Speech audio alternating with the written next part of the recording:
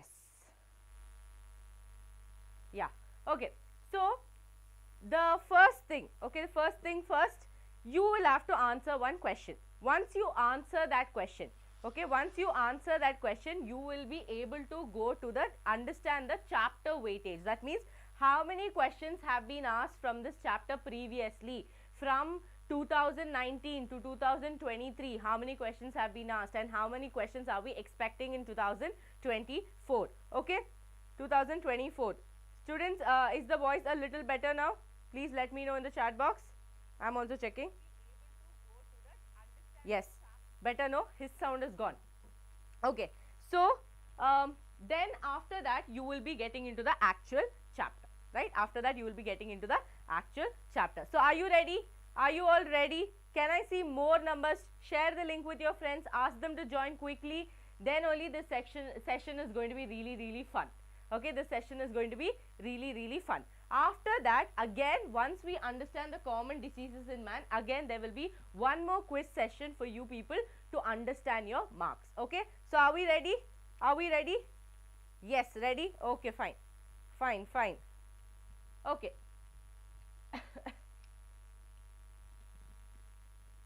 Tell me, what is, these are the symptoms, you have to let me know.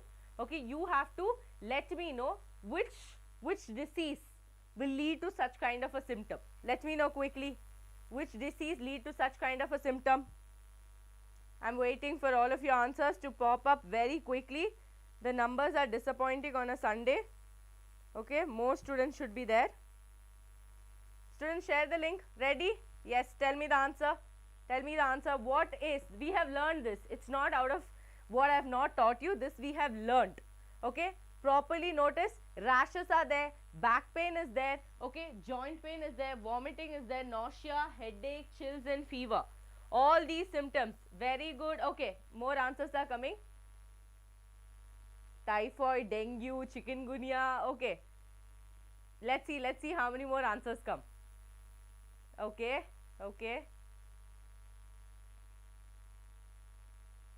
This is not a topic we learn. See, this is a topic we learned. This is not a topic that we did not learn. So typhoid is out of that. It should be chikungunya or dengue. Now look here, rash is there, back pain is there. All of these are the symptoms of dengue as well as chikungunya. But they have not mentioned back pains. They did not mention severe back pain, right? So can we give marks to the people who told dengue? Can we give marks to people who told dengue? And also even you will get marks if you told chikungunya also, okay, because chikungunya also is right. So answer is dengue. Okay, so those who did this right, you will be getting your 2 marks. This is your reward points. If your reward points are good, then you will get a break. Otherwise we will take continuous class. Okay, done? Are we ready for the next question? Next question, yes or no? Why is there low energy, students? Sunday. More energy should be there. Okay, next question. What is this? We have not learned this, but we have all experienced, we have all been a part of this. Come on, tell me, what is this? Tell me. Chats are moving slow here. Does that mean you people are not doing work properly? I want to see who is the one who is going to answer this. Come on. That's a challenge. Come on, students, tell me. Great. Now fire emojis are coming. Wow. Come on, tell me the answer for this. Quick.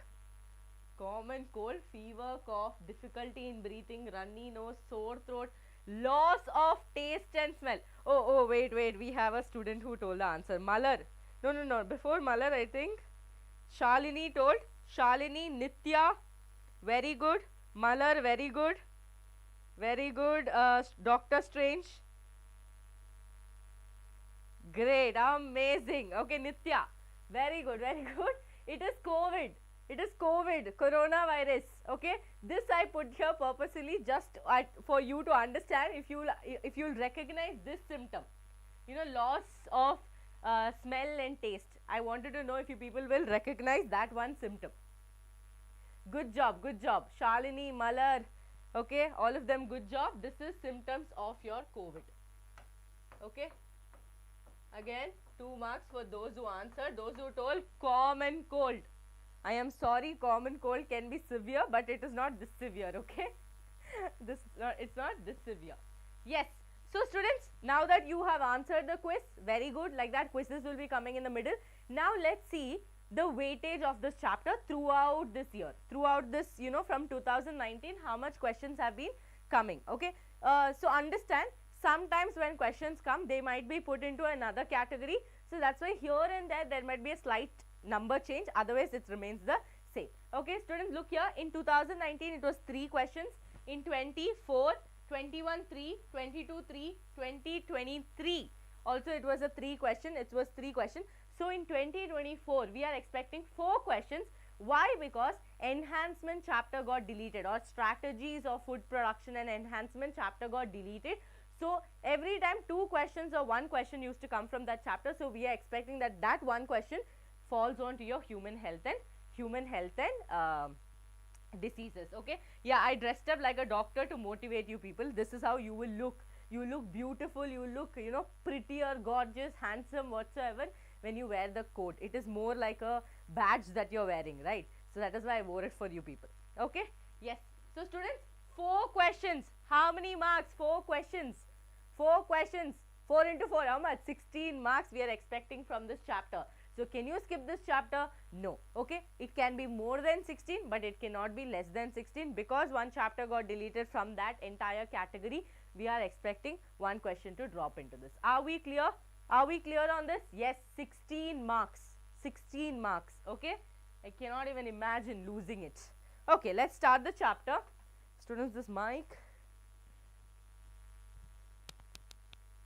Yes, 16 chapters. Students, please let me know if the voice is clear now, okay? Because I'm not able to walk with this. All of you should let me know if the voice is clear after I do this. Is the voice clear? Is the voice clear? All of you let me know quickly. Then I can proceed. Yes, 16 marks. We are doing it in 2 parts, okay? Because if all of you have seen, this is what our content page looks like. We'll be doing, voice is clear? Okay, great. Thank you so much. Health, disease, types of diseases, common diseases in man, immunity, types of immunity, immunization and allergies. This is that entire thing, okay? So we will be doing in 2 parts, okay? Students, now, does health mean only my physical health? That means, okay, today I am able to walk around, so I am healthy. Does that mean that? Does that mean? No, right? No, right? This voice is one problem now. Yeah, it's very low. I have no idea what has gone wrong.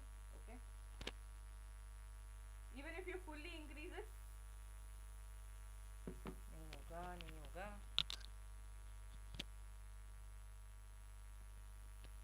The problem is I will not be able to write comfortably. Yes. Is it fine now? Students, it's a Sunday, so you know all of them will be taking rest, right?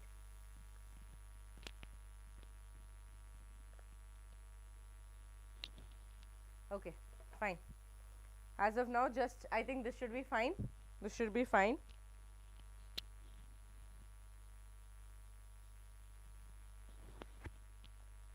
Yeah?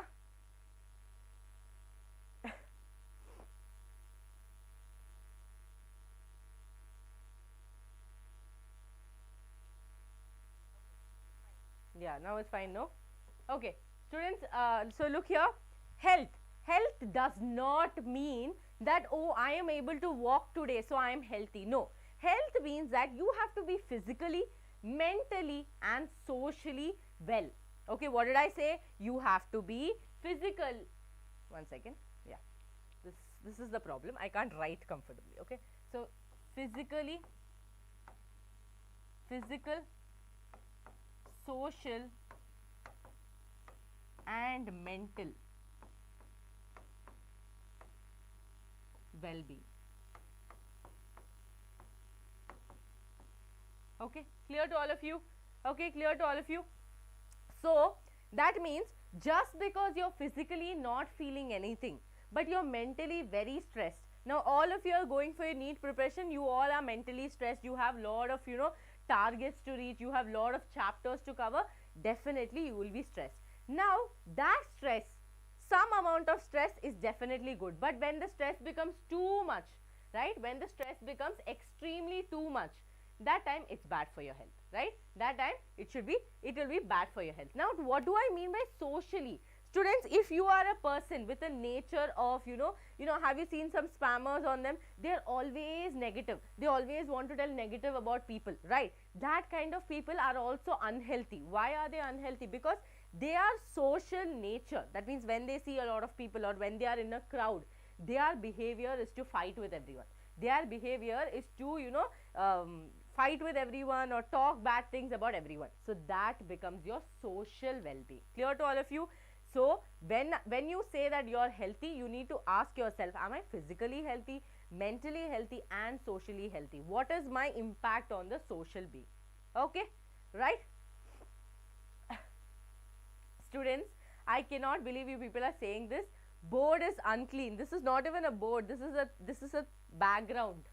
This is a background like your whiteboard. Okay, students, I cannot believe this. When we are coming with so much things for you people, you notice the small things and make it a this is why you're not healthy, you're socially not healthy. Okay, yes. So students, physical, social and mental well-being. Okay, now I told you physically. Now how can you be physically, how can all of this happen? How can all of you be healthy? Okay, how can all of you be healthy? It is simple. You have to, right, you have to do exercise.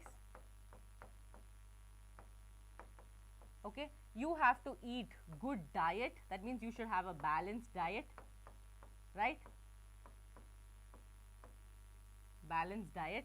Then what you should do, students? Tell me. You should drink ample amount of water, right? H2O is necessary, or water.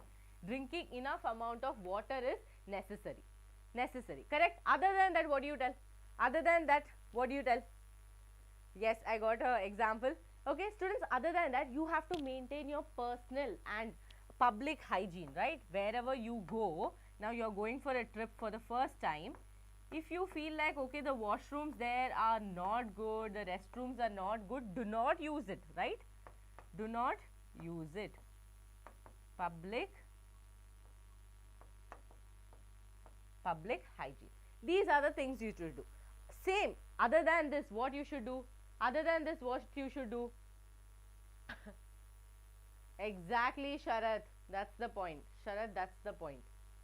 Very good, very good. Perfect answer, right? Perfect answer.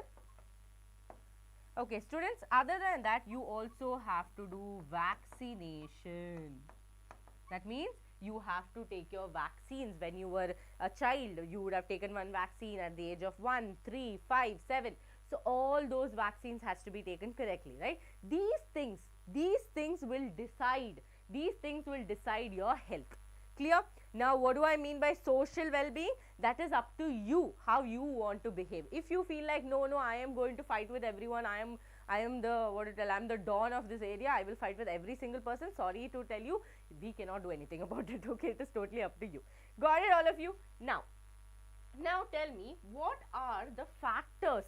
Students, now I told you these are the things to maintain your health, right? Now what are the factors that will actually help you, right? What are the factors that will actually help you to, there is reasons that you could get a disease, correct? Now example, you got some disease from your parents, or say your parents had they got married inside the family. There was some genetic disorder which has been transferred. Now some of them have diabetics, some of them have thyroid. All this gets transferred, right, generation to generation. So it could be that your health could be because it could vary because of a genetic disorder,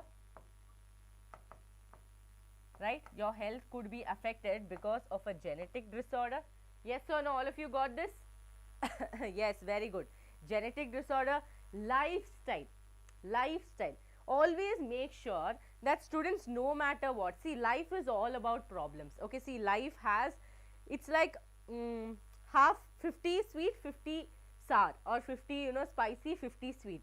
Life is like that. No matter you become a doctor after you complete your MBBS, even if you go for your MD or any other kind of specializations also, your life will still have problems.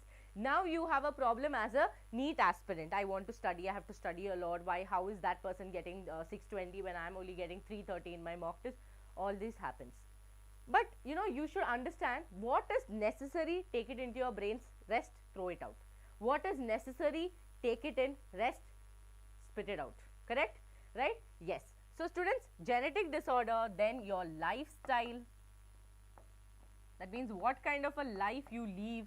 Okay, then infections, right? I am very dust allergic. I'm very dust allergic, like dust should just go like kilometers away from me, I will start sneezing.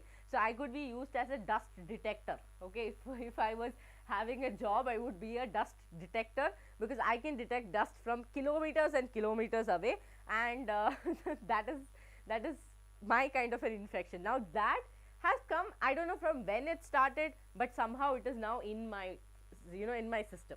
Got it all of you? Right? Got it all of you? Yes. Did you all like? Did you all share?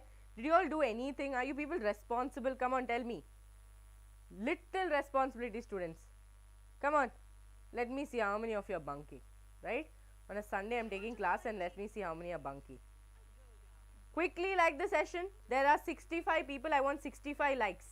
Quickly. No bunking classes in this young age. Very bad. See, again, you're not social well-being.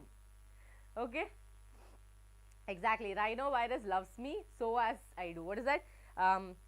I don't like violence, but violence like me. Same way, I don't like rhinovirus, but rhinovirus likes me. That is my situation. I can never get rid of it. Even mask also, I will start sneezing because of that micro particles inside the mask. So students, it's difficult. Okay? So yeah, lifestyle, and it could be because I have any kind of infections. These things will decide if a person is healthy or if a person could be healthy. Now imagine you have a genetic disorder. There is no way that you can say you are healthy, because it just happened, right? It is there in your genes, right? Now lifestyle, that you can control. I want to meditate, or I want to do 10 minutes of yoga. Definitely you can do, right? Definitely you can do. Is this clear to all of you? Clear? Okay, fine. Students, then now that we spoke about health, right? Health is what? Physical, mental, social well-being, right? Well-being, that means you have to be physically, mentally and socially good, right? Socially good, then only you can say that you are healthy. Now, what is disease? Disease, okay, let's not get into very complication of disease. Students, dis-ease, that means I am not in my comfort, right? I am not in my comfort. So that means when you are in a very uncomfortable, situation, you can tell that I feel like I have some kind of a disease. That means I am not at ease. I am not at ease, right? Not at ease. Clear to all of you? So that is disease. Now, for disease also, when you are infected with a disease, you are not healthy, okay, but there are certain people who cause this disease, right? There are certain people who will cause this disease. Who are they? Students, you people are telling this is apron and all that. Yeah, basic knowledge about health, your mental health. Nowadays, I think that is one thing that is ignored. I have also told that 5 mistakes which is holding you back from cracking NEET. The last point I mentioned was not taking care of your mental and physical health. What happens is, when students are preparing for NEET, they are like, oh, I should not talk to anyone, I should isolate myself, then only I will be able to crack NEET, because you people have this very imaginary characters of people on YouTube who are studying for 17 hours without talking to their family. They're always sitting in their room alone with 100 computers open, 200 books open. But that's not the reality. That's not the reality. You have to talk to your family, you have to talk to your friends. You need ample amount of breaks for your brain to relax. That is one thing students ignore a lot, right? Very good. Pathogens. So students, disease is caused because of whom? Caused because of someone called as pathogen.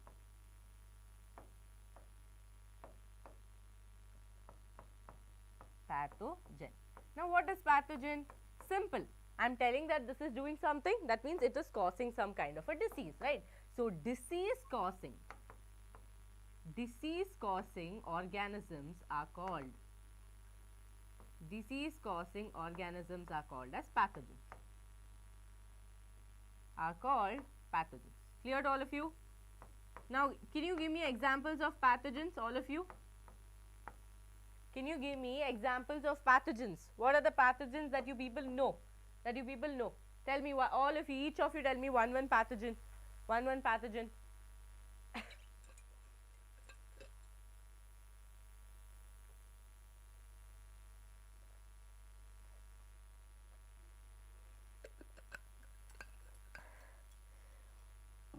Yes. So, what are the pathogens? Simple, very simple, we will start. Our pathogens are who? Bacteria, right? Virus, protozoans,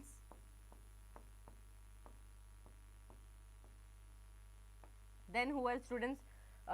Bacteria is there, virus is there, protozoans are there, helminths are there, correct? Helminths are there. Who are all these people? They are all pathogens, correct? Very good. Protozoan, bacteria, fungi, helminth, very good. All of you have told most of it, right? Good, right? Other than that, what do we have? We have last May, I am writing fungi. Okay, last is fungi. So, these are the people who are responsible, who are causing any kind of disease to us, that uncomfortable feeling, right? Even though common cold is the most simplest, it is not a deadly disease, right? It's not a deadly disease, because if that was the case, I don't know how before only it would have become so fatal in my case. So, students, it's not a deadly disease, but every time a person have a cold, every time I have cold, right, it is lot of uncomfortable feeling, discomfort, I don't feel like going out, I don't feel like eating food, right? That situation is caused by whom? Pathogens. Okay, clear to all of you? I didn't avoid fungi, I don't have any problem with fungi, students. I have written fungi. Students, do not say vector and carriers, they are not pathogens. See, vector is a person who most of the time carries the infection inside their body, they like the multiplication or something happens inside their body, but they do not have the capability to cause it by themselves. They are taking it from somewhere, they are multiplying it and they are giving it, correct. Carriers are nothing like that. Carriers are like housefly who sit on the fecal matter, gets up from that, stays in a open food or water or something, and that is how they cause the disease. So, what do I mean by pathogens? They have the ability inside them that, okay, I will destroy this person. That is different. Okay. Yes, clear to all of you? Yes, good. Now, students, being a pathogen is not an easy job. Now, for you people also, being a NEET student is not an easy job, but you still adapt to it, right? Now, what are the things that a pathogen should adapt to? All of you try to tell me. Now, it is entering our body, right? What and all we have? We have mucous layer, we have HCl, we have other kind of chemicals released into our body. A pathogen should be able to, what it should be able to do? It should be able to adapt to the host environment, okay, to the host environment. Agreed or not? I can only call it a pathogen if it is able to survive in a host body. If it is going to die with the HCl released in my stomach, then it's not a pathogen, that means it's a weak pathogen, right? But these pathogens are having the ability to survive in any kind of conditions you provide. Clear? No, carriers and vectors are totally different. I will teach you carriers and vectors when I teach you your typhoid and amoebiasis. When I teach you that, I will let you know, right? Yes, they should be able to survive our pH, they should be able to survive the acid levels in our body, they should be able to survive any kind of chemicals that is released by our body. Same way antibodies will be released, that is different story, right? That is immunity by itself. Okay. Yes, very good. So, is this clear to all of you? Is this clear to all of you? Clear? Yes, great. Okay. So, discomfort clear, pathogens clear, adapt to host environment clear, fine. So, these are all very general, okay. Now students, let's understand the types of diseases. Now like what do I mean by types of diseases? Some diseases are with us like when we are born itself, right? Now example, Turner syndrome. Okay, so now that is from birth, we cannot do anything about it. It is because of the change in the chromosome number, right? So that we cannot do anything. But there are diseases which are acquired later in our life. Now cold, simple, right? So if I separate it into two, I call the first one as congenital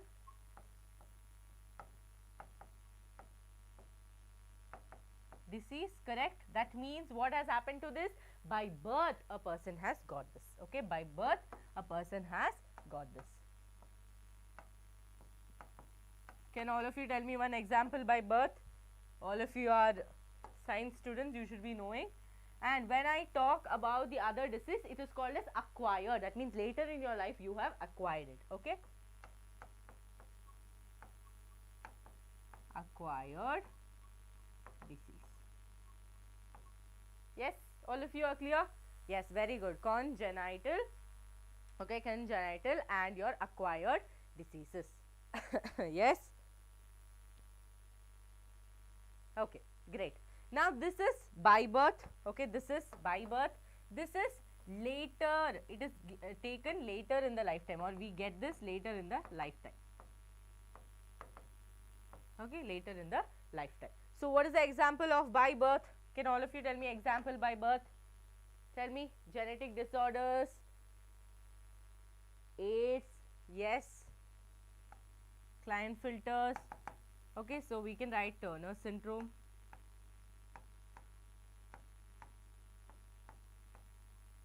Right?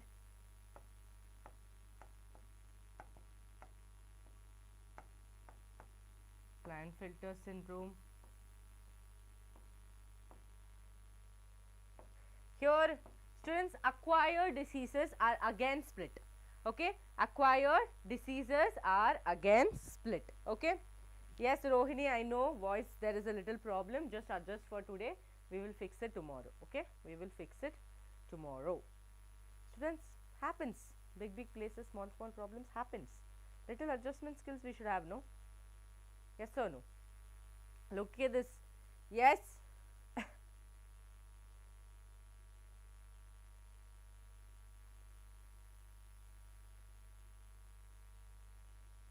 Did you all share with your friends? Yes, Down syndrome also, very good. Okay, Down syndrome, yes, let's add that also. Color blindness, so many other, right? So many other, which is, yes. Now students, when it comes to acquired disease, there are two types of acquired disease. It could be infectious or non-infectious, or communicable, non-communicable. Okay, clear to all of you? So when I am writing this, I will write it into two parts. Okay, so we have, okay, one is write it with SOD. One is infectious, one is non-infectious.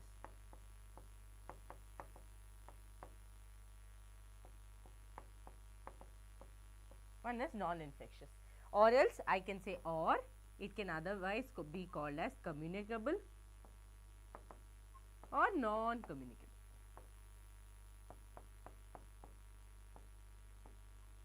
Students, what is communicable and non-communicable? That means infectious or communicable means what? Now a person has cold, right? Now when I am talking, imagine I have cold, very good. Cancer, yes, cancer is non-infectious, right? Yes. Now what happens, students? I say I have cold, right? I have cold. Because of that, when I am talking, there is some droplets which are fallen. It could be on the pen that I am touching, it could be on the doorknob, it could be on anything.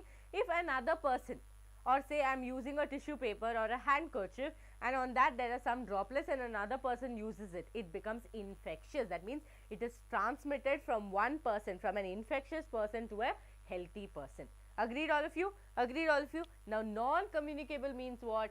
A person has cancer, you go treat that person, you have food with that person, you go drink the same water that person drank. it is not going to transfer. It is not going to transfer, right? Right? AIDS, right? It is sexually transmitted. If a person, if your partner has AIDS, and because of that you will also end up having AIDS. Now that is an infectious disease. Okay, so let's write example. All of you are participating really well. Now I would expect all of you to quickly share the link with your friends, as well as ask all the lazy people who are watching movie on a Sunday to come and join, right? This chapter is having a 16 marks, which we cannot afford to lose. Okay, so students, let's write examples. So I'll write common cold, AIDS. Many examples are there. As of now we will just write 2, okay, because I don't want to fill the board and students will feel unconscious telling, oh my god, ma'am has given so much notes. Okay, here let's write cancer, right? Cancer, diabetics, all these are not infectious. It is not infectious. Yes, that spread through fluids or through contact with a person. From a healthy person it will be transferred to an from an infectious person it will be transferred to a healthy person. Got it all of you? Got it all of you? Okay, we can also write common flu and all that, right? Even COVID was the same. COVID, that's why even when a person died, right, they were not allowing anyone to go and visit that person or touch that person or show any kind of emotions, because they were scared what if there could be any fluids on the body that would allow this people to transfer, right? Students, there are a lot of things. Pneumonia is there, malaria is there, typhoid, dengue, chikungunya, all of that you know that it is infectious. You people can write as the example. As of now I am stopping it here. Okay, as of now I am only writing this example. Now other than cancer, what else could be? Any kind of deficiency that you have. Now imagine you have vitamin B deficiency. Vitamin B deficiency, those things will not get transferred because you are sitting with that person, right? Actually some people are there who does not understand that cancer is non-infectious. They hesitate to even take care of people who have cancer. There are a lot of old age homes. Same way there are also places where they keep all the cancer patients, right, who has recovered or who are in the starting stage and who are not feeling mentally well in their homes. Some people hesitate because they think that cancer is infectious. If I go sit with this person, right, I am going to get cancer. That is a wrong notion. So you people as students should inform your family, relatives, neighbors who think that cancer is infectious and who thinks that AIDS is not infectious. You should give them awareness about the same. Okay, because that also is a wrong notion that most of the people have, that AIDS is not infectious. AIDS can be easily transmitted by sexual contact. Correct? Okay, that's your job as a student. That's a job of a NEET aspirant. So students, this is clear. So we have 2 types of disease. What are those? Congenital disease and your acquired disease. Now in congenital disease, that means these diseases have been gained because of any genetic changes, right, a genetic disorder. So it could be like Turner syndrome, Down syndrome. Okay, all these are the examples. Now on the other side we have acquired disease, which we got later in our lifetime, not at birth but later in our lifetime. Those diseases can be again differentiated into infectious and non-infectious. Infectious means from an infected person that can be easily transmitted to a healthy person. It could be because of a vector, it could be because of a carrier, because of anything, right? Non-infectious means no matter you sit with that person, eat with that person, drink water with that person, it is not going to transfer. Clear? Yes, great. Okay, did you all share with your friends? Did you all tell them on Telegram to come and join? They're all sitting lazy. So students, in this, as you know, I always add NCERT also. So NCERT is here. If the image is not very clear, I would request all of you to open your textbook and underline as I am saying, right, as I am saying. Okay, fine. Look here, the term health is frequently used by everybody, but it is not just like you use it. It is basically physical, mental and social well-being, right? It is physical, mental and social well-being. When people are healthy, they are more efficient at work. That is why we tell you that you need to eat properly, right?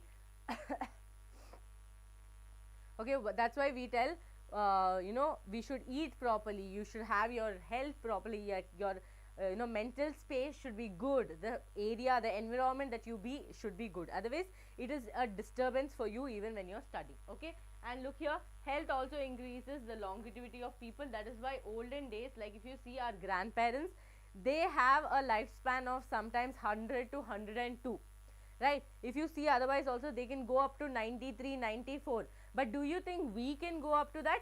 It's a very doubtful question because of the lifestyle that we have been all living. Lack of exercise, always looking into the screen, always having this posture. So these things reduce the longevity. That is the reason why our ancestors lived for 100, 113 years. Our next ancestors lived for 1 or 2 years, 95 years, so it's going to reduce over time, right? It is going to reduce over time, and it reduces infant and maternal mortality rate. Okay, students, look here, this is your infectious and non-infectious. I've discussed all of this. That's why I always add NCERT, because later some students will not find it and they'll be like, oh my god, ma'am taught it out of NCERT, what do I do, and all that. Okay, so for those students who always have doubts and confusions, it is for them. Students, so diseases can be categorized into infectious and non-infectious. And infectious diseases, which will be easily transmitted, okay, which will be easily transmitted from one person to another. Infectious diseases are very common and we all suffer from it, and the infectious diseases like AIDS are fatal. Students, this can come as a question, okay. AIDS is fatal. They can ask you which is the infectious disease, okay. What can they ask you? Which is the infectious disease that is fatal, right? I'm writing the question here, so when you guys get the notes, it will be easy. Which is the infectious disease that is fatal? That is fatal. What's your answer? What's your answer for this? Which is the infectious disease that is fatal? Tell me quickly, all of you. Very good. Right? Which is the infectious disease that is fatal? AIDS is the infectious disease that is very, very fatal. Okay, AIDS. Clear to all of you? One MCQ. Fatal means that can cause death. Fatal means that is extreme, that can even lead to death.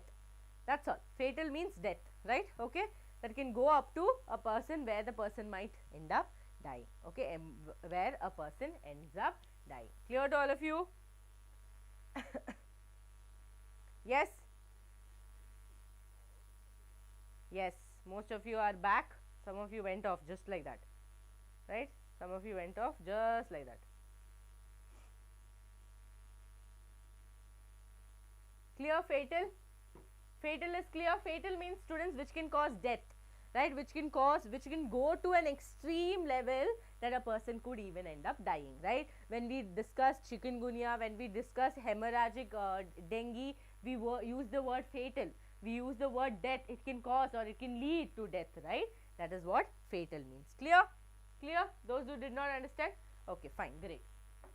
Now, students, we are going to start our common diseases in man.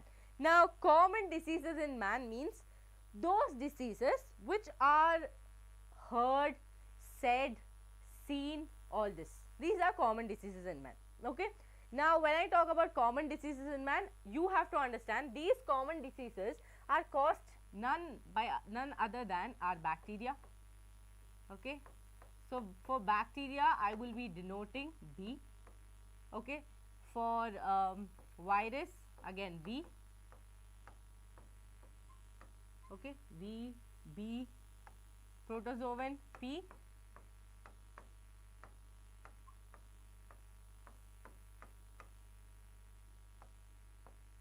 helminths, H. Now, what are these people? They are pathogens, right? They cause some kind of common diseases in us, which you are going to study, and these diseases will be definitely asked to you people. It could be asked in the form of match the following. It could be asked in the form of incorrect form. That means, what do? They'll give Salmonella typhi, okay, or Diplococcus pneumoniae. They will give you ascaris. They'll give you all of this. They'll give you all the diseases. You have to match who is causing what, who is not causing what, who is the vector, okay, who is the vector and all that. So, these are the people who are going to cause common diseases. I am writing some short forms which I will be using for the further, okay. When I am using MOT, okay, when I am using the word MOT, what do I mean by MOT? Mode of transmission. Mode of transmission. Clear to all of you? These are the short forms which we'll be using in the entire chapter. Okay, mode of transmission, that means from which, how is it transmitted and all that. Clear? Yes, cancer also is fatal, that you people understood, no? Because see, again, thing is that cancer, if you notice as a whole, cancer will always reach up to a stage where a person ends up, suffering and, becoming fatal. Cancer is again a non-infectious deadly disease, and I don't think we need any explanation for that, because you know how much how many people have been dying because of cancer in the past 2-3 years, right? It's not even, I'm not even telling 10-15 years, I'm telling just 2-3 years. Lot of cases are there where a person loses their life because of cancer, because the multiplication rate is severe, right? Okay, so MOT, right, and all that. So now you have to focus what is the causative agent. So students, CA, it's not chartered accountant, it's causative agent, that also I am writing here. Causative agent, that means who causes the disease, who helps in the transmission of the disease, and we will understand the symptoms. Okay, let's start. First is typhoid. Students, first is typhoid. So what is the causative agent of typhoid? What is the causative agent of typhoid? Okay, yes, good. So students, the CA of your typhoid is Salmonella typhi. Students, all the time I will not be able to underline, so just forgive. Don't be like, oh, ma'am didn't underline scientific names, my god, my head is going to blast, this ma'am does not know anything. Sometimes happens, hurry burry, sometimes we forget to underline the scientific name, because I have to write so many things on the board, correct? You people can sit there and tell, oh, ma'am didn't write, but this takes work, right? Very good. Yes, Salmonella typhi. Now, Salmonella typhi, is it a bacteria, fungi, protozoan? Who is he? Who is he? It is a bacteria. So, what are we going to write here? We are going to write it is caused by a bacteria. So, typhoid is a bacterial disease. So, we will be going in that order. Clear? Yes, very good. Okay, Salmonella typhi is the causative agent.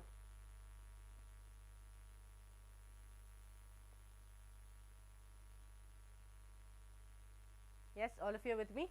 Yes, okay. Students, now what is the MOT? Only students who attended my class will understand MOT and all. Later, if I ask somewhere what is MOT, students, they'll be like, ma'am is asking what mode?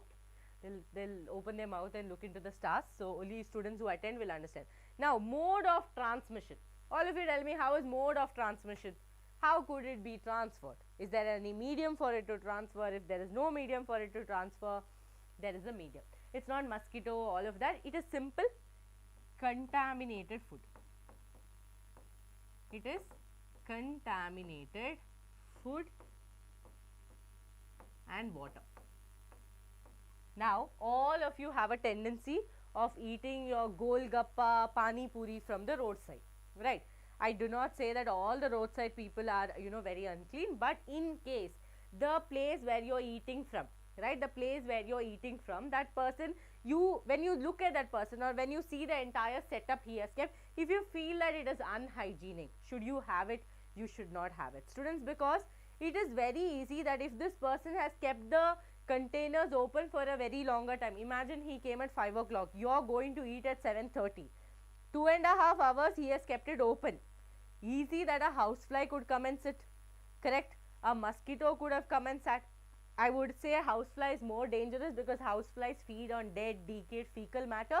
If they have come and sat, not only you will end up having typhoid, you will also have amoebiasis, you will also have more other diseases, correct? So, you should avoid contaminated food. Okay, got it? Contaminated food.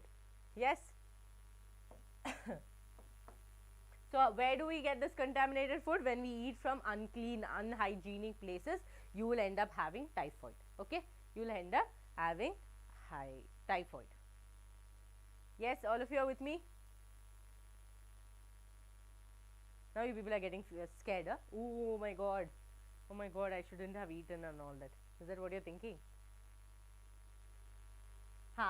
but pani puri will not give you discount. Okay, when you go typhoid, when you go for vaccination, when you go for cure of it, doctor will not be like, oh, you ate pani puri, so I'll give you VIP seat, you sit here, I will vaccinate you from air. Even you will become a doctor, even you will scold this person telling that, why did you eat pani puri, why did you eat from an unclean place? That's all they'll ask. I'm not telling everyone are unclean. There are some people who are very unhygienic, they do it in a hurry, so they will just do it for their mazzi and happiness. They will not care, oh, he's going to be a future doctor, so I'll treat him like a doctor, I will serve him very hygienic, I'll wipe all the puris with tissue and give. They will not think all that, right? So you have to take care about yourself. Now students, let's see the symptoms. Let's see the symptoms. Okay, now mode of transmission clear, easy. Okay, nothing to break your head, it is direct like A, B, C, D, that's all. Okay, that's all this is, right? Don't have to get scared because I told about it, but I'm just telling, if you see a place and you do not understand that it is unhygienic, then you have to test yourself, right? You have to test yourself, telling that, oh, something is wrong with my brains also at this point. Okay, tell me students, symptoms. The first symptom is fever. The first symptom is fever, and you will have somewhere between 39 degrees Celsius to 40 degrees Celsius fever, right? That is the fever range that you will have. Clear? Okay, 39 to 40 degree fever will be there, and you will have, obviously, from where did you enter? Where did the food, where did the Salmonella typhi Salmonella typhi enter? From the mouth. So where will it go? Because you ate from the mouth, will it go to your brain? No, it will go to your stomach. So where will you have pain? You will have very bad abdominal pain. Okay, you will have very bad abdominal pain. Fever, very good. Constipation, correct. Okay, very good. Constipation, these are all the symptoms.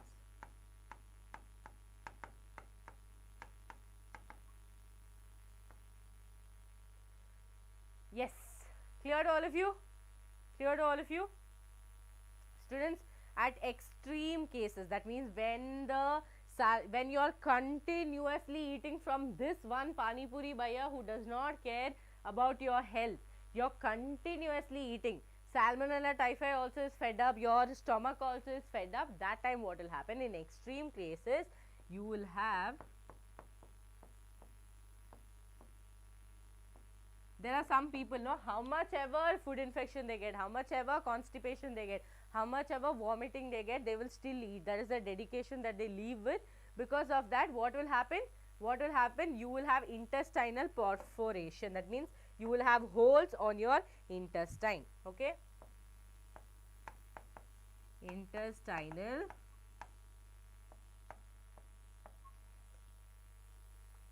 perforation. Okay, perforation. Intestinal perforation is in extreme cases. Okay, extreme cases, intestinal perforation. That means holes, pores are starting to form in your intestine. Okay, small, this what is happening? This bacteria is continuously feeding, multiplying, happily living with their family inside. Because of that, your intestine is getting perforated.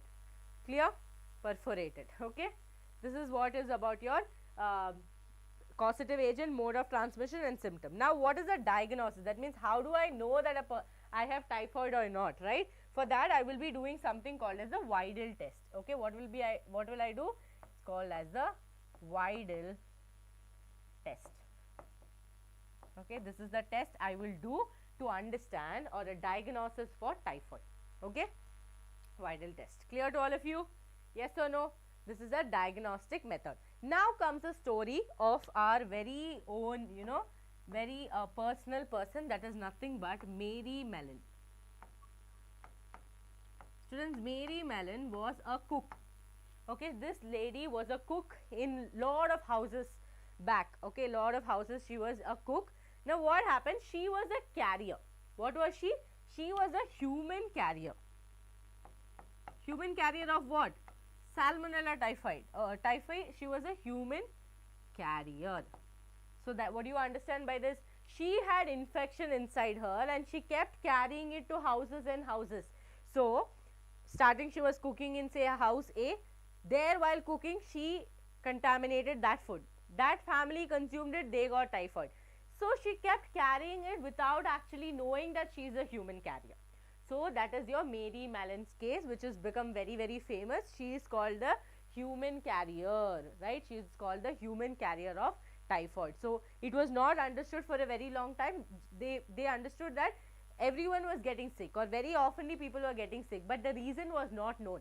Then they understood it could be because she was carrying typhoid in her, which is infectious, and she did not know for a very long time. So every time she prepared food, it was getting contaminated. Clear to all of you? Mary Mallon case is clear? It is mentioned in your NCERT, that is why I am telling, not because I want to tell you people's story. Okay? Yes, Typhoid Mary, she is now known as Typhoid Mary. She is now known as Typhoid Mary. Okay, we will write that also. Typhoid Mary. Okay, students, now there are some ways to get cured, that is your vaccines, or kind of to avoid typhoid. It is actually TY, okay, TY21. If you check online or if you check on your WHO website, you will see TY21, which is used as a vaccine, okay, which is used to actually cure typhoid. And other than that, we use TAP, okay, we use TAP, okay. See, typhoid is infectious mean what? Typhoid is transmitted to you because of contaminated food.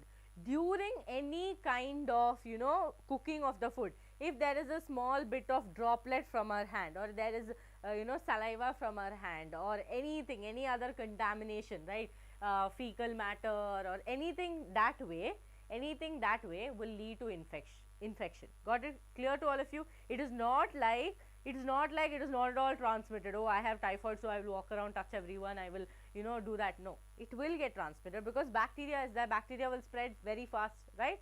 Thank you, Krishna. Yes, T125, right? T125 is there. Other than that, you have typhoid conjugate vaccine. Okay, these are the vaccines that you can use. Okay, typhoid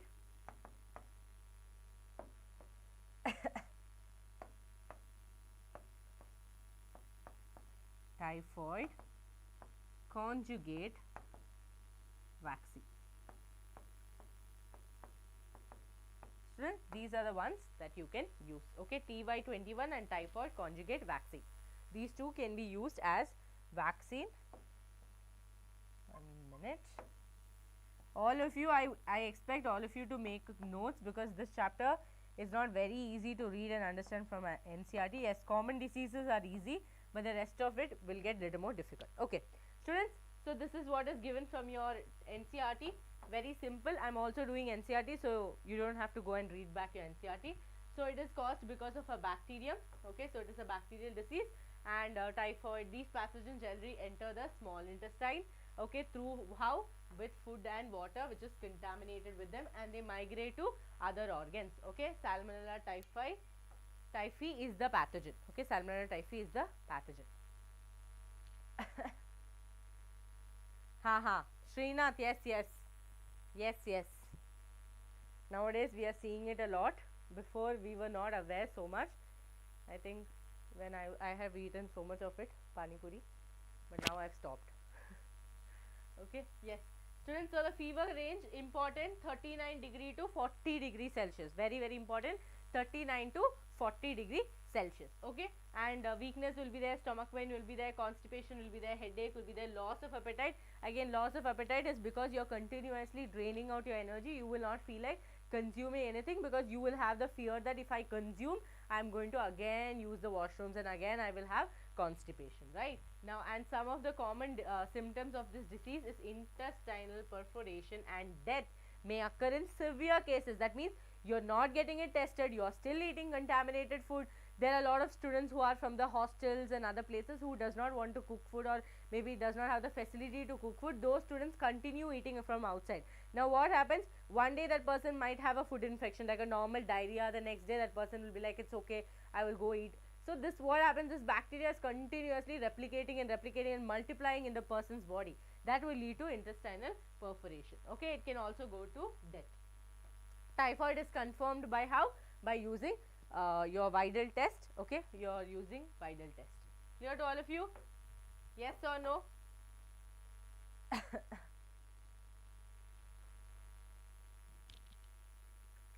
Students, what are you asking? You are asking me if bacteria and Salmonella typhi is pathogen. Students, pathogen is anything that causes disease. Bacteria, Salmonella typhi is one type of a bacteria. So should I tell? It is like you are asking me, ma'am, mother's name is this, so what is something else? I don't know how to say it.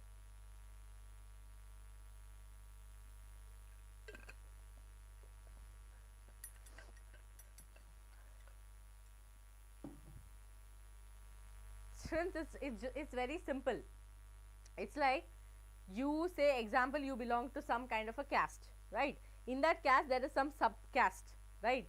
You are asking me, ma'am, is it caste or subcaste? In which among this is actually, where do I belong? If you ask like that, you are in 12th standard, you belong to A session, right? You belong to A or you belong to B session. Now if you ask me, ma'am, am I in 12th or am I A, how am I supposed to answer, students? You people know, my brain will blast one day answering your questions. That is what is going to happen to me. Okay, let's go to pneumonia. Okay, pneumonia is caused. Who is the causative agent of pneumonia? Same pattern we are going to follow. Causative agent is your Diplococcus pneumoniae.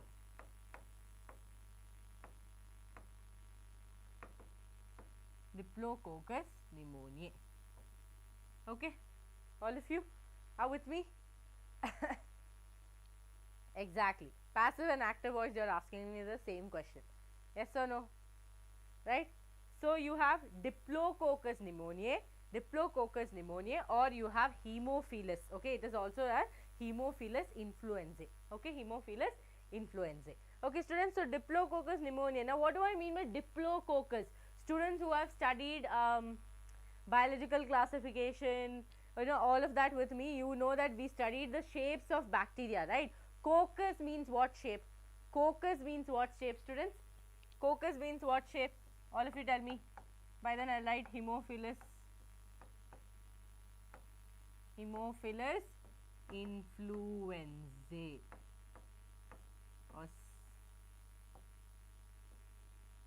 Yes. Streptococcus pneumoniae you can tell, or you can tell Diplococcus pneumoniae. Students, Diplococcus pneumoniae means what? Coccus, circular in shape, right? Spherical. Very good, very good. Round shape or spherical in shape. Okay. So these are the two causative agents of pneumonia. Now you people have to tell me, is it bacterial or is it protozoan, helminth? What kind of disease is your pneumonia? All of it. Should I write B, P, H? What should I write? What should I write here? It's a bacterial disease, right? In bacterial shapes only you studied coccus. How can it be something else, right? This is also a bacterial disease. Okay, this is also a bacterial disease. Fine. Now, does it have a mode of transmission?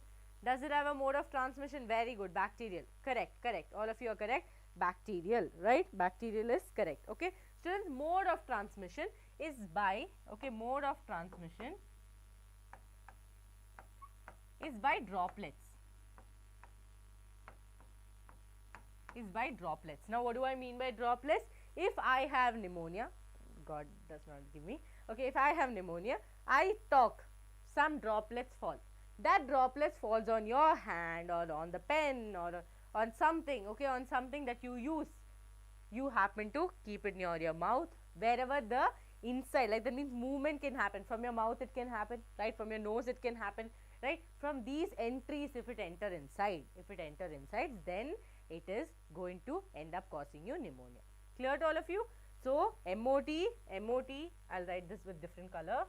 Okay, MOT is droplet.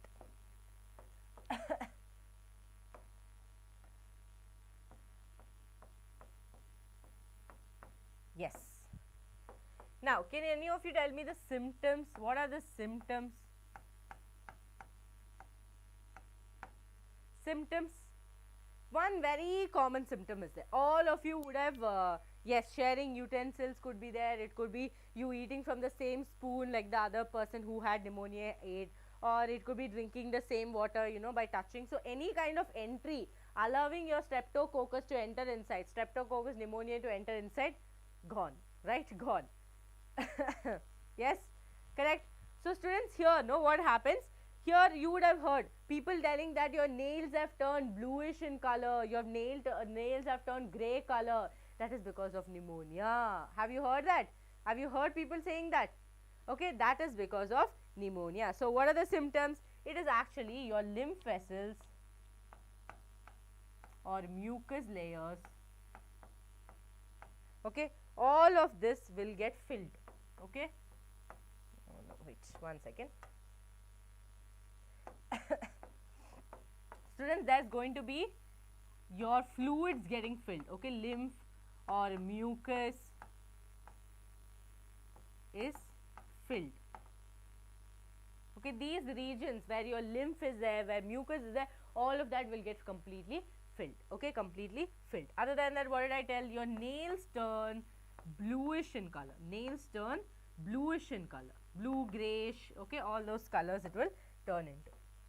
Again, fever will be there, all that will be there, but here you will also have your breathing issue, right? Your bronchitis, your alveoli will all get, you know, it will, the spaces, right? The spaces between like this, right? All of you can see the spaces like this will get filled, will get filled. So what will happen when your alveoli, your villi and everything, right, which provides more surface area, when those gets filled, what happen? Oxygen entry will reduce, because of which you will have breathing issues. Clear to all of you?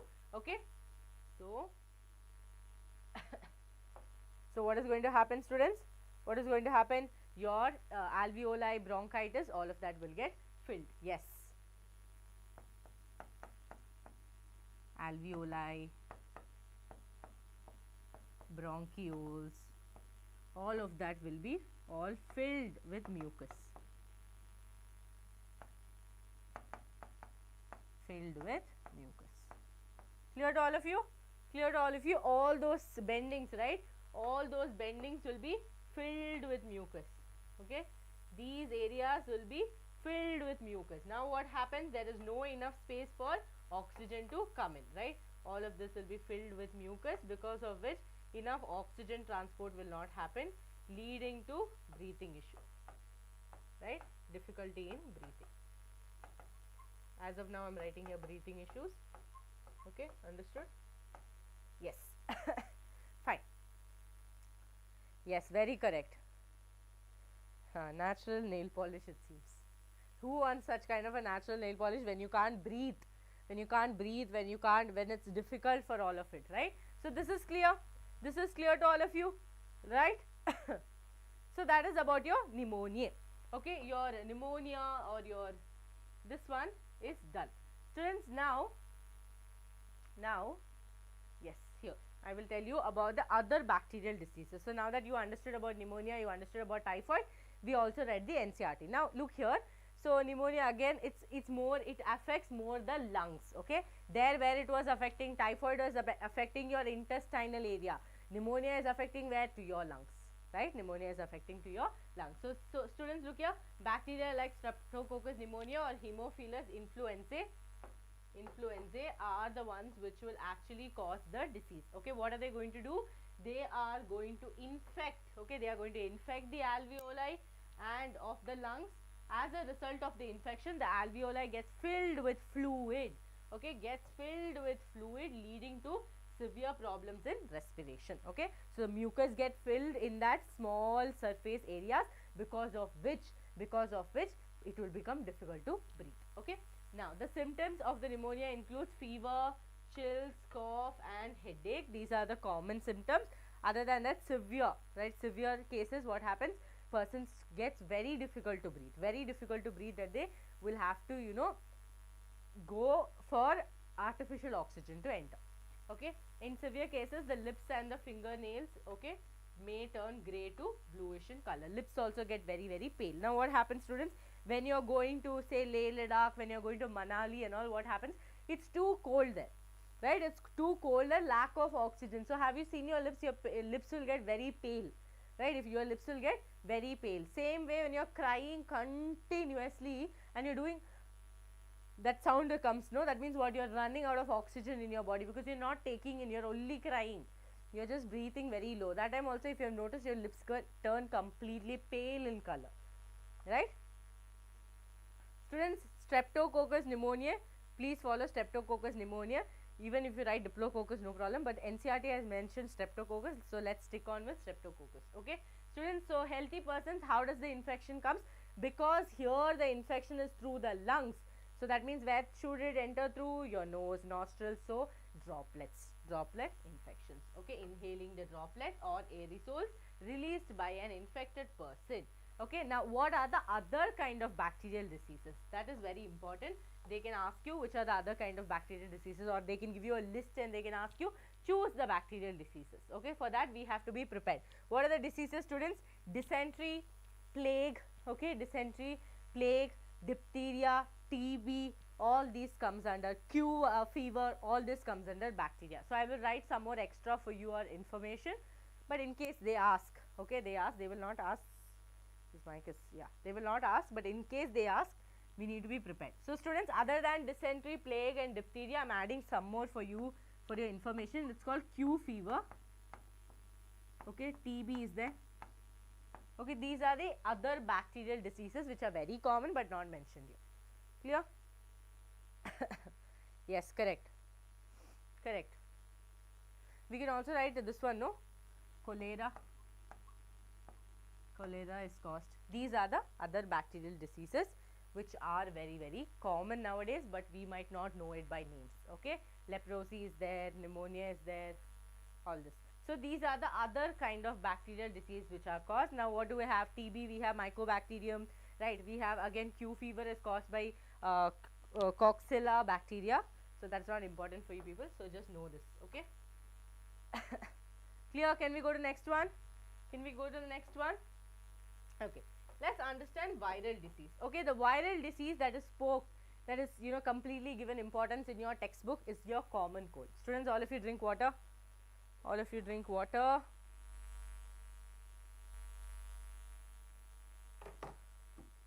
Hydrate yourself. Half of the diseases will go if you hydrate yourself. Water is good medium.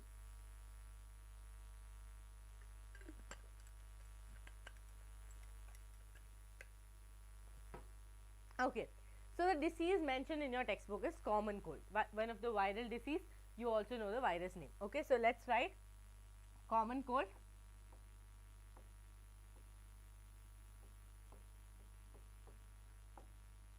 Okay, common cold. We have what? Causative agent. Causative agent is what, students? How can I forget? Rhinovirus. Okay. Rhinovirus is the causative agent. Now, I have a question to all of you. Okay, I have a question to all of you.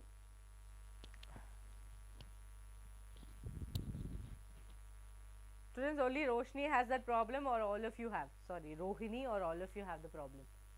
Tell me quickly.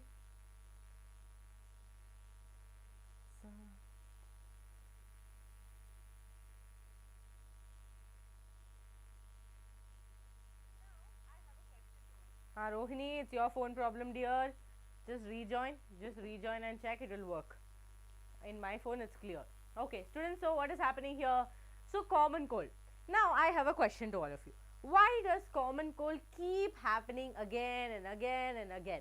We have already treated it. Our body already has memory of this rhinovirus, but why is it again attacking us, and why are we again falling sick because of a rhinovirus? Tell me, all of you. Tell me, all of you.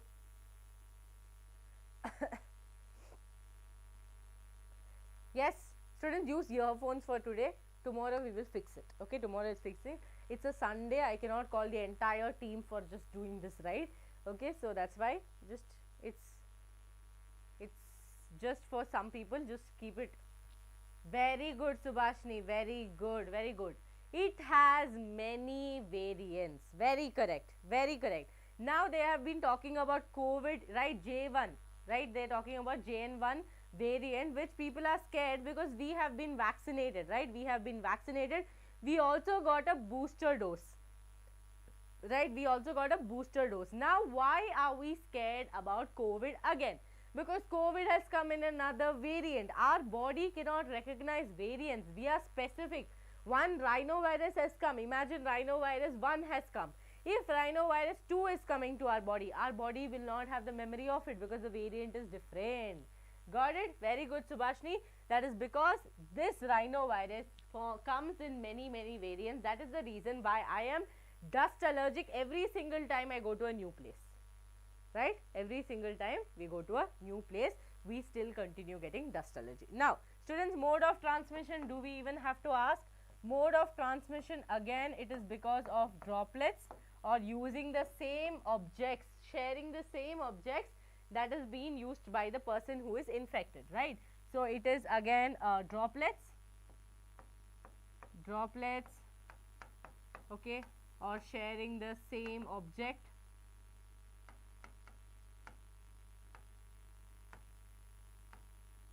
sharing the used object of the infected person.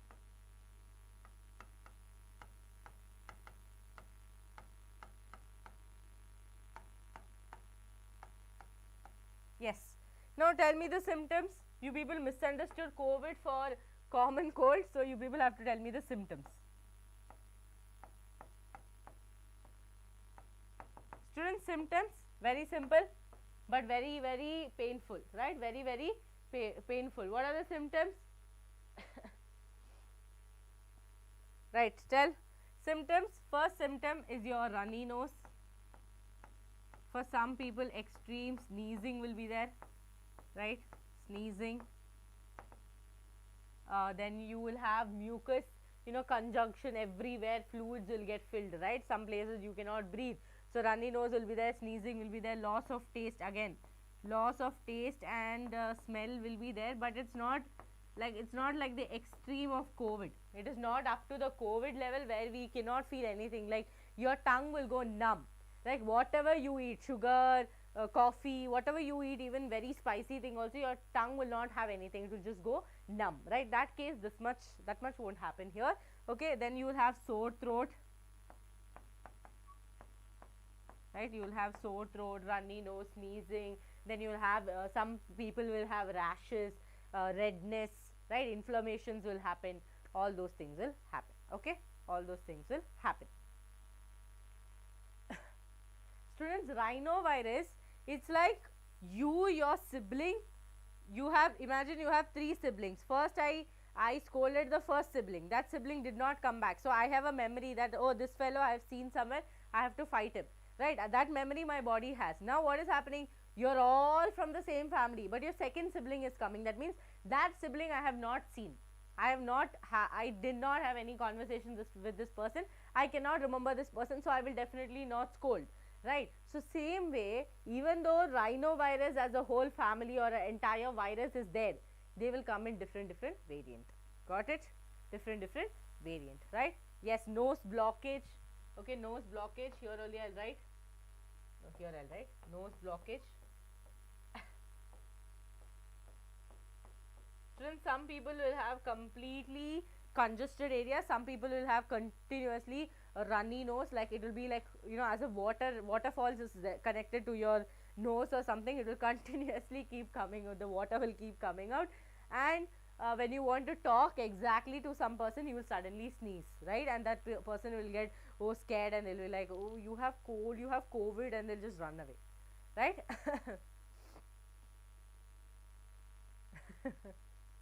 Can't tolerate one, you're talking about 3, it seems. Okay, so students, this is clear, common cold is clear. Okay, now 1 minute. Okay, that is what is given here, common cold, but I also want to tell you about flu. Okay, I'll write it in the side only. Where do I write it? I took the entire place, now I don't have place to write. Okay, students, I'll just write about flu here, right? Your flu or your influenza. Okay, influenza, we'll just write about that also.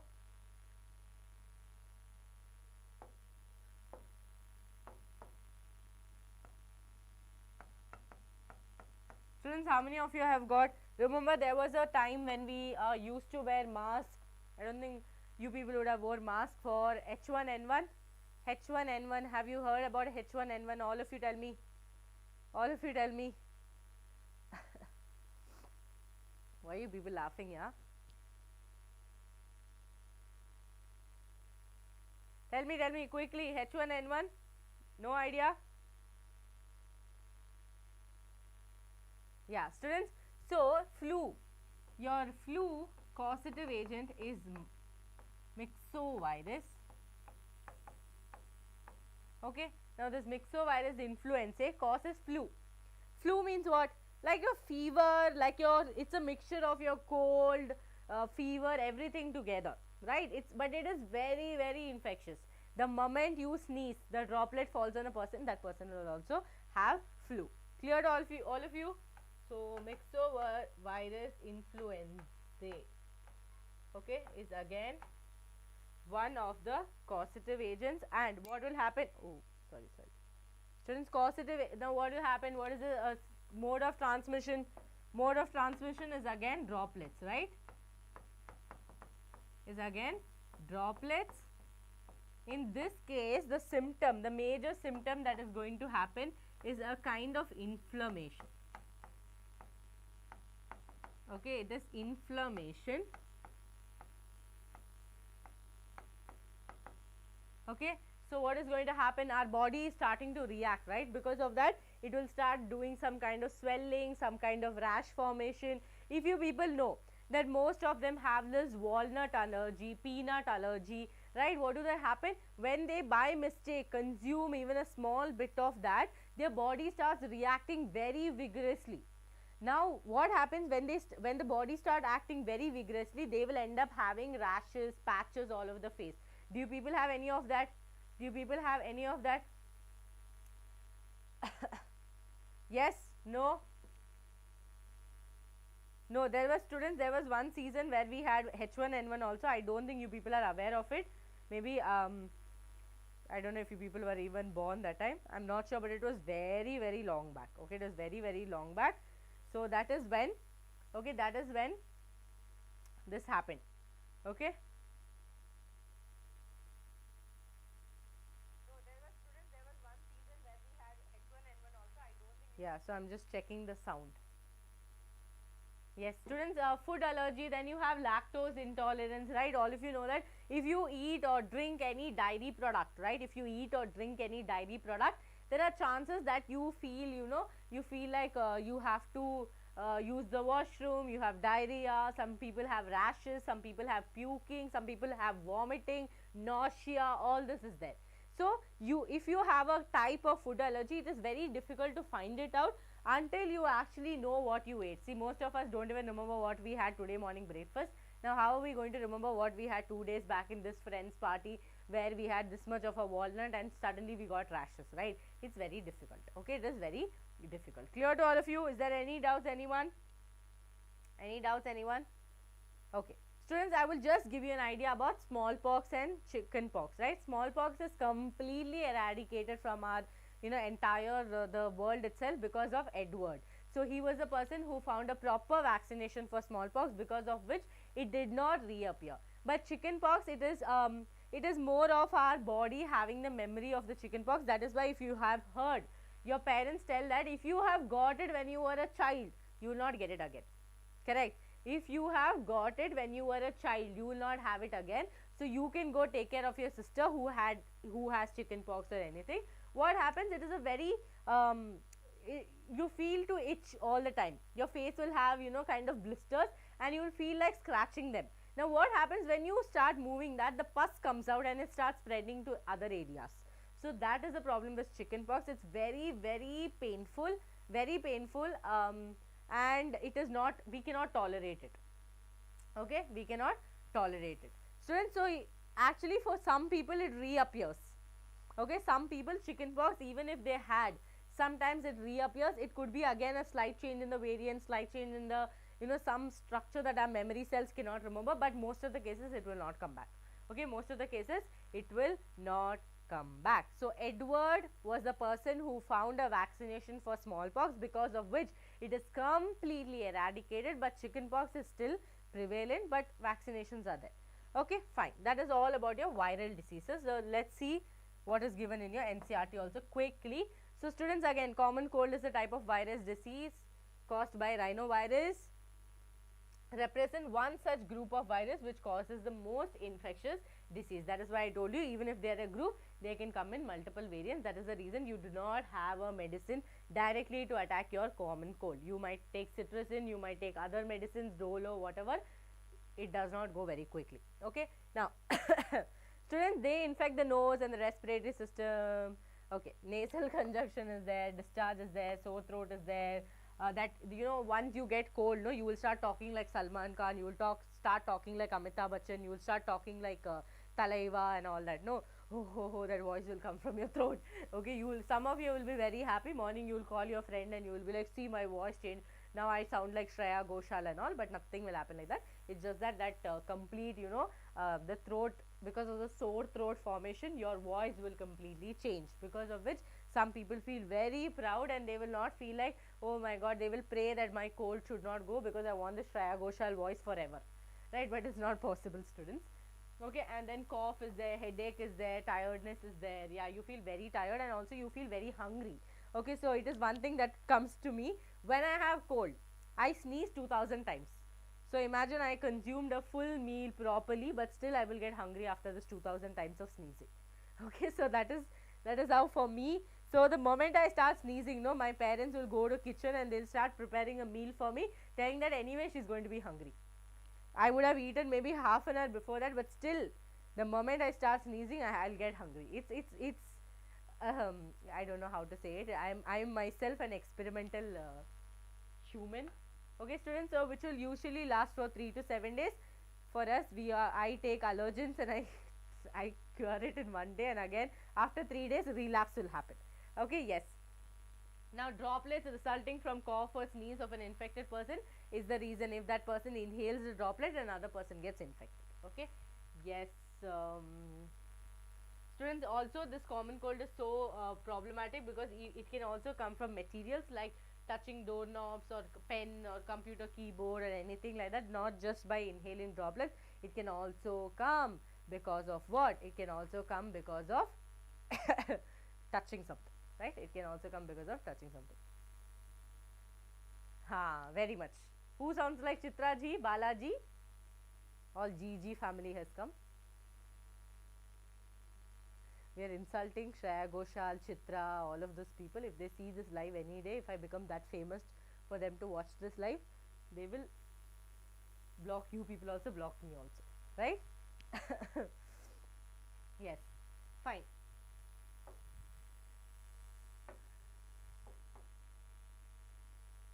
Yes, let's do malaria. Yes, no, ready, not ready. Okay, I think I'll write also some other viral diseases which are not mentioned here, again for you people to be easy in case some questions come, right? Some questions come. Students, examples are measles. Okay, then you have mumps. Okay, can other viral diseases, can you people tell? We have other viral diseases. We have rabies. Measles, mumps, rabies. Yes, students, this is for just for you to know. Okay, again we have dengue, because you have dengue virus. You have chikungunya, right? We have chikungunya. All these are the other what to tell, viral diseases which is not mentioned in your textbook, but I'm just mentioning it for you people. Okay, now students, malaria, you know that you have to study Plasmodium life cycle, right? Plasmodium life cycle. No, students, our heroine is not back. We have another heroine in the story today for malaria. Chikungunya and dengue heroine is different. That was what? Aedes aegypti. Today we are studying about Anopheles, right? We have been talking about Anopheles from small age. Now we are going to give importance to Anopheles. Yes or no? Are you all with me? Yes? Ready, ready. Okay, fine.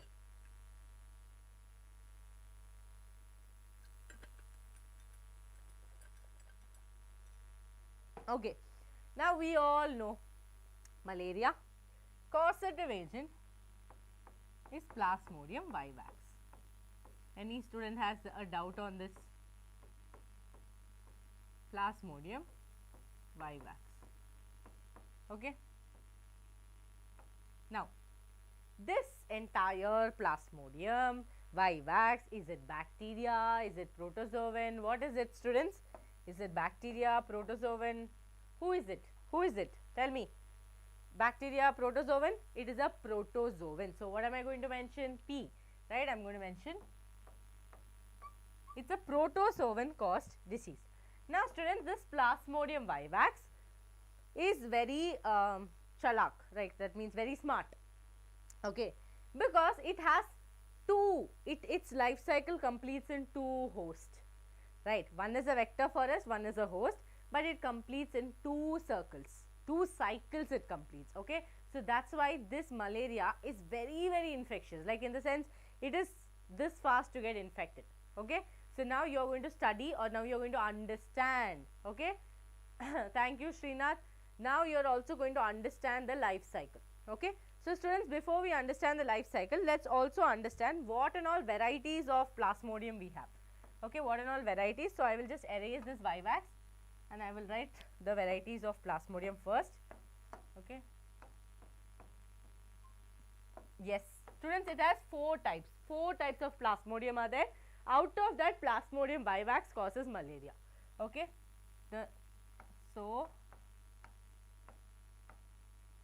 okay, flower is done. So, Plasmodium vivax, falciparum. Okay, we have a vivax malarial. Okay, these four are the people. So, I will put P dot everywhere. Okay, these four are the people. Who are the four people? Came off. Hamara spammers has reached the spot. Yes, students, who are we? Who are, sorry, not who are we? Who is this? Plasmodium has four types, right? Four varieties of, protozoans. First one is Plasmodium vivax, Plasmodium ovale, Plasmodium falciparum, Plasmodium malariae. Okay, malarial. Now, these four people, out of that, Plasmodium vivax causes the normal malaria. Now, Plasmodium falciparum causes your malignant. That means the most dangerous malignant malaria. Very dangerous, very deadly, can be fatal.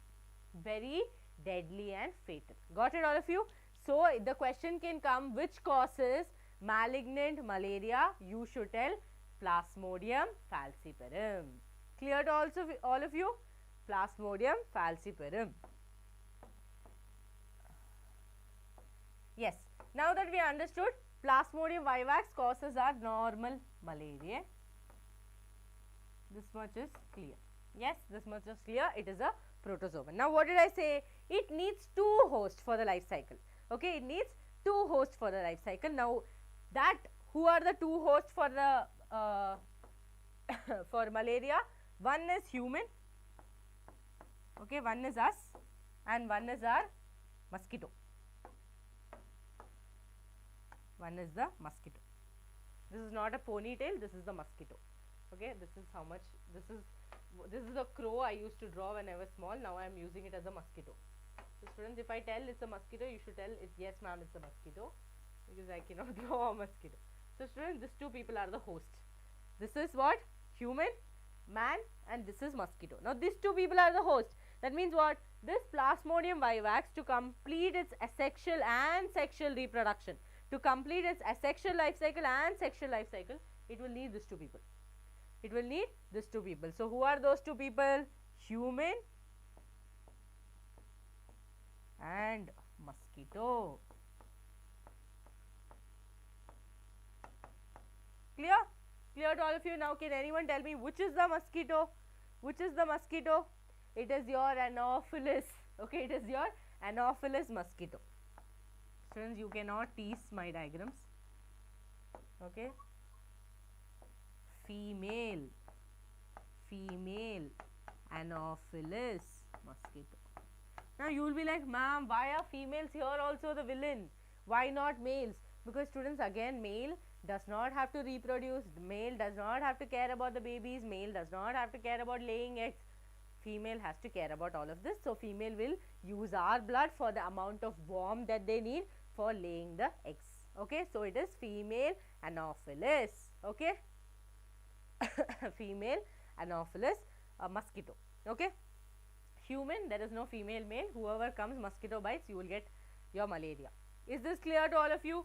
Now I told you this person needs 2 life cycles, right? This person takes this person's 2 life cycles happen in 2 kinds of host. Now can I call it with a name? Do anyone know the name? Thank you, YS, so much motivation she is giving me. And ma'am, your diagram is beautiful, it seems. Which is diagram in this? Please tell me. This human or this mosquito? Students, what is the life cycle? I will call it digenetic. What do I call it? Digenetic parasite. That means this person needs 2 hosts. Digenetic. It's a digenetic parasite. That means it needs 2 hosts for completing its life cycle. Too much no for one mosquito, for one parasite, but what to do? Luxury. 2 hosts. This is basic. Now we are going to understand the life cycle of Plasmodium. Okay, now we are going to understand the life cycle of Plasmodium. Okay, yes, they need blood. Even when we saw Aedes aegypti also, that mosquito was like, I am not here to cause you any disease, I am just here to take some blood from you, because I need to lay my eggs in some warmth, I need the iron, I need the proteins which is required for the laying of the eggs, right? It did not tell that I want to cause disease. Okay, students, let's understand the life cycle of your Plasmodium. Okay, so you have to give me time to draw. So it is simple. First we will draw human. Okay, let's one second. Yes, students, this is human.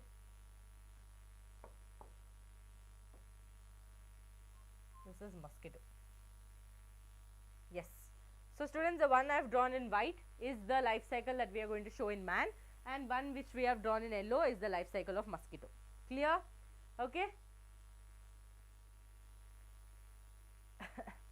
Yes. So let's write here.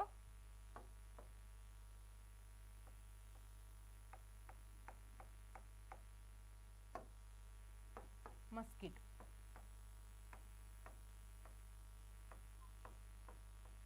All of you, please write with me. I do not want any student to wait till, let ma'am send the notes, then I will study. No, please write it with me. Okay. So now students, what has happened? A mosquito, like an infected mosquito, has come and bit. Okay, has come and bit. Now what happens? This infected mosquito has something called as the sporozoites. It is present in the saliva. Okay, it is all accumulated in the saliva. Students, after this you have trick your brain questions. Now you have got 4 marks, and not everyone got 4 marks. Very few of them told COVID, so you are having 2 marks. Now again you will get 2 more questions which will fetch you 8 marks. Okay, so listen to malaria carefully. Questions will come from malaria. Okay, clear to all of you? Students, what has happened? Mosquito, one mosquito came. Okay, was this mosquito infected? Yes, of course it was infected. Now this infected mosquito bit a person. That means it bit a human. Now what did it have? It had sporozoites. Okay, it had. Where was the sporozoites present? In the saliva, right? It was present in the salivary gland, or in the saliva of this mosquito. Now what is expected, students? Now infected mosquito bit a person. Now what is expected? The Plasmodium vivax to enter a man's body. Yes or no? Agreed, all of you? Any doubts? Any doubts so far? No, right? Now students, this sporozoites got inside the person. Now where is it going? It is going to the liver. Now in the liver, what is going to happen? In the liver, this is going to multiply. Okay, in the liver, it is going to multiply. Now what happens when it multiplies? It will rupture the cells, right? It will start bursting open the cells, because when they came in less numbers, but as they are inside the liver, they will start rupturing and they will start multiplying in maximum. Okay, they will start multiplying in maximum, and because of it, what is going to happen, students? So imagine this. Okay, they will start multiplying and causing rupturing. Okay, they will start causing rupturing. One second.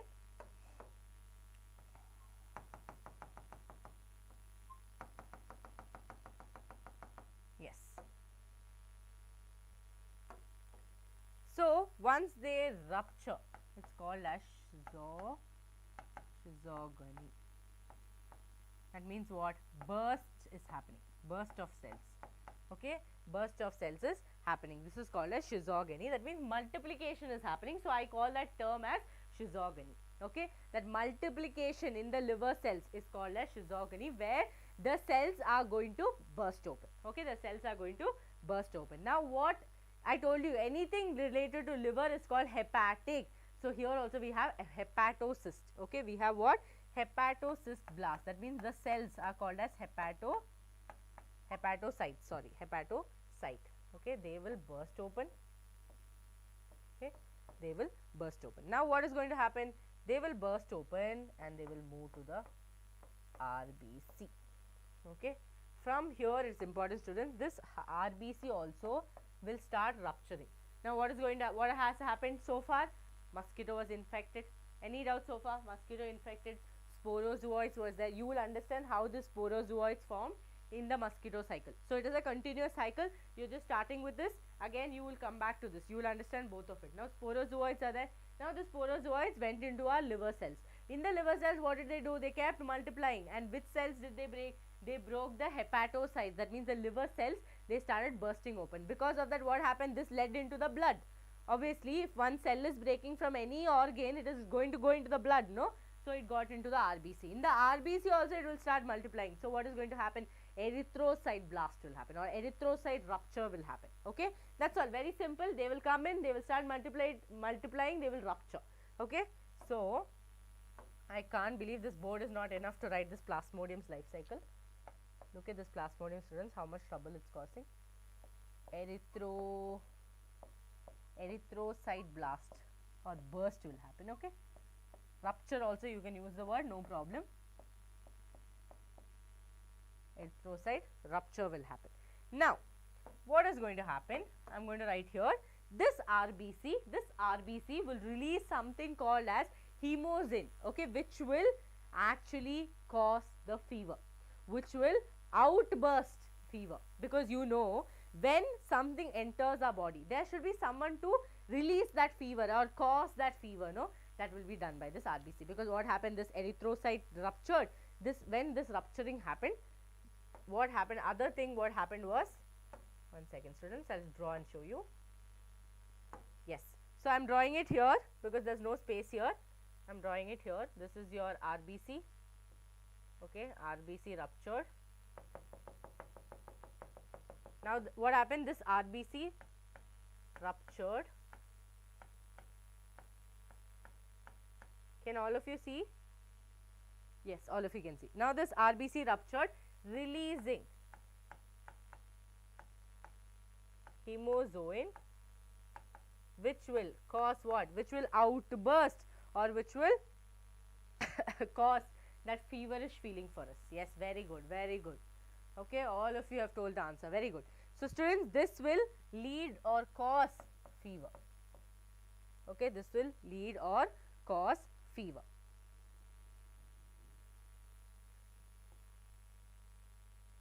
Now what has happened? Okay, now say we have started getting chills and we have started getting fever. Now what is the life cycle in mosquito? Now this whole thing is your asexual cycle in mosquito, correct? Sporozoite is there, it is asexually reproducing, or it is multiplying in number, outbursting your liver cells. From that it is going into the bloodstream. From the bloodstream it is going to release something called as a hemozoin, which will cause fever to us, which is releasing the symptom for us. Okay, now students, now that the asexual cycle is done, we need to get into the sexual cycle. Development of the gametophyte has to happen. Why is this mosquito at the first place biting us and taking the blood? So that it can do sexual reproduction, it can rupture, lay eggs. All of you got this? All of you got this? Is there any doubt so far in this cycle? All of you, let me know quickly now. Anyone has any doubts, please let me know. I don't think there's any doubt. Okay, students, here, yeah, this is the whole asexual cycle, right? This is the whole asexual cycle. This entire stage, again, your asexual cycle. Now here, let's write the female. How is the gametophyte production? Now we get into the sexual stage. This mosquito has the, it has to form or lay eggs. Clear? All of you can put fire emoji. Fire emoji quickly in the chat box. Yes, okay. So students,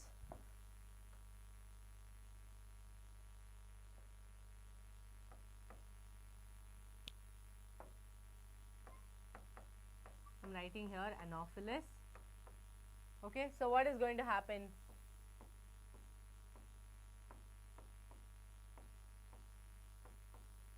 Yes, we have our gametocyte. Okay, gametocyte. Now this gametocyte means what? Gametes are. Wow, look at the chat box. Beautiful. Beautiful, beautiful. Dr. Strange is very strange. He has put some other random emoji. Very good. So many new students I am seeing, so many new names. I am so happy to see you all. But the numbers are very disappointing. I thought Sunday, all of you will rush and come, but I cannot see any rush here. I don't know why the students are very uninterested in studying. Yes or no? Yes or no, students? No interest? No interest in studying? Yes, very good, very good. Okay, students, so we have gametocytes. Now these gametocytes are present in the gut, that means stomach, right, of the mosquito. Now what is going to happen? These gametocytes are having gametes, correct? So what is the job of this? It will form gametes. I'll explain you with diagram also, do not worry. Now these gametes are what are they going to do, students? These gametes, that means male and female is there, right? Male and female is there. Male and female is there. Now this male and female will do what? Fertilization. Fertilization is going to happen. After fertilization, what do you expect? After fertilization, what do you expect? Zygote will be formed.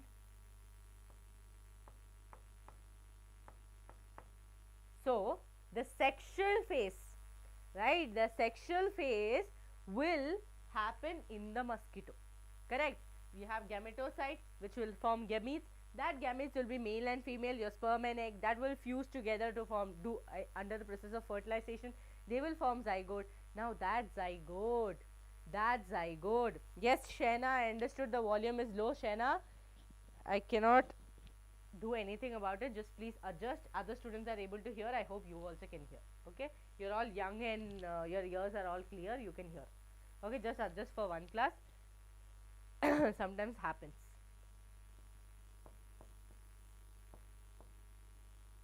Students, what did I tell? I told you that your sporozoid, right? The sporozoid which I introduced here, you people didn't know what it was, but that is what? The zygote, right? Why is this mosquito at the first place biting? Because it wants to release the eggs, right? It wants to release the eggs.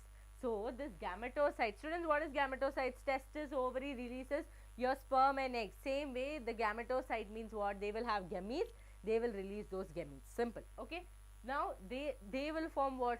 Sporozoid. Now the sporozoids will come where, students? Sporozoids will come where? Tell me. Sporozoids will come. Yes, very good. Very good. Yeah, it's clear. Wear headphones. See, they're telling no. Okay, students, the sporozoids will come and stay. Okay, will come and get saved near the salivary gland of the mosquito. Salivary gland. So what is happening? Again, everything has got accumulated where? Near the salivary gland. Now what this mosquito will do? It will go and bite another healthy person. Now it will go and bite another healthy person. That person, this sporozoid will be transferred. Is this clear to all of you? Is this clear to all of you? Yes or no? Yes or no?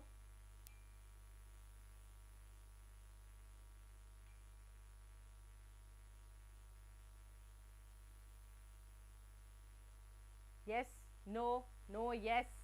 Students, now it is in the salivary gland. Now what will it happen? It will infect another healthy person. It will infect another healthy person. Correct? This is how it happens. Right? Yes. Good job. All of you understood?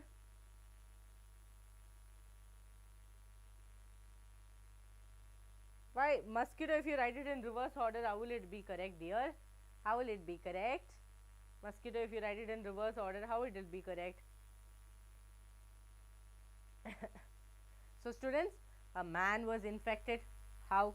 By your imagine, uh, because malaria, the Plasmodium vivax has entered that person's body. This mosquito has bit, or see, now the sporozoite has come. It is going to the liver. Schizophrenia has happened. That means burst is going to happen. That is, your hematocytes will burst.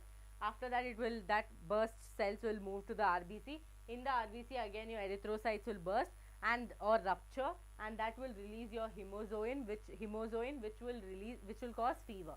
Now, one of the most common symptoms of your malaria is fever, but that fever is not continuous. It's not like typhoid. It will come, go, it will come, go. Why? Because this cycle has to continue. Correct? If this cycle happens, only hemozoin will be released. Every time hemozoin will not be released. No. So, for hemozoin to be released, it will take some time. So, in malaria, the fever is discontinuous. It will come, it will go, it will come, it will go. So, it is completely discontinuous. Clear to all of you? Yes? Very good. Okay. So, this is our life cycle. This is our life cycle. Do you have any doubts? No doubts? Okay. This hemozoin also will help the development of the gametocyte also. Okay. This will also help in the the gametocyte formation. So, this is how your entire life cycle work. Now, we will try to understand from your image in your NCERT. Is this image clear? Oh, it's too dark, no? Students, too dark? Oh, like that. Okay. Students, all of you open your NCERT, because again this diagram is very blur, not very clear. Okay. So, yes, intermittent high fever. So, look here, when the mosquito bites, so it starts like this. Mosquito bit a person. Okay, this is the first step. Mosquito bit a person. That person's, the sporozoites, right, that went into the liver cells. In the liver cells, what did it happen? It will start bursting, or it will start multiplying at first case. It will start doing your schizophrenia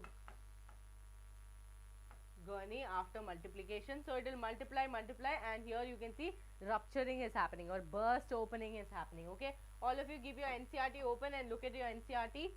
Now, what is happening, students? This parasite reproduces asexually in the red blood cells, bursting the red blood cells, releasing your hemozoin, right? That is not written here, but you should know that it releases hemozoin, which will cause a cycle of fever, right? Your intermittent high fever will be in a cycle.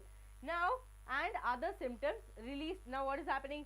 This will enter, right, from the red blood cells. Now, the gametocyte, right? Gametocytes will form your male and female. That gametocytes will fuse to form your zygote. Now, the female mosquito takes up the gametocytes with the blood meal, because the sexual reproduction can only take place in the mosquito's body and not in the human body. In the human body, asexual reproduction is happening, only multiplication is happening. So, what is going to happen? The moment this RBC releases this hemozoin, which will help in the development of the gametocyte, this mosquito will come and collect the blood, right? The mosquito will come and take the blood. In the blood, the gametocytes will be there. In the mosquito's body, this fertilization will happen. Fertilization will happen, leading to the formation of sporozoid. That sporozoids will come and settle on the salivary gland, again infect a healthy person. Continue the cycle. Continue the cycle. Okay. Students, you can use Z or C, no problem. Gametocyte. We are British or American, anything you can use. Okay, no problem. C or Z is used for gametocytes, no issue at all. Is there any student in this class who did not understand your malaria life cycle? Very simple, easy. Okay, there are a lot, actually some teachers teach a lot, but you don't need to know that much. Okay, they will teach you about how the new cells are formed and all that. That is not required for you. This much is more than enough. Your NCERT has actually cut short a lot of it. Okay, yes. Now, oh, ready, we have a quiz. We have a quiz. Are you all ready?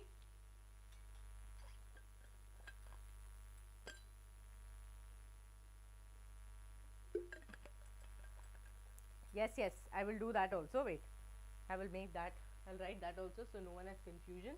So students, here after the hemozoin is formed, I'll write here, oh students, I'll write here on the top, okay. Wait. Yes, I will write here development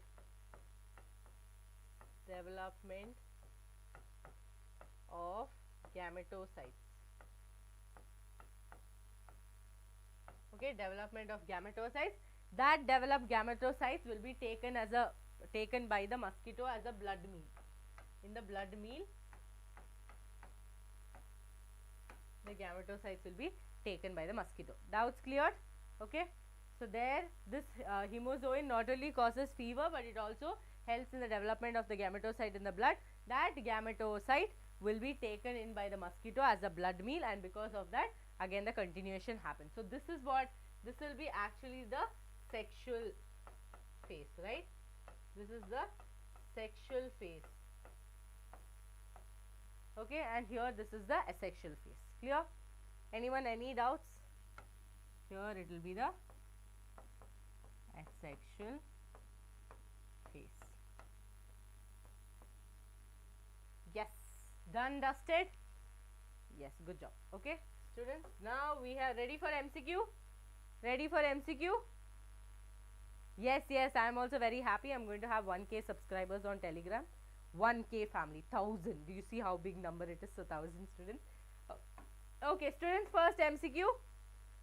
Is it, so I'll read it for you in case anyone, because of the brightness, if you're not able to see. In malaria, infection, in malaria, the rupturing of RBC is associated with the release of a toxic substance called as what? What is the toxic substance? Is it option A, 1, 2, 3, 4? You can tell 1, 2, 3, 4, which is the option? Which is the option? Is it hypotoxin, hemozoin, ascaron, hemotoxin? Which is it? Very good. Sanvi, Rupa, Nitya, Shubhashini, Malar, Gayu, Shivani, Nandini, Nancy, Teju, Samyukta. So many of you are answering. Archit. Yes, very good. Yes, yes, it's cute. Srinath. No, okay, very good. So what is the answer? Hemozoin. How many marks are my students getting? 2 marks. 2 marks. Tell me, how many of you got 6 marks by now? How many of you got 6 marks by now? That means first 2 questions were right. This is the third question. How many of you got 6 marks fully? You can tell, you can raise your hands like this, or you can tell me. Okay, me on the chat box. Where do you see? No one got full 6 marks?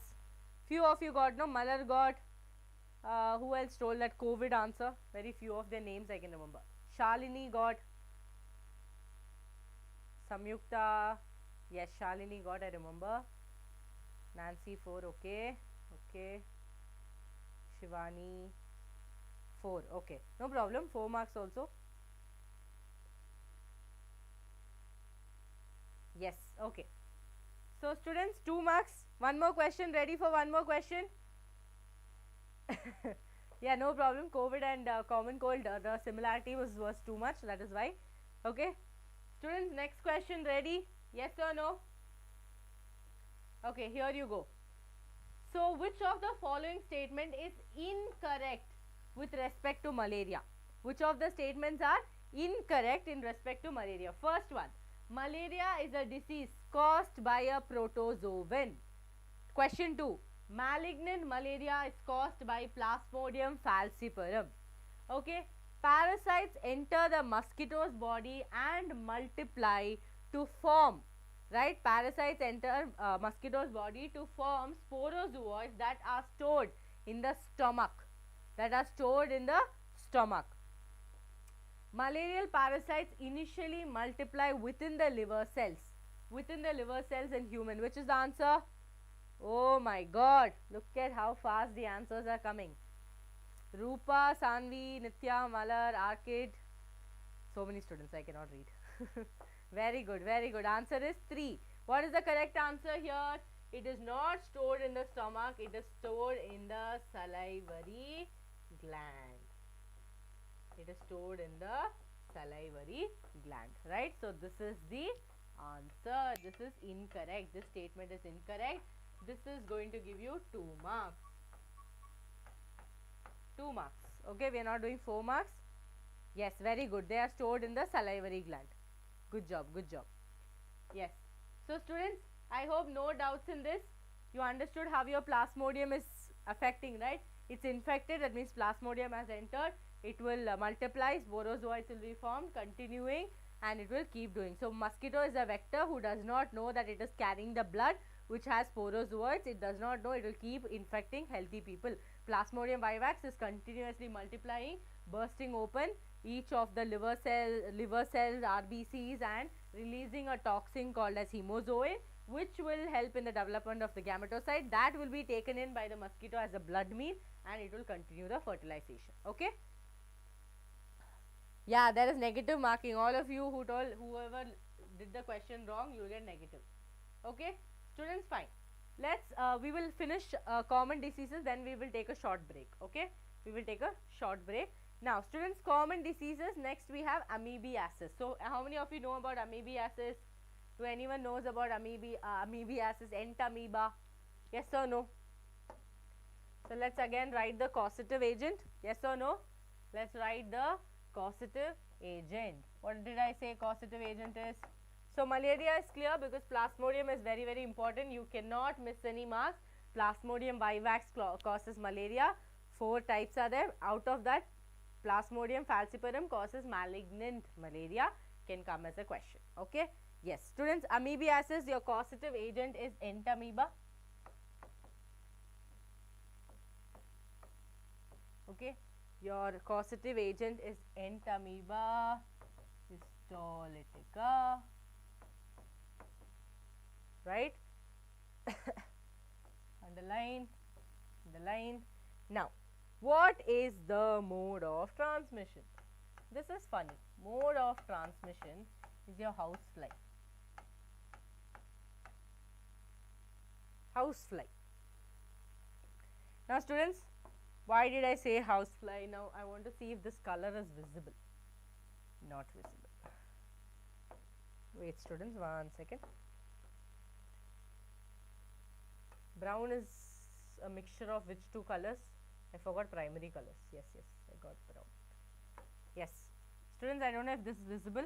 No, not visible. I'm doing trial and testing of colors, so I can show you people the color. Okay. So students, okay, this is fecal matter. This is fecal matter. Okay. Now what happens? There is a fecal matter, the housefly. Okay. This is a housefly. It has come and sat on the fecal matter. Now what has happened? It's come to your home for visit. When it came to your home for visit, it saw open food.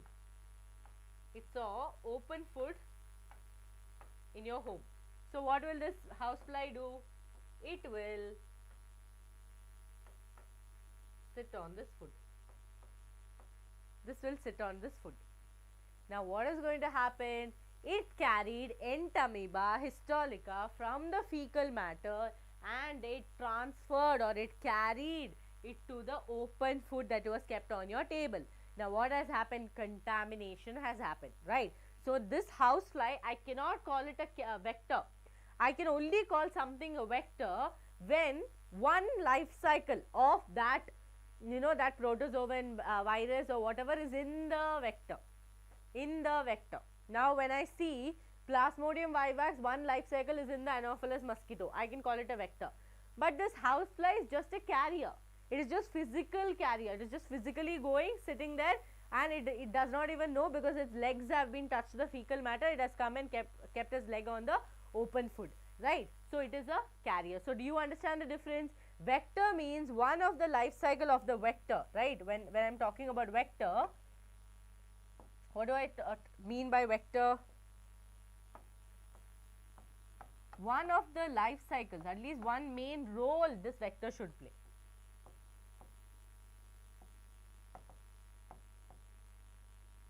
One life cycle should be in the vector. But when I am talking about carrier, they are just physical carriers,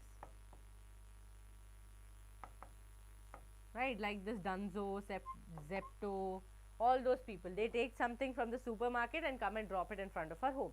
So they are carriers. Is this clear? Is this clear? Exactly. That's the reason why parents tell not to eat food from outside, because they keep it open and they do not keep watching, oh, housefly has come, oh, this housefly is going to come. They don't have time for this, right? They're making food for 100 people. They will not care if housefly has come or not, right? So this is how contamination happens. So amoebiasis is caused by Entamoeba histolytica. It is caused because of houseflies which act as a carrier, carrier. Clear to all of you? So the cause, what to tell, the mode of transmission is by housefly, and it is also with the help of contaminated food.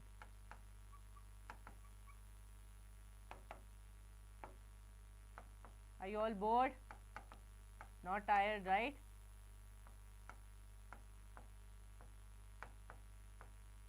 Contaminated food and water. This housefly looks like a heart, but students, this is my housefly. Okay, yes, all of you are with me? Okay, yes. Carrier. Okay, done. Entamoeba, clear? So students, how is the entry? It is called as feco-oval route. That means from with the help of fecus, it has entered through our mouth, right? It is a feco.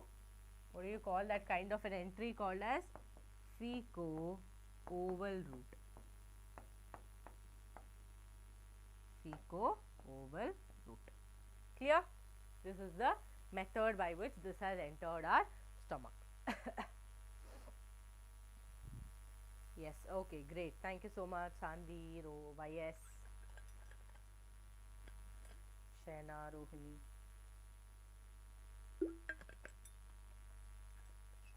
Yes, yes, we are vector.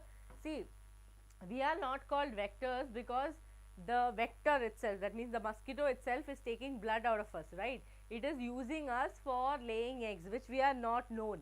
We are not, so because of that, that is the reason why we are always called the host. But if you see is as a whole in malaria, we definitely have a life cycle of malaria happening inside us, even though it is asexual or sexual. At the same time, we are also helping that, you know, spread. So we are kind of, right, we are kind of this one, what did I, helping for it. Did I write oval? Oral route, okay, oral, mouth say. Okay students, next one, ascariasis. Okay, ascariasis, you people know, we have studied it in animal kingdom, nothing much to study. Okay, ascariasis, again the causative agent, can anyone tell me what is the causative agent? Ascaris, right? Causative agent is ascaris worm. Okay, ascaris worm is the causative agent. Now what is ascaris worm doing, students? It is, wait, one second, here did we write? Students, what is this? We forgot to write one thing. What is it? We forgot to write if it is a protozoan, helminth, or what this is. This is a protozoan. Okay, this is a protozoan, this is a helminth. Okay, this is a helminth. Yeah, so tell me about ascaris, helminth, ascaris. Students, ascaris worm, it enters our body, right? Yes, very good. Ascaris lumbricoids. Okay, this ascaris lumbricoids or your roundworm, right? This ascaris lumbricoids or your roundworm will enter our body. Okay, will enter our body. There is only one way of entering our body, again contaminated food. So do you understand how many diseases are we getting because of contaminated food? Contaminated food. So ascaris worm or your roundworm will be there in the fecal matter, will be there in the soil, right? So what happens when some things are grown in the soil, like your potato, carrot, which are underground, this ascaris will enter, or it will lay its eggs, right? So that will be entering our body, and because of it we will get ascariasis. Clear to all of you? Clear to all of you? Yes or no? Okay, so that way, that's all students. Ascariasis, you don't have anything much to study. You should know the causative agent, you should know how it is, mode of transmission, how it is happening. All of their symptoms are same: stomach pain, headache will be there, you will have loss of appetite, all this, because all these are kind of like the food infections itself. Okay, so here I have just added in case we missed something. So ascaris, which is a common roundworm, and Wucheria, the filarial worm, are some of the helminths which are known to be pathogenic. Okay, that means they have the pathogenic ability to cause disease. Ascaris, an intestinal parasite, causes ascariasis. Okay, symptoms of these diseases, again, at very severe cases you will have internal bleeding, otherwise you will not have internal bleeding. You will just have abdominal pain. You will have you will feel like, whatever you are eating, you will feel like it's not getting digested. You will feel that uneasiness in your stomach. Okay, muscular pains will be there. Again students, muscular pains will be there, fever will be there, anemia will be there, blockage of the intestinal passage. Now what is going to happen?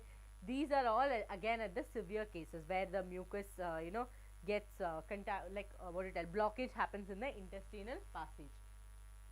The eggs of the parasite are excreted along with the fecal of the infected person, which contaminates soil. So this is what I told you. A person who has ascariasis does not realize that person happens to pass their stool or the fecal matter on any soil. Now what is happening? After some time, like because of water or other medium, the soil will start absorbing the fecal matter. Now while they absorb the fecal matter, what is happening? That fecal matter would have had some eggs in it. That eggs will contaminate the soil. That soil will cultivate food for us. Because of that we can have it. So this is not a very, like, we cannot, so what we have to do, that is the reason why they say do not just urinate or does not release your stool in open grounds, right, in places where their farming has happened or any kind of farming would happen, because these are the things that happen. So whatever our ancestors told, even without actual knowledge of science, they used to tell these things, right? Clean, keep your area clean, keep your personal hygiene clean because of this. So it will contaminate the soil, water, plants, etc., and a healthy person acquires it because of the infection through vegetables. Okay, through vegetables. Clear to all of you? Yes? Yes or no? So let's write here all the symptoms again.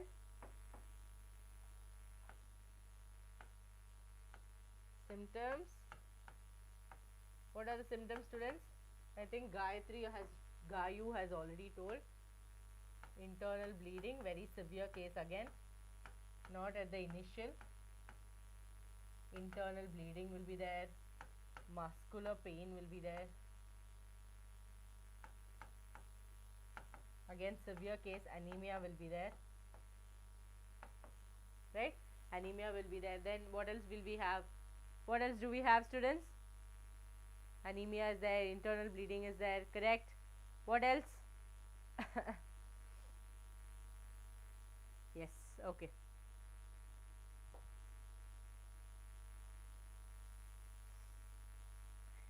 Yes, okay, okay, fine. So we have all of this, and we will all, that person will also have severe stomach pain. Stomach pain, we can say abdominal pain. Okay, we can say abdominal pain, because again it will affect the intestine. Abdominal pain. Okay, all of you with me? Yes? Yes, great. Okay. Yes, I'll giving you break. Last one, elephantiasis. After that, break. Common diseases will finish, then we'll take a break. Okay? Yes. Okay, students, elephantiasis. Let me show you the image and then I will write about it. Students, this is elephantiasis. This is elephantiasis. Now, what is?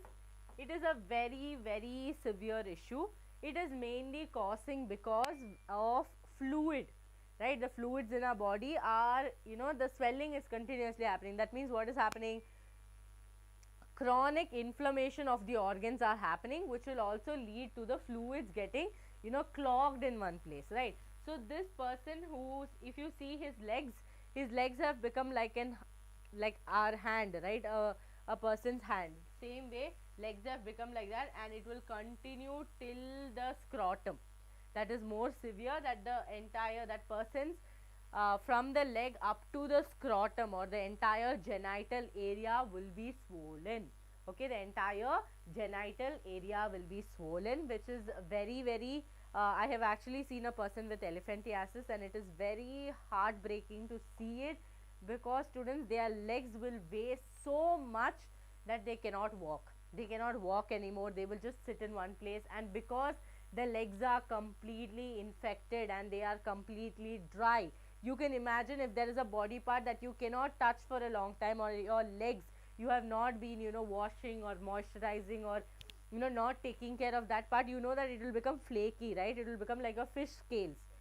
This person's leg also, what happens, because they cannot take care of it, you know, house flies commence it, other insects, you know, try to commence it, because they cannot touch any of the parts. So it is very, very you know, very heartbreaking to see, very heartbreaking to see. So that is caused by your filarial worms, which are deadly. Okay, it is Wucheria bancrofti and Wucheria malai. Okay, here you can see it is caused by your Wucheria bancrofti. Okay, here, oh, 1 second. Bancrofti and Wucheria malai, the filarial worms, which causes a slowly developing chronic inflammation. Inflammation means swelling, chronic means very deadly, or because it is very severe. Okay, now who is the vector for this, students? Again, it is a mosquito, which is a Culex mosquito. Okay, it is not what you have learnt so far, it is a Culex mosquito. Okay, again, this Culex mosquito acts as a vector, it carries, or it has a life cycle in them, because of which elephantiasis is caused. So do you understand how much diseases are caused because of contaminated food, how many diseases are caused because of mosquitoes? So you have to make sure your home is out, like, you know, wherever possible, windows, everything, put mesh, use mosquito repellents, because these small organisms which are living for survival of the fittest, they will end up harming us. Okay, they will end up harming us. No, the cure is very difficult, the cure is very difficult, and it is actually, the entire leg portion would have been infected by then. It does not have a very like, you know, one stop solution type of a cure is not there, and most of the people who get this is because they are living in a very unhygienic place, or they do not have the financial, you know, ability to, you know, understand, or they will not have a situation, the situation always does not favor, right? Because of which they stay in slum areas, and because there in slum areas, you know, everything is there, house flies are there, mosquitoes are there, all type of mosquitoes are there, so their awareness to these things are less. So those kind of people who does not maintain their personal hygiene will end up having elephantiasis, and you can see. Okay, so students, yes, so Culex mosquito causes this. Now it is usually the swelling of the lymphatic vessels of the lower limbs, and the diseases is called elephantiasis, because the leg will look as big as the elephant's leg. Okay, and it is filariasis. The genital organs are also often affected, resulting in gross deformities. That means the entire shape, how it looks, right, completely it will be changed. Okay, now resulting in gross deformities, the pathogens are transmitted to a healthy person by a bite of a female Culex mosquito. Okay, Culex mosquito. Clear to all of you? Clear to all of you? Let's write here very quickly, and then we will take a break. Okay, because we have been continuously doing. Thank you, Navneet. Students, CA. Who is CA, students?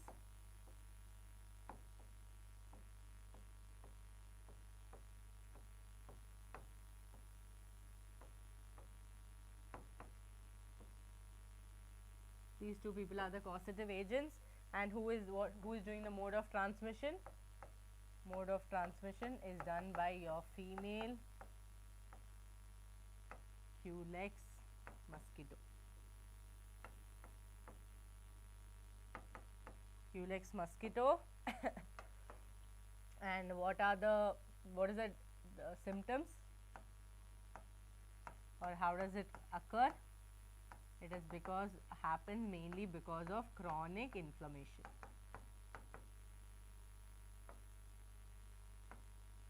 Chronic inflammation, and then that will lead to swellings and in your lymphatic vessels, especially focusing especially on the lower limb. Okay, lower limb.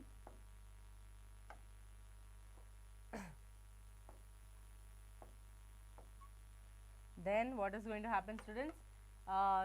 That will again go to the genital area causing gross deformities. Okay, gross deformities. Yes or no, clear?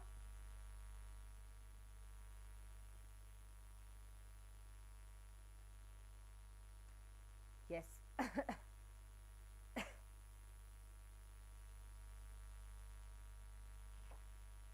Students, what happened? H for helminth. Gayatri, H for helminth. Helminth causes it. That means the pathogen that causes this is helminth. No, like that. This is filarial worm. Ouch. Okay. H for helminth. Helminth. Got it? Helminth. Ascaris. Helminth. It is seen mostly in males. This disease is mostly seen in males, but there are also females who are affected by it. Okay, it's not very specific, it's not very gender specific, but we see it, you know, sometimes, you know, some kind of changes in our body lead to some diseases. Now they say that women are very prone to breast cancer and very prone to, you know, we have ovarian cancer and colon cancer. All this we women are very prone to this, they tell. It sometimes matters with the way our body structure is formed, right? So sometimes it is also because of the morphology, sometimes it also comes down to anatomy. Okay. Clear, Nitya? Students, then we have only fungi, that is ringworm, that we will do after a break. Okay, now it is 6:27, right? 6:27. So we will resume back. Okay, here, yes, only one ringworm we have. So we will resume back at 10 minutes break. So 37. I want the entire students to come, otherwise no more breaks in the further classes. Okay.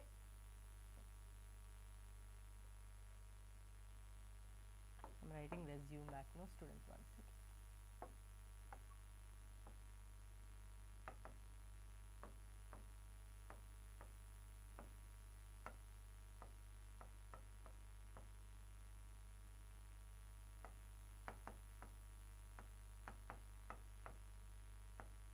That will be 40.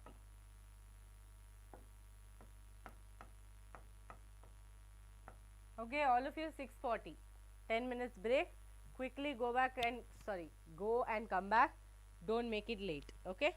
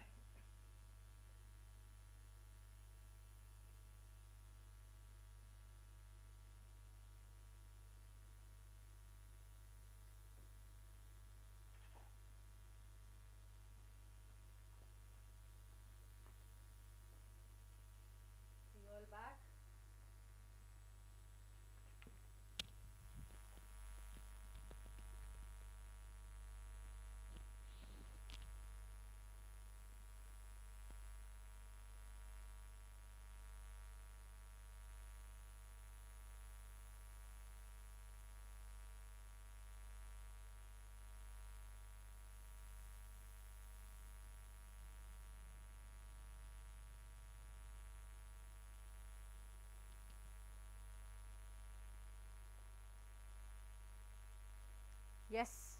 Are you all back? Let me see the number. Let me see the number. All the 1 second.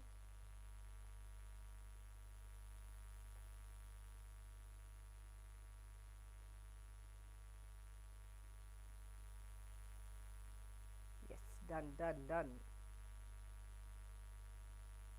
Since we are almost going to finish common diseases, right? Yes, all of you are back. Good job.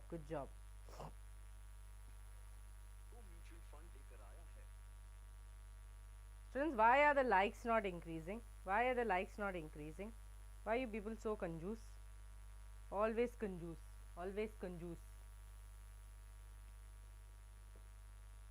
Yes, always confused. Voice is disturbing, Shalini.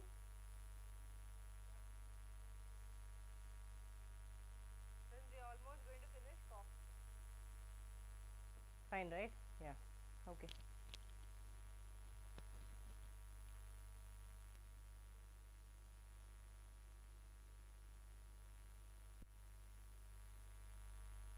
Okay, students, so we will finish with fungi, right? After fungi, the fungal diseases, we will be done. Okay, we will be done with common diseases, right?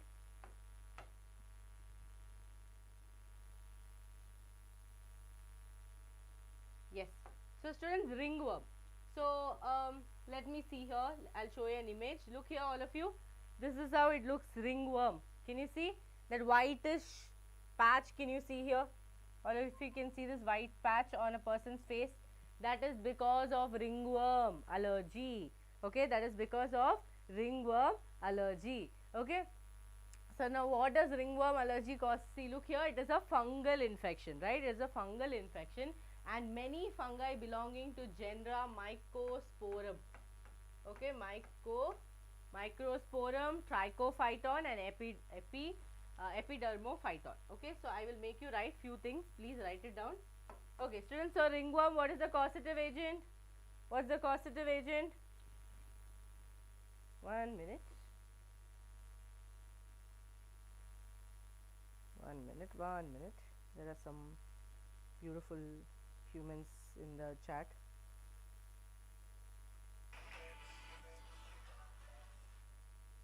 Yes. I'm checking the volume continuously for you people. That is the reason I'm always playing ads. Okay, students, ringworm, what is the causative agent? Causative agent, what did we say? They belong to the genera. Okay, what is the first one? All of you let me know what is the first one. Microsporum.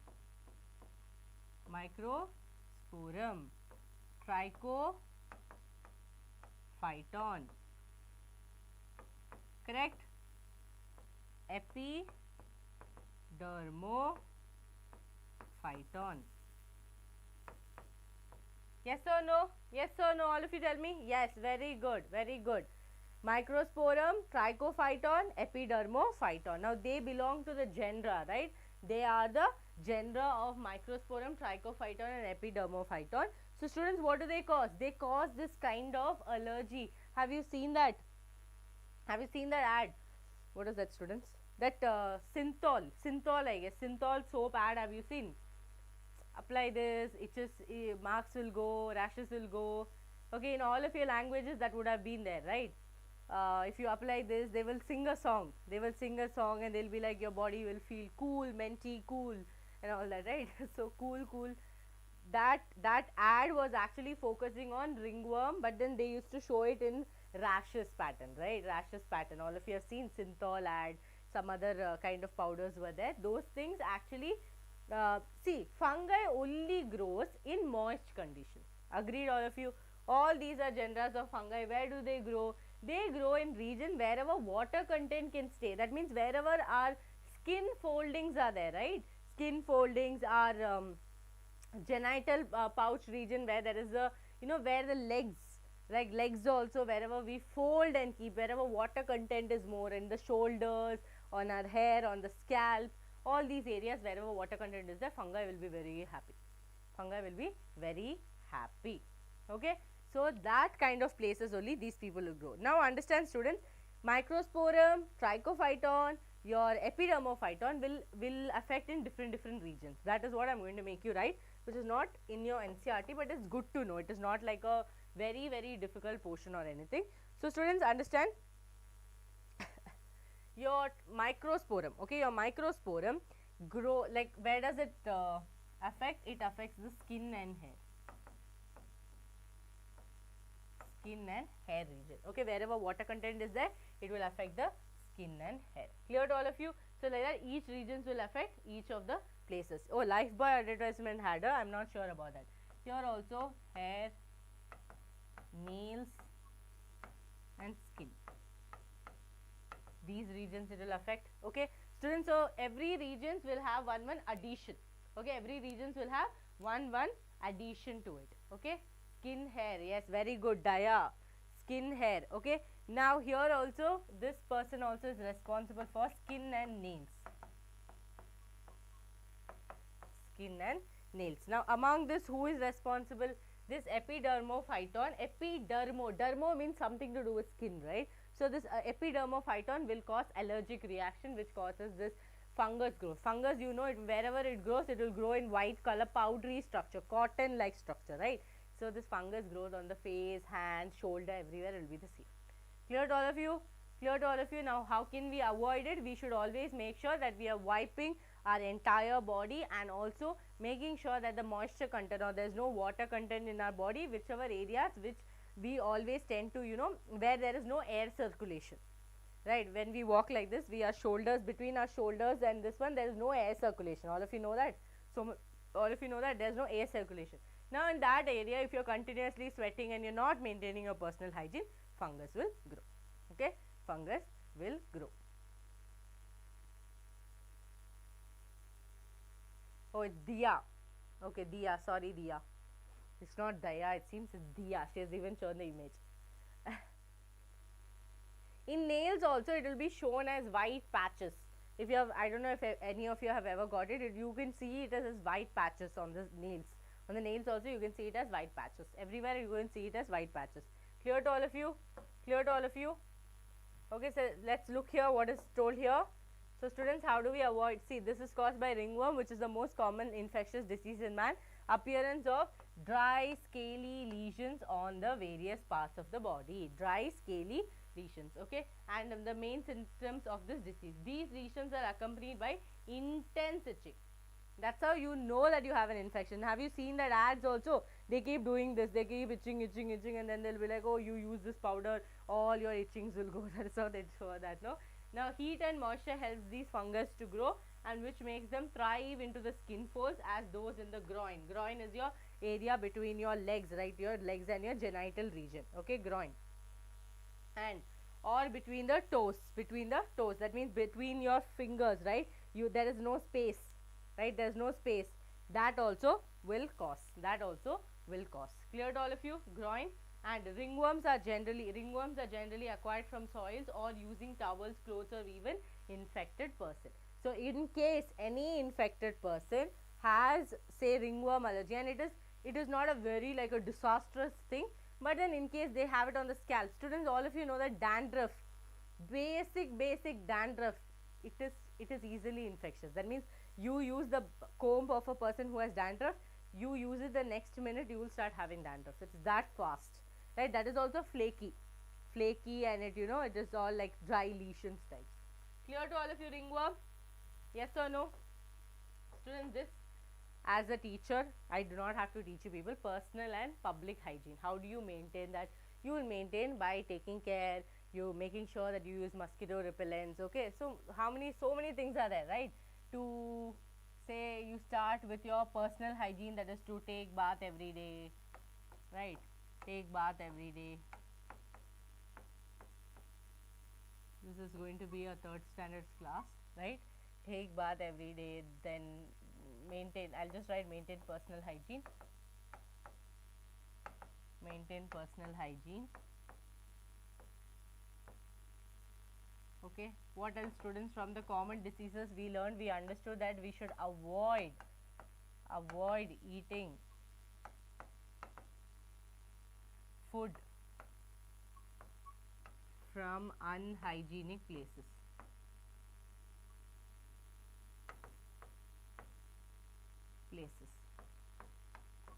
Students, don't think that all the top hotels or all the fancy outside they will look their kitchen also is clean. No, their kitchen also is not clean. They have the least time to take care of their kitchen.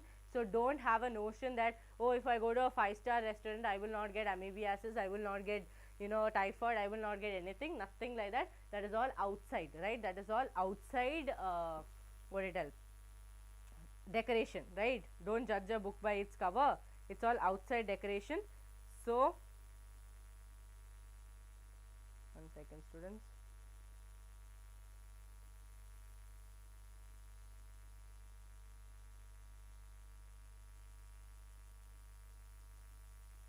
Yes.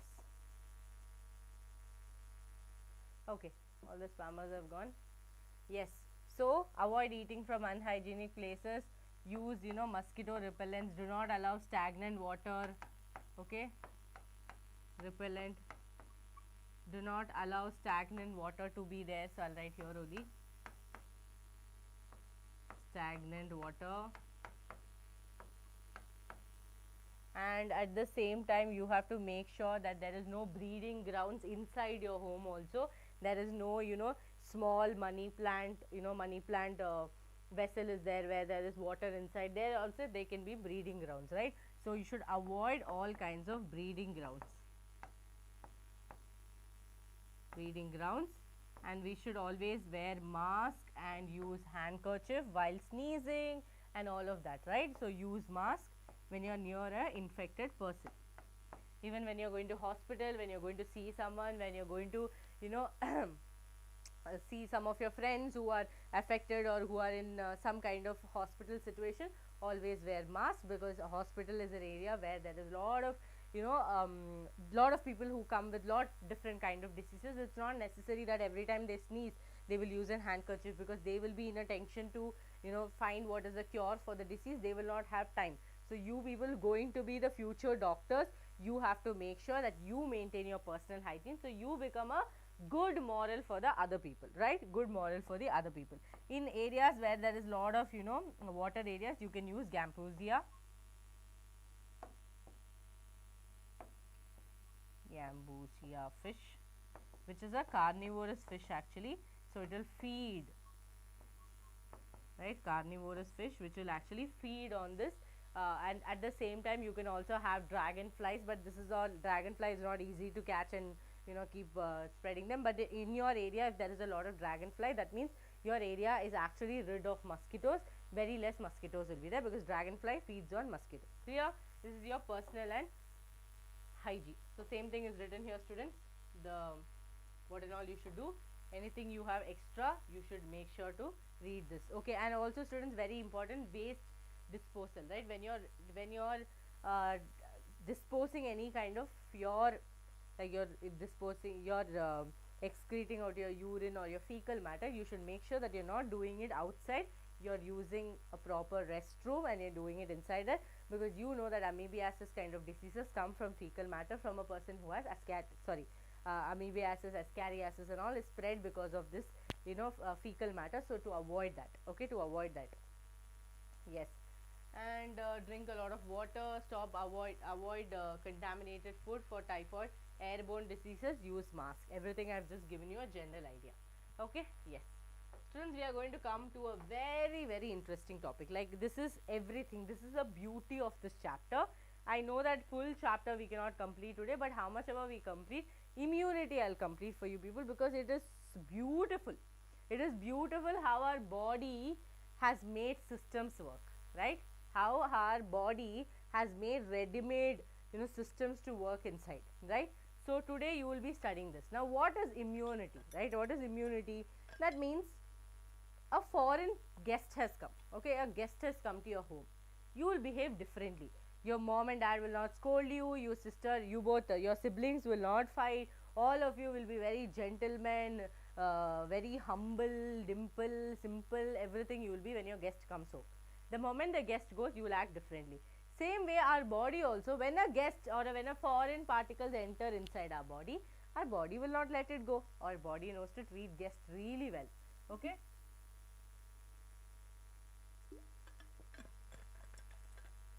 Let's understand how do they do it. Okay, let's understand how do they do it. So students, what is happening? Immunity, simple words. Immunity means, like I told you, one guest is coming, right? One guest is coming and we are fighting against them. Okay, so we will start behaving differently, right? So a foreign particle enters our body. That foreign particle is called antigen. That foreign particle is called antigen. That foreign particle, that antigen will be attacked by our body, by our immune system. Okay, by our immune system, which is actually by forming immune system by forming antibodies. Clear? Foreign particle came inside, our body formed an antibody against it. Clear? Wow, most of you run when the guests come. We all, at least, even if you like them, we don't like them, we will go and smile at them, because otherwise tomorrow till next 1-2 months our parents will not let it go. They'll be like, that day when they came you behave like this, is this the way I taught you, right? They will ask all these kind of questions. Then one moral science class will happen for 2-3 hours. So better than that is to go smile at them and be like, hi uncle, auntie, whoever it is, and tell vanakkam and come back, right? But the lecture after that, the moral science class you get after that is more difficult than NEET students. It's very difficult. Okay, thank you Ramu. It is very, very difficult. Okay, clear to all of you? Yes, yes. So students, if I have to say a definition for immunity, what will my definition be for immunity, students? What is the definition? My overall, right,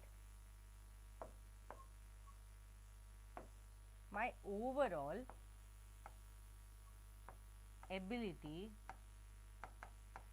okay, this is the definition, my overall ability of the body to fight,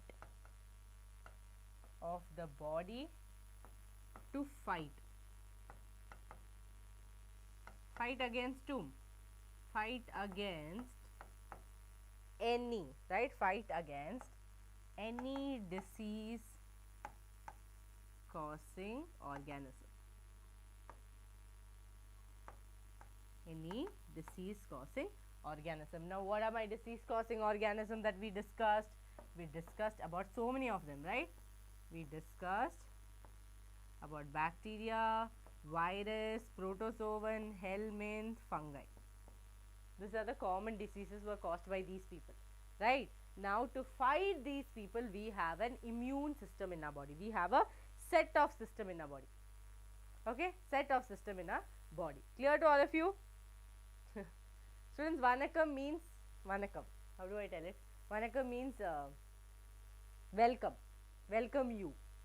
How do you say it in Hindi? I don't know, students.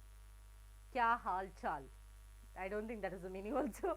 So yes, every class has become like one language lingual class, but it's okay. Okay, students, so this is clear.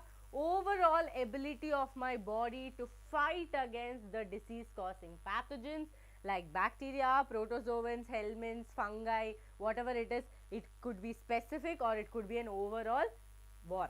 Okay, overall war. Okay, yes. So students, when a baby is born, right, when a baby is born, they will definitely have some kind of immune system, correct? They should have some kind of immune system, otherwise how they will be born? So students, this is the baby.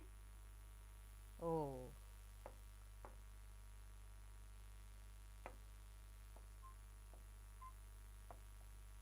students, this is the baby. Okay, this is the baby. Now imagine this baby will have some kind of barriers. What it will have? Some kind of barriers. Why it should have some kind of barriers? So it can fight against whatever it is going to come across, even though the baby is very small, right? Even though the baby is really small, even though it is just born, it still needs immunity. it still needs to fight small kind of pathogens or normal kind of anything that is causing. So they will have some kind of cellular barriers, physiological barriers, cytokine barriers, they will have many other kinds of barriers, right. Now that immunity that this baby has got from birth is called as innate immunity. What is it called? Innate immunity. Clear to all of you? That immunity that the baby has got from birth is called innate immunity. Okay, so let's write that. Types of immunity. There are two types of immunity. Okay, first one is called innate immunity.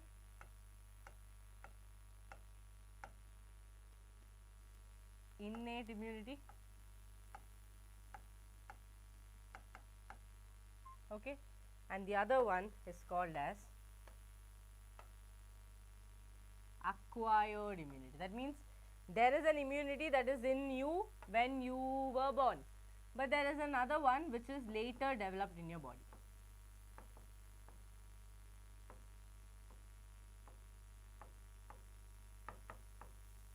Okay, acquired immunity.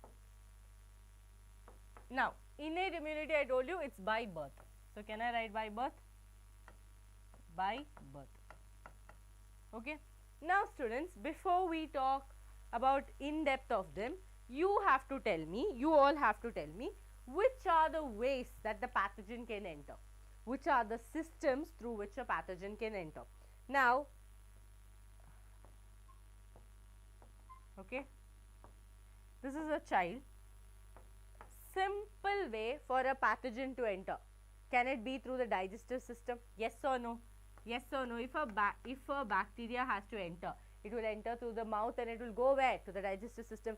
So, my first point of entry is digestive system. Second one is respiratory system. That means what? Through my nostrils, I inhale droplets, I inhale air drops which are left by an infected person. It enters my system. Agreed all of you, it enters my system. Now, when it enters my system, okay, when your digestive system is there, respiratory system is there. Same way, another opening is urogenital system. AIDS, when a sexually transmitted disease causes, right? Urogenital system. These three, DS, RS and US, are the three ways that any kind of pathogen can enter into my body. All of you agree this? Yes or no? Yes or no? Very good. So, we have digestive system through which our mouth could take in something. We have respiratory system through our nostrils where it goes to our lungs, and then we have your urogenital system from where, due to sexual transmission of any diseases or due to any entering of any other bacteria through our urogenital system, that also is a entry point. So, these three are the entry points for pathogen. Now, these three entry points has to be protected first. Agreed all of you? If that child is by, like, if a child is born, right, this child is born by birth. So, what am I saying? This child is born, but this innate immunity is there by birth. Okay, innate immunity is there by birth. These three places don't we have to protect? These three places don't we have to protect? Yes, we have to protect. How do we protect? We protect it with the help of mucus layers. We protect it with the help of some release of acids like HCl. This is the way we protect it. This is the way we protect it. So, now you will be studying innate immunity, the barriers that are there. Okay, the barriers that are there, they are not specific. They are not like, oh, bacteria has come, let me send this soldier for killing the bacteria. No, they are like, whoever comes, we will just kill them. That is the kind of thing. Okay. Yes, very good. Physical barriers. We are going to add physical barriers. So, now that innate immunity, we are going to understand the different types of barriers. Are you all clear? Students, yeah. So many words I am telling, I am only confused. Brain glitches happening. I have been continuously talking for 3 hours, no? So, brain is like, keep quiet for some time. So, it's just telling whatever it wants. Okay, students, so innate immunity, let's understand. It is divided into 4. 1, 2, 3 and 4. Okay. So, when we talk about this, they are just basic barriers. They're not doing like specificity. They're like, oh, if you come, I will do this. No, no, no. They're not specific. They're like, okay, whoever comes, we will deal with it. They're that type of a people, right? Whatever happens, I will deal with the type of people. So students, here, look here, the first one is your physical barrier. First one is your physical barrier.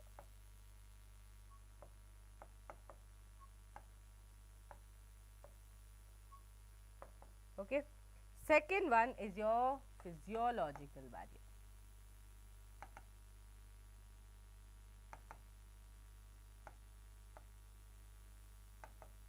Okay. Then you have cellular barrier.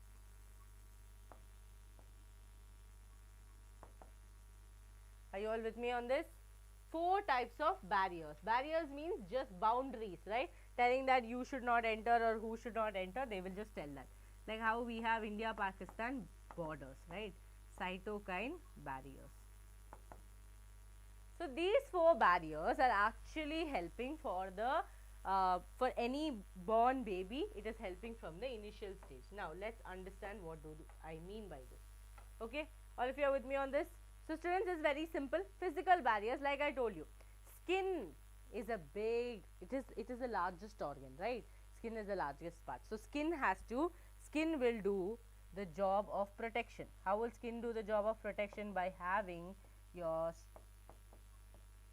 layer, stratum corneum, as the outer layer, correct? Like that. Same way, I think I'll write it in the next page. Okay, students, will write this in the next page. Okay, this is clear? Okay, let's do this here. So first we will write physical barrier. Friends, I hope all of you are making notes with me. I'm writing every single thing for you people, so make sure that you are also writing with me.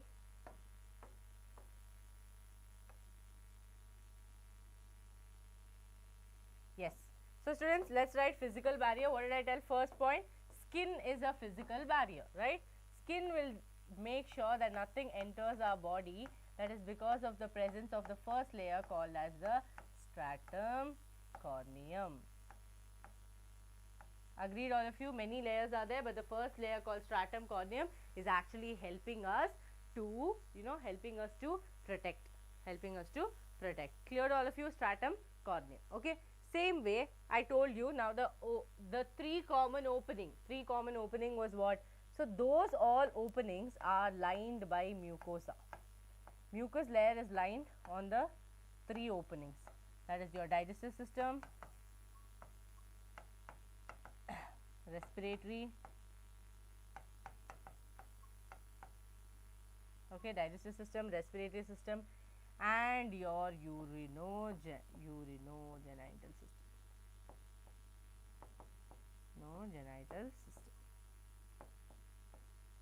Okay, so this is the kind of protection. This is the kind of physical barrier. Okay, are you all with me? Yes or no?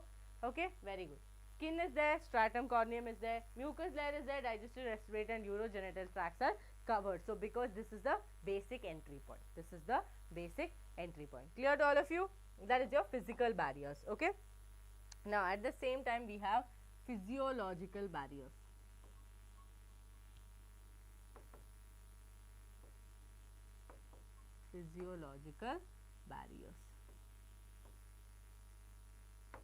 How many of you cry every day? Do anyone cry every day in the is there any student in my class who cry every day? Tell me quickly, let me see. Anyone who cries?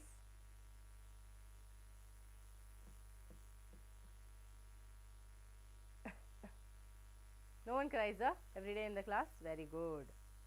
Okay. So students, when we cry, what happens? Tears roll down our cheeks, right? Our tears have something. What do our tears have, students? What do our tears have?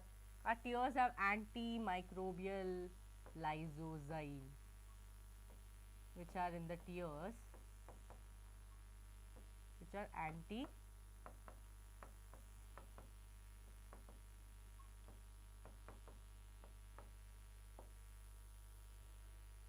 antibacterial.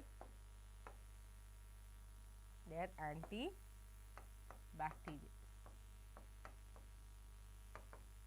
Agreed, all of you? Students, why have they added lysozyme? Why have they added lysozyme in the eye tears? That's because when something gets into your eyes, right? Have you noticed immediately we start tearing up, right? I am driving, something gets into my eyes, immediately my eyes start tearing up. If such a mechanism did not exist, then it was easy for anything to enter through my eyes, right? Anything to enter through my eyes. So tears have lysozyme which will actually kill the bacteria then and there, right? Antibacterial, it is in nature. Clear to all of you? Same way in the stomach. In the stomach, we have release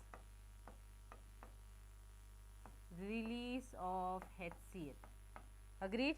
Release of HCl is there, which actually causes, right, which will kill as much,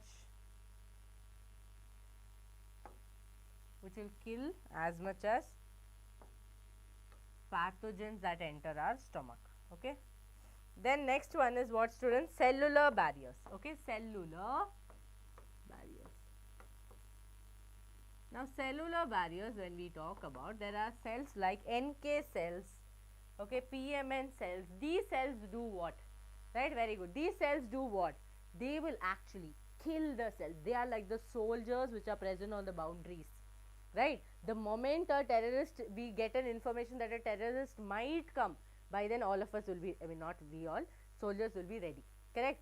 They do not have mercy. They they should not show mercy, right? For people who are planning to kill other people's life, they should be very alert.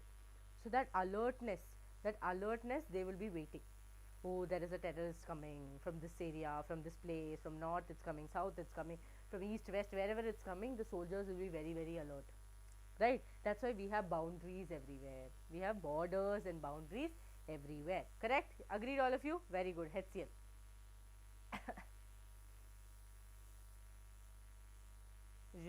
Very poetic people and all are there in our class, students. Very poetic. I cannot even compliment it. That much poetic they are.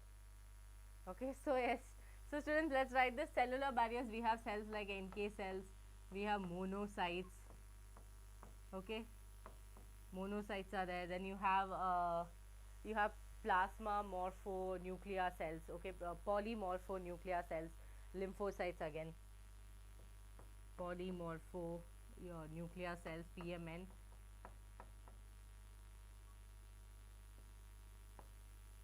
Polymorphonuclear lymphocytes.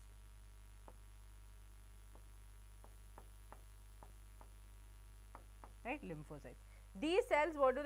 They are like cellular barriers. That means they are present inside the cells and they will do the job as soon as something very, very vigorous enter our body, and they understand that this is going to cause damage to this organism. They will immediately kill these cells and they will not show any mercy. They will not show any mercy. Yes, NK cells are natural killer cells. Their name itself is killer. What do you expect? They will kill, no? Right, the name itself is killer. What do you expect? They will kill. Last one is cytokine barriers. Cytokine barriers. Okay. Students, cytokine barriers, no? How many, tell me how many of you are best friends in this class? How many of you have best friends that you will give your life for your best friend? No human will give their life to their best friend. Maybe there are people like that, but it is very rare. Okay, all of them are self-centered. We all like to, protect ourselves first, then we will think about the other people. Correct? Agreed, all of you? So when we talk about these things, the cytokine barriers, right? These cells, there be cells, no, attached to each other. So imagine there are like say 5 cells, okay? There are this 5 cells like this. Okay, A, B, C, D, E. Okay, E, A, B, C, D, E. 5 friends are there. These are all 5 friends. Now what do these 5 friends do? Imagine there is a virus attack. Imagine a virus attacked cell A. Okay, this kind of friendship you will not see it in humans. This is a very different friendship. Imagine a virus affected A. A will be like, okay, I cannot do anything about it. It is time for me to leave, but I am going to still help you. Okay, it is going to do what? It is like my time is over, I cannot do anything else, I need to, you know, bend down my knees for the virus, because the virus is going to otherwise, you know, take all of our lives. So what it will do, students, it will release something called as your interferons. How many of you know interferons? It will release interferons. Okay, it will release interferons. Who will release interferons? This A will release interferons, so it can protect other people. So A will release interferons, and this interferons will give signal to A, B, C, B, C, D, telling that there is going to be a virus attack, so be prepared and make the antiviral. So all these people will form antiviral, they will have the immunity to fight against virus. By this, the A sacrificed its life and saved B, C, D, E. Can humans do this? Can humans do this? No, they will not do. Instead of releasing interferons, they will run away from that place, right? So understood, students? Imagine A, right, has a virus attack. B, C, D does not know that they are going to have a virus attack. So what is going to happen? Okay, what is going to happen? This virus attack on the A will release interferons. This will release interferons. That interferon will send signal to B, C, D, E, telling that you are going to have a viral attack. So B, C, D, E will form antivirals which will protect them from a virus attack, even if the virus moves this way, right? Because the virus is going to next move to this. Clear, all of you? Okay, ideal friendship which does not exist, okay, which does not exist in us. It is definitely very, very difficult, okay? Yes. One friend is okay, students, but I am telling like this 5, 6 friends you have. No. So that is the thing, okay? Antiviral. So even if there is a virus attack that is going to happen, it will be maintained, it will be protected. So this antivirus will not allow virus to enter. Yes or no? Clear? Yes. Oh. Okay, great. Now students, look here. Types of immunity, done, clear. So in types of immunity, we did innate immunity, acquired immunity we will be doing. In innate immunity, we saw 4 types of barriers. What were they? We had physical barrier, physiological barrier, then we have the cellular barriers and cytokine barriers. Each of them had their personal roles, they did their roles, and they are not specific. They are like whoever comes, we will attack, that kind of a organism there. They are like, okay, we are ready for it, okay, that kind of a thing. Now you are going to understand acquired immunity, okay, you are going to understand acquired immunity, okay. So students, when we talk about acquired immunity, you should understand, is it by birth? Is acquired immunity by birth? Tell me yes or no, all of you. Is acquired immunity by birth? Is it yes or no? Is acquired immunity by birth? Yes, no, yes, no. Then only I will write my points. Yes or no question, quickly answered. Quickly answer.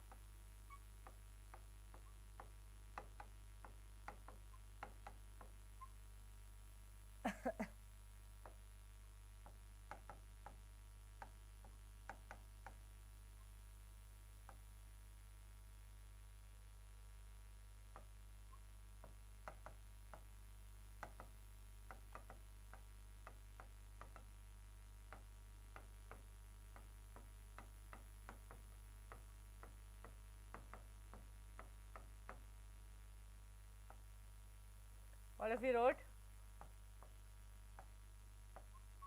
Yes or no? Very good. No, right? Acquired immunity is not by birth, but it is during a lifetime, right? It is during a lifetime. During a lifetime. Clear to all of you? Okay, students, so understand, acquired immunity is during the lifetime. So acquired immunity is going to be specific. It is not going to be like innate immunity. It is not going to be like, oh, whoever comes, I am going to kill. No. It will be like, oh, you bacteria, you have come, I know what to do for you. Viruses come, I know what to do. So it is very, very specific. Specificity is there. Okay. Second one, diversity is there. It is not like, okay, I will only treat bacteria. No.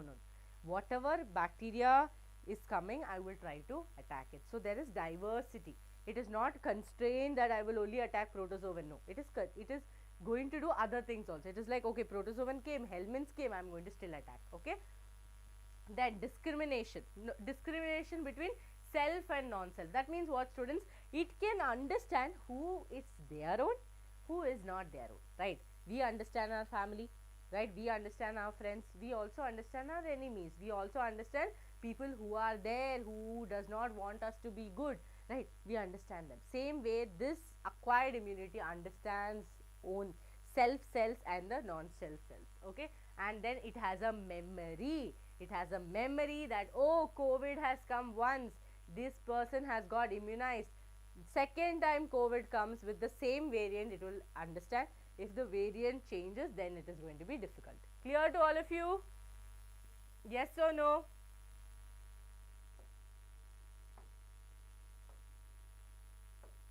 Okay, look here, students. Now I told you acquired immunity. Acquired immunity has two soldiers. What did I say? Acquired immunity is, say they are the Indian soldiers, okay, Indian military. In that Indian military, there are two main soldiers, okay, two main soldiers or the generals, right? Who are they? B cell and T cell. Okay, these people are the hero. Okay. Okay, B cell and T cell. All of you know B cell and T cell. Now this B cell, or we can say B lymphocytes and T lymphocytes, are actually the soldiers of our acquired immunity. They are ready to fight at any point of time. They are ready to fight at any point of time. So let's understand about them. Students, before, if you want to understand the rest of the autoimmune and everything, you need to know lymphoid organs. So first I will teach you lymphoid organs, then I will explain you about your antibody and everything. Okay, otherwise it is going to be difficult. Okay, now we know the heroes are B cells and T cells. Now where is this B cells and T cells formed? Okay, B cells and T cells are formed origin. Okay, where is their origin? Their both origin is in the bone marrow. Their both origin is in the bone marrow. Okay, bone marrow is their origin. But T cell matures. T cell matures in the thymus. B cells mature in the thymus, but B cell matures and originates in the bone marrow. In the bone marrow. Okay. So this much you understood. Now we will understand your lymphoid organs. Okay. So then look here. When we look at your lymphoid organs, there is like tonsils, mucous membrane, lymphatic vessels, thymus, skin, bone marrow, lymphatic vessels, spleen, lymph nodes. These are all the lymph organs who are actually fighting against all the pathogens. Okay, out of which your thymus helps. Okay, thymus helps in maturation of the T cell. Okay, and then you have bone marrow which helps in formation of your T and B cell. Okay, T and B cell. Now I'll explain you that also. Look here, let's understand this. So in lymphoid organs, I told you there are two soldiers. That two soldiers, acquired immunity, there are two soldiers. That two soldiers are formed in the bone marrow. Okay, so now you are going to write some differences. Okay, so students, look here. Now say this is your bone. Okay, this portion is your bone marrow. All of you know this. Okay, this is the bone marrow. Inside the bone marrow, B cells are formed and T cells are formed. Then they later mature. Now students, where do they mature? They mature, okay, they mature in the spleen. Who? T cells mature in the spleen, which is actually your above the heart, between the lungs. Okay, between the lungs and above the heart, this region will have your thymus. Okay, this region your T cells will mature. Is the location clear to all of you? Location clear to all of you? Bone marrow and thymus. Okay. Now let's write some few differences between your B cell and T cell. So B cell and T cell, simple, two soldiers who are going to help us in the entire acquired immunity process. Okay, acquired immunity process. Yes, clear. So students, look here, your B cells is actually, the word is derived from the bird. Okay, Barsa derived it is. So I'll just write here small, it is not very important for you now. Okay. Okay, students, fine. Now B cell, let's write its first. It is also called as B lymphocytes. It's called as B lymphocyte, and this is called as T lymphocyte. This is called as T lymphocyte. Now, B lymphocytes or your B cells are formed, that means origin. Okay, origin is in the bone marrow. Okay, here, okay, let's do one thing, let's write this way. Okay, students, look here, origin, okay, bone marrow.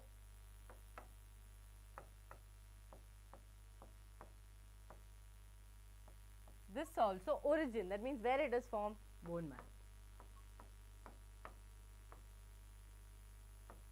Okay, then here maturation, where do they mature? They mature, this one matures again in the bone marrow, this one matures in the thymus. Clear to all of you? Matures in the thymus.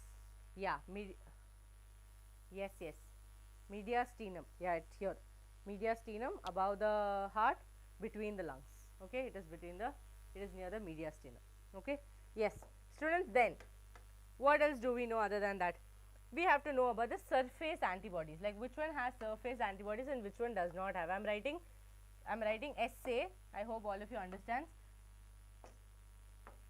Surface antibodies, who has surface antibodies, who does not have.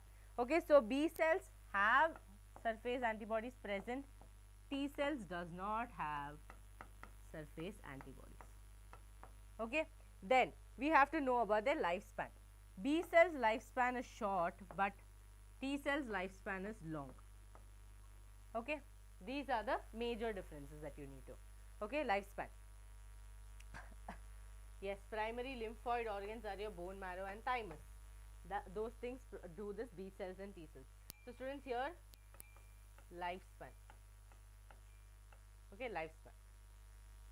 Yes, then this one has, who tell, B cells have one active type.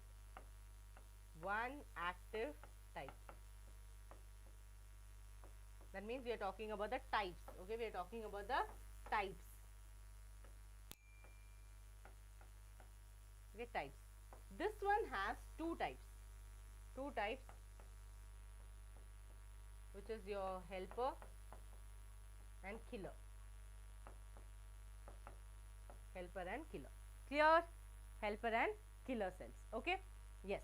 Now this is the major difference between your B cells and T cells. Okay.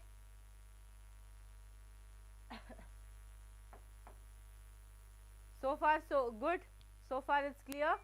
Students, is there anyone who has a doubt? Let me know quickly. Okay, students, now that we understood about B cells and T cells, you need to understand about your primary lymphoid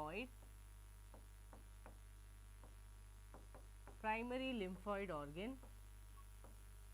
Okay, now when we talk about your primary lymphoid organ, we have two which we just studied, your thymus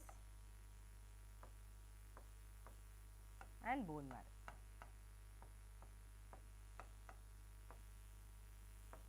So imagine this is the first Police Academy where these people are preparing themselves, right, where they are forming themselves. So B cells and T cells are formed in the thymus and the bone marrow, and when they come to your secondary, right, when they come to your secondary lymphocytes or your secondary lymphoid organs, students, understand, they are, many are there, spleen, tonsils. Okay, we have lot of, what do I say, we have so many secondary organs, right, spleen is there, your lymph nodes are there, Peyer's patch is there. Okay, lymph nodes are there.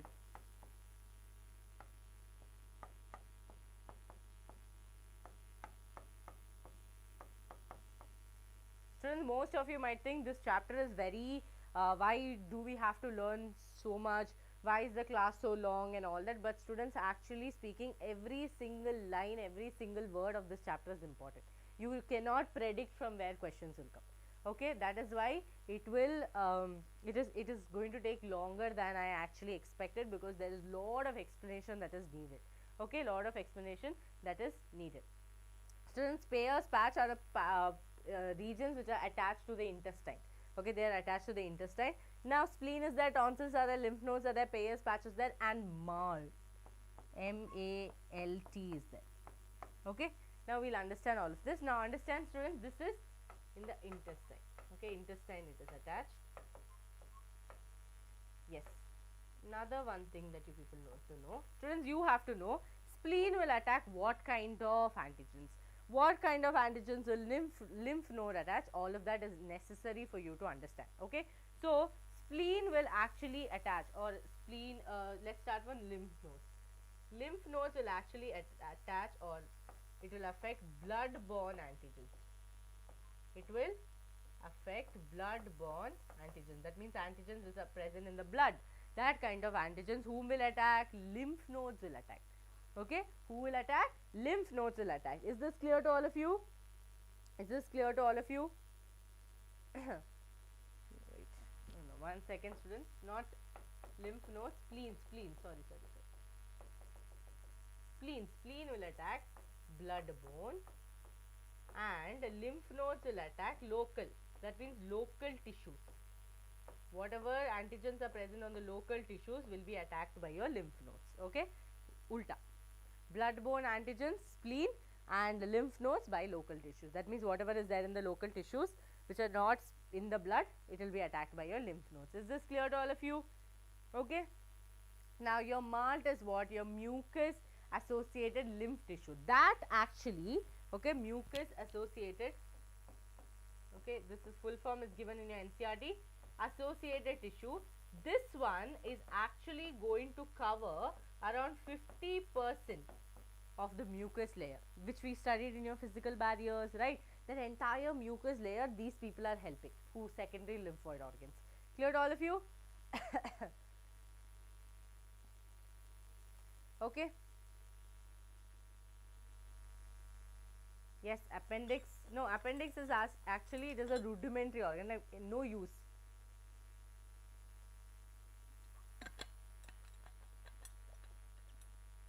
Thank you, Gautam. Okay, students, they say that thymus is large at birth and it reduces at puberty. Okay, so they say, if I have to talk about thymus, they say thymus, okay, is large at birth, like during birth or at birth, and then its size reduces. Okay, size reduces during puberty. Okay, this is what is mentioned in your NCERT that I am writing. Okay, thymus is large during birth and the size reduces at puberty. Clear to all of you? Okay, clear to all of you? Now that you understood secondary and primary lymphoid organs, now we will understand acquired immunity, types of acquired immunity. Okay, types of acquired immunity, students. See, we have two types. Humoral. Okay, we have two types. First one is Humoral. Humoral. It's not humor, it's humoral. And this one is cell mediated. Okay, humoral, that means not like, oh, it has high humor sense. No, humoral means your liquid, fluid part. It affects the fluid part. Okay, and then cell mediated means definitely understood. No, cell mediated. Okay, students, 1 second.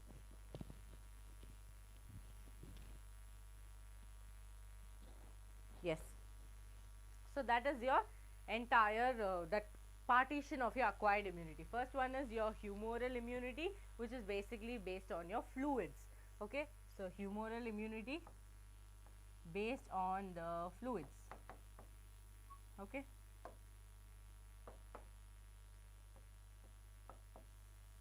fluid.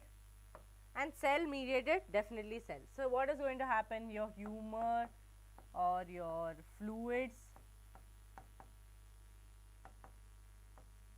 right? To that, what is going to happen, students?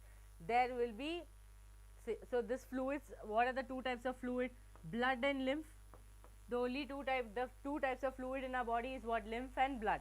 So we are going to talk about blood. So the humoral immunity works like this: fluid, that means blood. Now to the blood, what is going to happen? To your blood, the B cells will be there in the blood. Okay, so look here, all of you. Simple, students, this is your blood stream. Okay, this is your blood stream. Imagine in the blood there is a antigen, one foreign particle has entered. Now who is going to attack? B cell is going to attack that antigen. So B cell will be the bullet for that terrorist who entered into the RBC. Clear to all of you? Yes? Yes, humoral antibody mediated. So students, this B cell will attack whatever antigen has entered the bloodstream. Is this clear to all of you? So this B cell acts like a bullet. Okay, this is like a soldier's life story we are telling. Okay, it is very relatable because we are talking about how vigilant and alert our body is, just like the soldiers, and how fast they attack the antigens that come from outside, right? Even soldiers are so vigilant, they're so alert, they do not sleep, they always protecting us, right? So we all can sleep peacefully, right? So same way our immune system also is like that. You sleep peacefully, I will do all the killing inside, right? I will do all the protection for you. That job is done here. Okay, fine. Okay, that is understood. If that is understood, let's go to cell mediated. Yes or no? It's also called as antibody mediated immunity. Antibody mediated immunity. Okay, yes. So students, now that we know this B cells are there are actually, I told you, only one active B cell is there, but there is two types of B cells. Okay, let's just understand that also. So I'll draw this later. Okay, so blood, B cells, okay, and it will attack the antigen.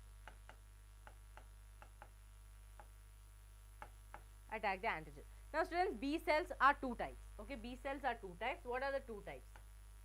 Two types are, one is called a memory cell, one is called a plasma cell.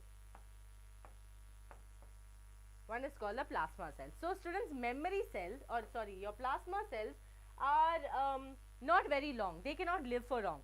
4 to 5 days they live. What do? But they are very specific. What are they?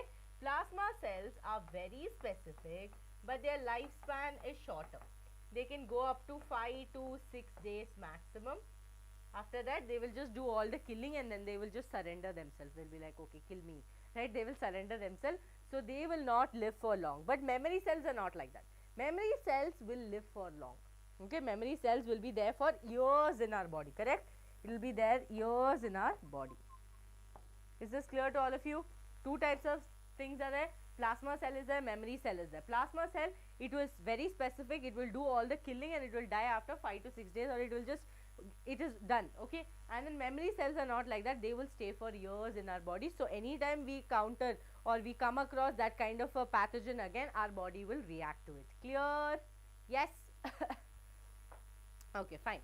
Then when we talk about cell mediated is actually done because of our T cell. Okay, cell mediated immunity is because of our T cell. Our your antibody mediated is done by your B cell, and here this is done because of your T cell. Okay, T cell. Now students, T cell. How many types of T cells do you know? There are actually 4 types of T cells. 4 types of T cells. we have TK cells. You want me to write it in another page?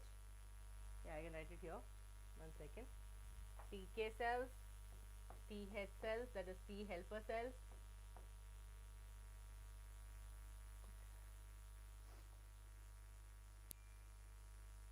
Yes, its lifetime is small. See Srinath, look here. Plasma cell is specific, okay, but it does not have longevity. It does not have longevity. That means what? This becomes the active stage. Then only memory cells are there. That means once they come back, then they will fight. But they are also for years. That kind of what do you tell? That kind of activeness is not there compared to the T cells. That is why this one's lifespan is short and they have only one active phase. That is this one. This is not doing any starting stage of that. Like how if a terrorist enter that starting stage, this is not done. If a terrorist enters again, then they will do something, right? So that is what it is. Clear to all of you? Very good. 4 stages are there. What are the 4 stages? We have TK cells, that is your killer cells, helper cells, and then we have what? Your T sub, that is your suppressing cells, and then T. Okay, this I'll write it in the next page, students. Let's quickly write it. All of you are with me? Sleepy? Sleepy? Okay. Yes. Okay. Students, so we have 4 types. We have 4 types of T cells, and understand cell mediated immunity is because of all the 4 types of cells. Okay. First we have TK cells, that is T killer cells. What do they do, students? Kill, right? T head cells, they are helper cells. They will help. Whom and all will they help? They will help this person also. They will help the adjacent killer cells also. They will help the B cells also. They will help the B cells also. Okay, do not forget, T helper cells will also help the B cells. Will also help the B cells for that antibody immunity. Okay, antigen antibody immunity. Now, other than that, we have T. Okay, T's. I'm only writing the names which is required for you people. Okay. T suppressor cells,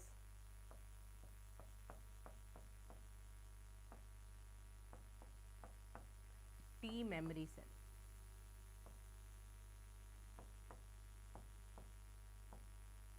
T memory cell. Okay, T memory cell. So these 4 people, who are they?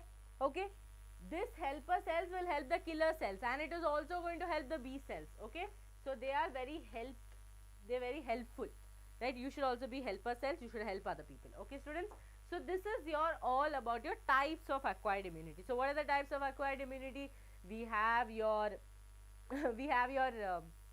from innate immunity. If you see, we saw innate immunity, we saw acquired immunity. Again, when we came to acquired immunity, we saw cell mediated and antibody mediated, or humoral immunity. Humoral immunity means anything to do with the fluids.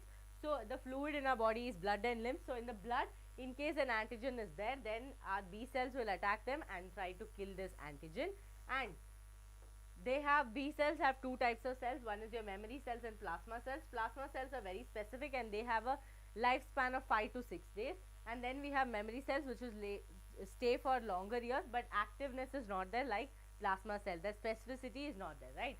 Cell mediated immunity is because of the T cells, and there are 4 types of T cells: K, H, SUP and memory cells. And these 4, out of which this T head cells actually helps the B cells. Okay, clear all of you? Any confusion? No, right? Very good. T helper cells, memory cells, suppressor cells. Good job. Okay, students, your T killer cells actually helps in your graft rejection.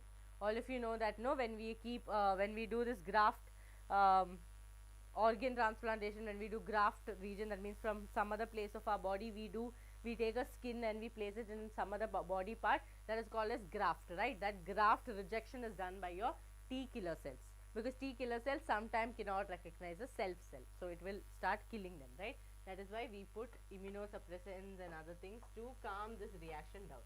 So it does graft rejection.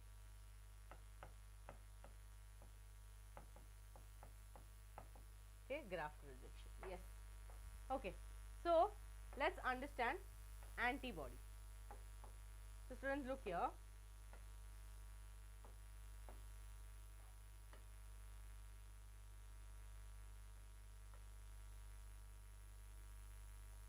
I want all of you to draw as well.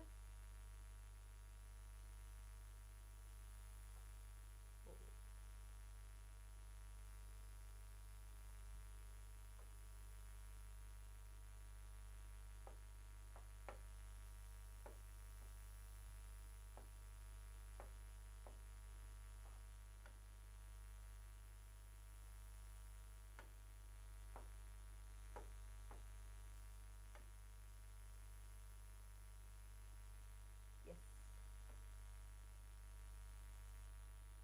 Students, antibody done. Okay, look here. This is an antibody. It is made up of glycoprotein. That means what? It is made up of protein. Protein is made up of what? Amino acids. So this antibody is made up of, antibody is made up of glycoprotein. And what is protein made up of? Amino acids. Right? Protein is made up of amino acids. Right? So students, look here. There is amino acids, amino acid chain. This goes like this. You know that in biomolecules you would have studied, one end has NH2 group, another end has COH group, right? There is a free end, right? One in the NH2, one in the COH. Now we can call the starting end as N, and then we can call the down end as C end, right? N, N, C, C, C, N, N. Correct? Agreed all of you? There is a NH2 group, there is a COH group. So there is a starting N group, and then down we can call it as a C group, right? The NH2 group is called as N group, and then we have a C group. Now this is your antibody. Now we have something called as a heavy chain and light chain. Okay students, heavy chain and light chain. This longer, this continuous long chain which I have drawn is the heavy chain, and the small one which I have drawn is the light chain. Now I told you it is made up of glycoprotein. Protein is made up of amino acids. So that means what? This each line, this heavy chain and light chain also is made up of amino acids. So look here, heavy chain, okay, important, heavy chain is made up of around 440 amino acids. It's made up of around 440 amino acids. Then we have light chain, okay, which is made up of around 220 amino acids. It is made up of around 220 amino acids. Clear to all of you? Heavy chain is made up of 440, light chain is made up of 220 amino acids. Okay. Now students, in antibody, okay, you have to understand their structure is like this, right? It's like a Y, right? It's like a Y. Now when we talk about antibody, you should know that this top part, right? This top part, this region I am going to split it. Okay, here also I am going to split it. The portion where I drew the dotted lines,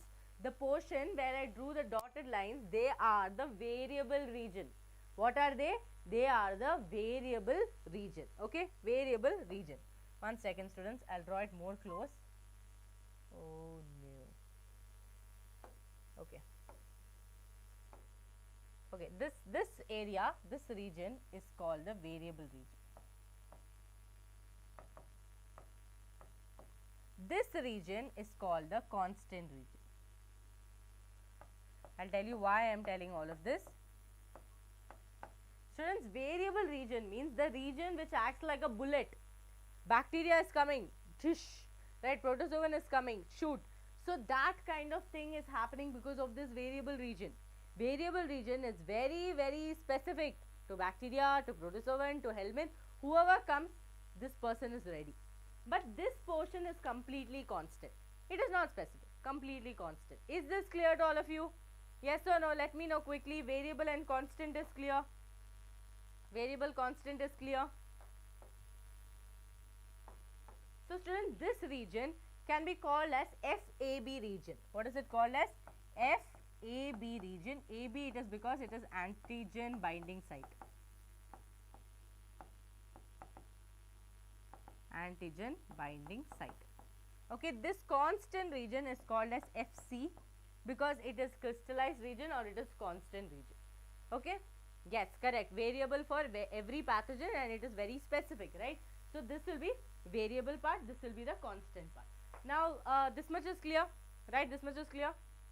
Now we have to understand the region, okay, important, the region where the antigen comes and attaches to the antibody.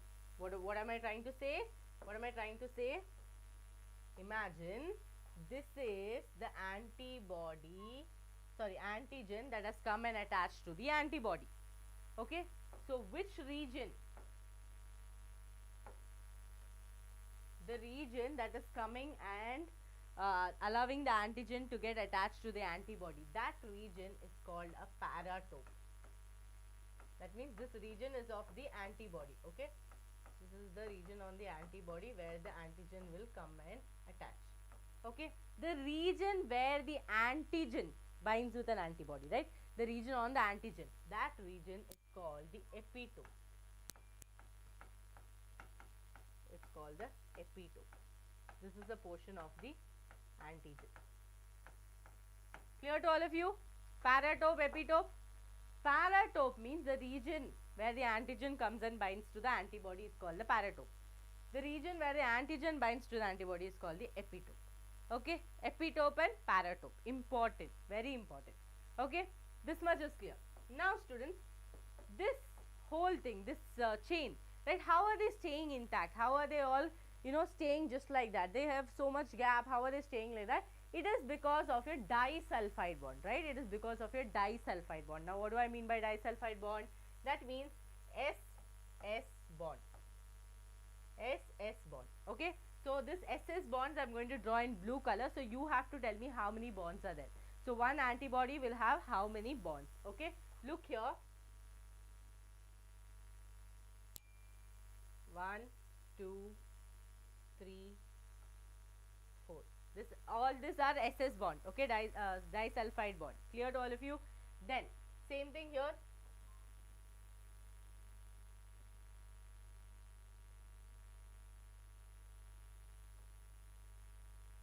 Same thing here, correct?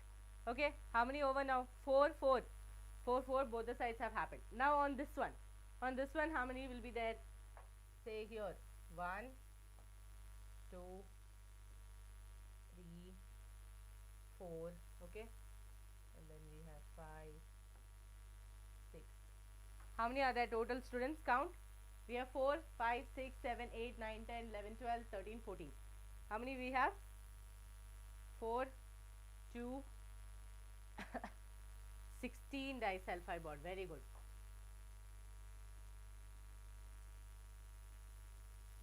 14 16.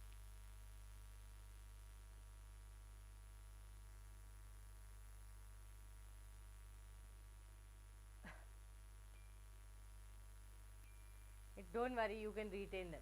You can retain them. Okay, so students, 16 bonds are here. Okay, so here we have how many? 1 2 3 4 5 6 7 8. 8 plus 8 8. Okay, here again 16 bonds are there, students. 16 bonds. Okay, I'll show you the diagram. See, look here. See this one. See, can you see? So students, here too also we have to draw bonds. Then it will be correct. Correct. Okay, here too students, 1 second. See, here too also we have to draw bonds. 1 2 3 4. Okay, now it's correct. 16 bonds. Okay, now it is 16 bonds. Correct, no doubt, right? 1 2 3 4 5 6 7 8 9 10 11 12 13 14 15 16. Okay, 16 bonds are there. So this disulfide bond, so one antibody will have 16 disulfide bonds. Clear to all of you? Clear to all of you? Yes or no? Yes. So I'm writing it here. Okay.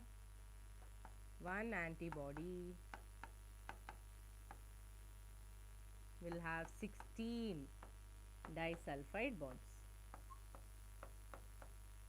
Yes, clear? Okay, done. Okay, this is how your antibody structure looks like. Okay, no students? Okay, done. Any doubts so far? Okay, students, tell me, one antibody will have how many paratopes? One antibody, how many paratopes? Very important question. One antibody, how many paratopes?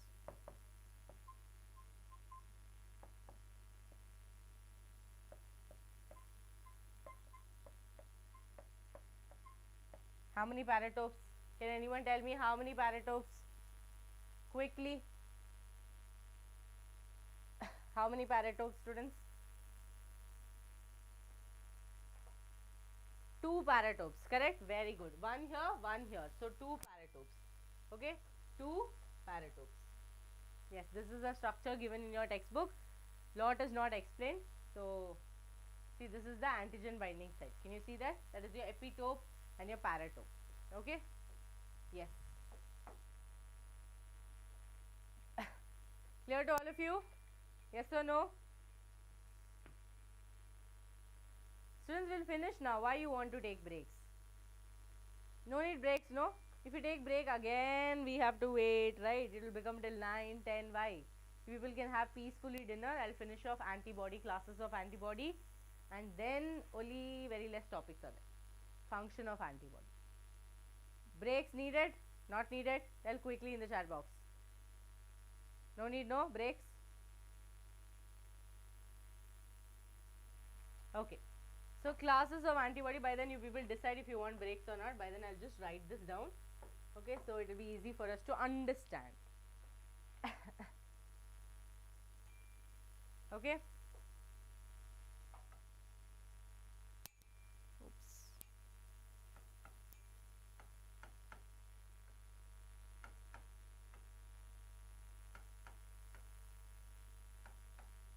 Yes. Yes, no need. Very good.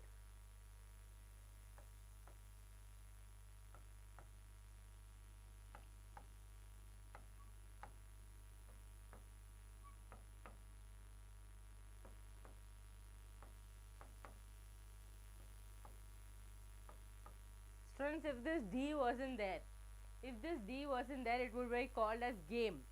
See here, G-A-M-E, game, correct?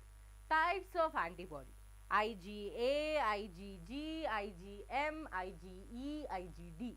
Okay, that means what is Ig? Immunoglobulin. Okay, immunoglobulin. Are you all with me? Bored?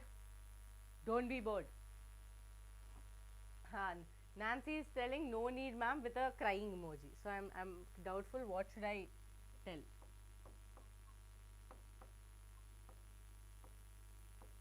Immunoglobulin.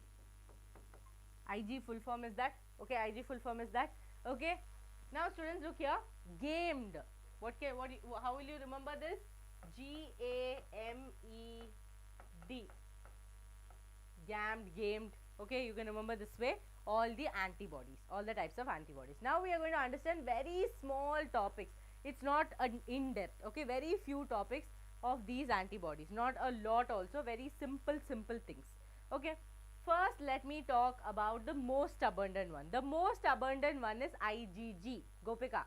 IgG, Gopika. Okay, so IgG is the most abundant immunoglobulin. Okay, most abundant. Then who is the second abundant? IgA is the second abundant immunoglobulin. Okay, clear to all of you? Who is the most abundant? IgG. Who is the second most abundant? IgA. Clear? Yes, very good. Okay, very good. Now students, okay, now students, how many percent also we will write? Okay, this is around 75%. Okay, and this is around 15% to 20%. 15 to 20%. Okay, then what else do we know about these people? What else do we know? Students, this is who tell? IgA. Okay, IgA is a dimer. IgA is a dimer. What do I mean by a dimer? This is a dimer.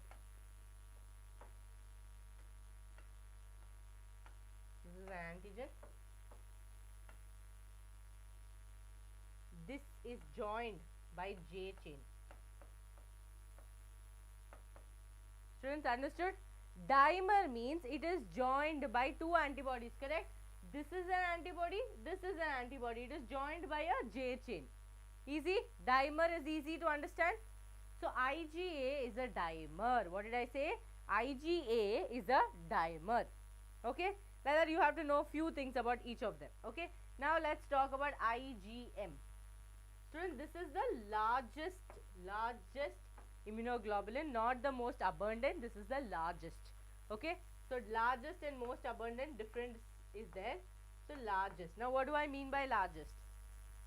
Okay, largest in size I can tell. That means, oh no, wait, I'll draw it for you again.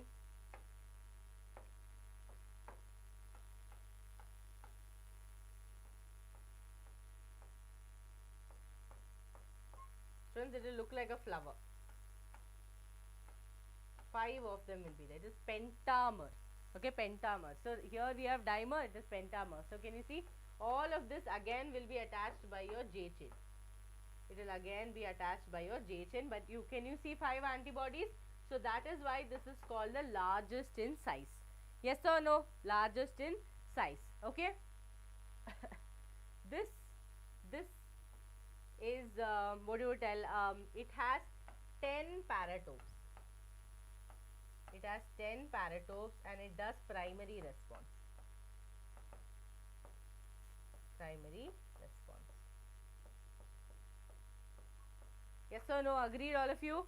And then we have IgE. IgE is going to do your allergic reaction. It's going to help during your allergic reaction. Okay. Then we have whom did we leave? We left your IgD. Right? We left IgD. Students, IgD also you just have to know it is membrane bound. Okay. You don't have to know a lot about all of them. But whatever you have to know, I'm telling, it is membrane bound. Got it, all of you? Membrane bound.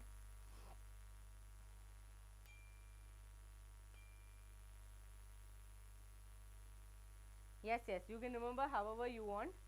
Okay, it is up to you. No problem. No problem. Okay, yes.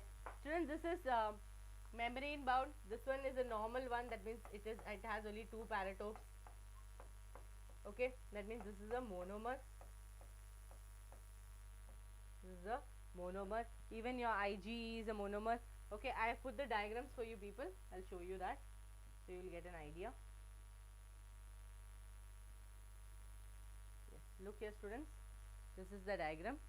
See, this is your IgG, IgM, IgD, IgA monomer. No, this one, IgA. Okay. Secretory IgA, and then we have your IgM pentamer. Okay, so if you see here, 2 of them are attached. There you can see 5 of them are attached. Okay, there is IgA monomer also. There is IgA, the secretory part also. How much notes have we written? Did you see? Students, did you all write notes with me, or only I wrote notes? Did only I write notes, or even you people wrote notes?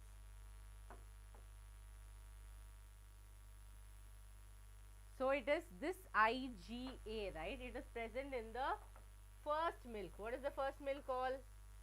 Colostrum, right? It is present in the first milk of when the baby is born, when the mother gives the first milk, right? The yellow color milk, no? In that the IgA is present.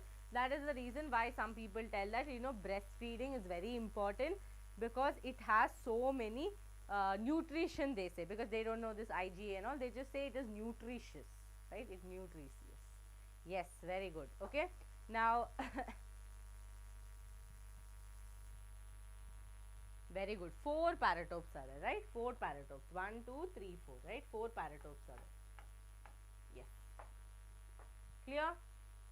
Students, now we'll just understand how do these antibodies actually function. Right? How do these people actually do all the tasks? There should be some way. There should be some method. Right? Some method should be there. So that method, right, that method is what you are going to understand under the functions. Okay. So first one is your agglutination. That means, students, you just become clingy. You just catch that person and then it will be like, no, I won't leave you until I kill you, right? Agglutination. So that is what this NK cells and all of them do. They will attach to the antigen and they will kill them until that they will bind to them. They will not leave. They will not leave until they die. Some of them eat also, they are right. Some of them eat. They can even consume them, which is called as opsonization. Opsonization. Third one is neutralization. Neutralization. Okay, last one is complement mediated. Complement mediated response. So in this also you don't have to know in depth, you just have to know these are the ways. Okay. These are the ways. So agglutination, that means you attach, you bind to that the antigen, you don't let them go. Until you kill them, you don't let them go, right? And then opsonization, you eat them also. After you kill them, you eat them. Okay, neutralization, you neither stop their their function, and you just neutralize them. They will not be able to do anything else. Okay, complement mediated response is again a very antigen antibody specific one. Kill and finish types of a method. Okay, you don't have to do okay, you don't have to know the in depth. Students, now we will understand. So is that clear? Is that clear to all of you? Okay, this was clear. All the types of antibodies, 5 types are there. The way to remember is gamed. Okay, and then a monomer, dimer, then function, the attach, kill, eat, neutralize. Okay, that type. And then students, today, as of today, we will stop till here. Okay, only from active, passive and allergens we will start the next class. Okay, because next class again we have AIDS and cancers and drugs. I don't know if we will get over in one more class. Let's see, we will try to finish it in one class. Okay, so here we will understand what is primary and secondary immune system. That means primary means it is like, students, simple. Okay, imagine there's this one child, okay, who is born. Okay, who is born. This child happened to count one pathogen when it was 2 years old. Now 2 years old baby will definitely have immune system. It will definitely try to kill the pathogen. Yes or no? It killed the pathogen. But the body has a tendency to keep the memory. So the body remembered the pathogen. After 2 years, then it came again when this child was 18 years. Will it actually kill? Yes, it will kill. Correct? Why? Because this memory cells are there. Memory cells will remember, oh, this fellow had come when this child was 2 years old. Again this fellow is coming when it is 18 years old. So I will definitely kill him. Correct? Understood all of you? So this becomes what? This becomes what? The first response is your primary response. Correct? That means at first when you wanted to kill this pathogen, you used 10 of the antibodies. When it comes the second time, secondary immune response, when the pathogen comes the second time, that time you will use 10 lakhs antibodies. 10 lakhs antibody to kill the same pathogen. Is this clear? Is this clear? Yes or no? So students, look here. First time when the pathogen came, we used 10 antibodies to kill it. Second time the same pathogen came, we had memory cells. So we already knew that this one was going to come. So we used 10 lakhs. So secondary is a more strong one, and the uses much more antibodies, but the first one is the slow one, but it is longer, right? It is longer. Clear to all of you? Yes or no? Yes.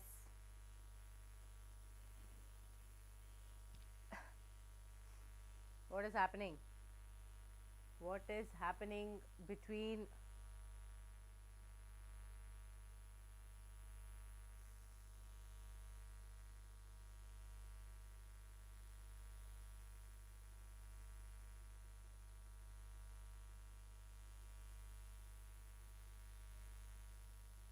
Yes, students, the main reason why I will stop the class soon is because of the buzzing sound, and that's why we will just fix it tomorrow and we will have a class. You do not worry about the timings and all that. We will definitely make schedules and we will definitely finish the chapter for you people. It might take some 2-3 days time, but we will definitely, okay.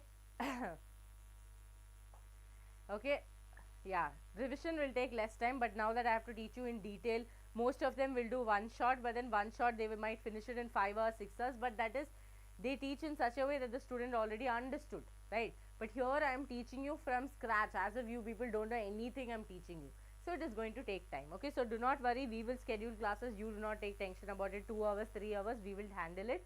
Only your concern is to come every class, finish all the parts and go. Okay students, yes, primary response clear. 2 years the pathogen came. When the child was 2 years it came, that was primary. Again when it came, it became secondary, strongest, right? So we will just write some difference. Okay, students, Wednesday, Praveen, Wednesday will be the next class. Okay students, so look here, it comes during the first time. Okay, during the first time, and then it is not very strong, it is weak. It is not very strong, it is weak. Okay, weak. Clear to all of you? Good things take time. Wow, Sanvi, wow. Okay, takes longer time.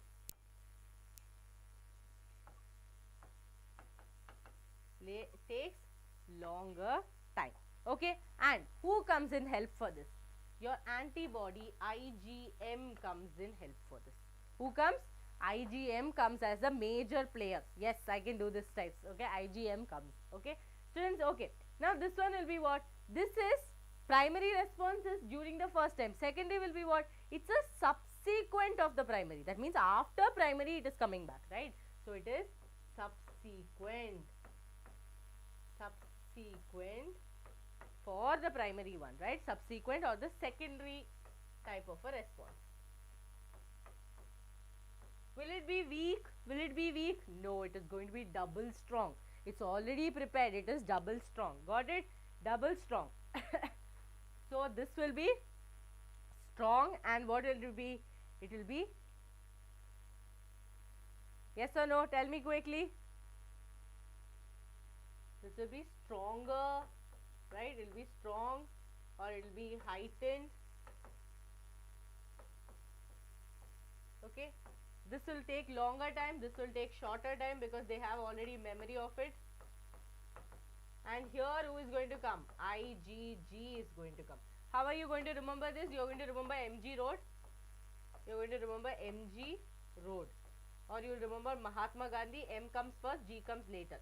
Okay, M comes for primary, G comes for secondary. Yes, got it. MG Road, or what did I tell? Mahatma Gandhi, anything you can remember.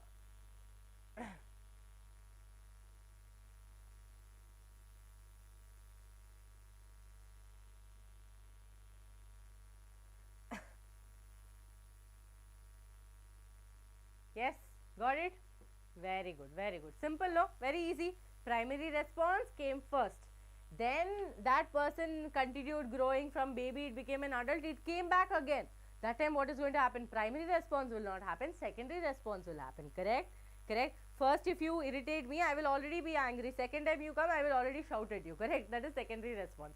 Primary response is, oh, chota bacha is just irritating me. Then again when this comes back, I will get very irritated. Correct? Yes or no?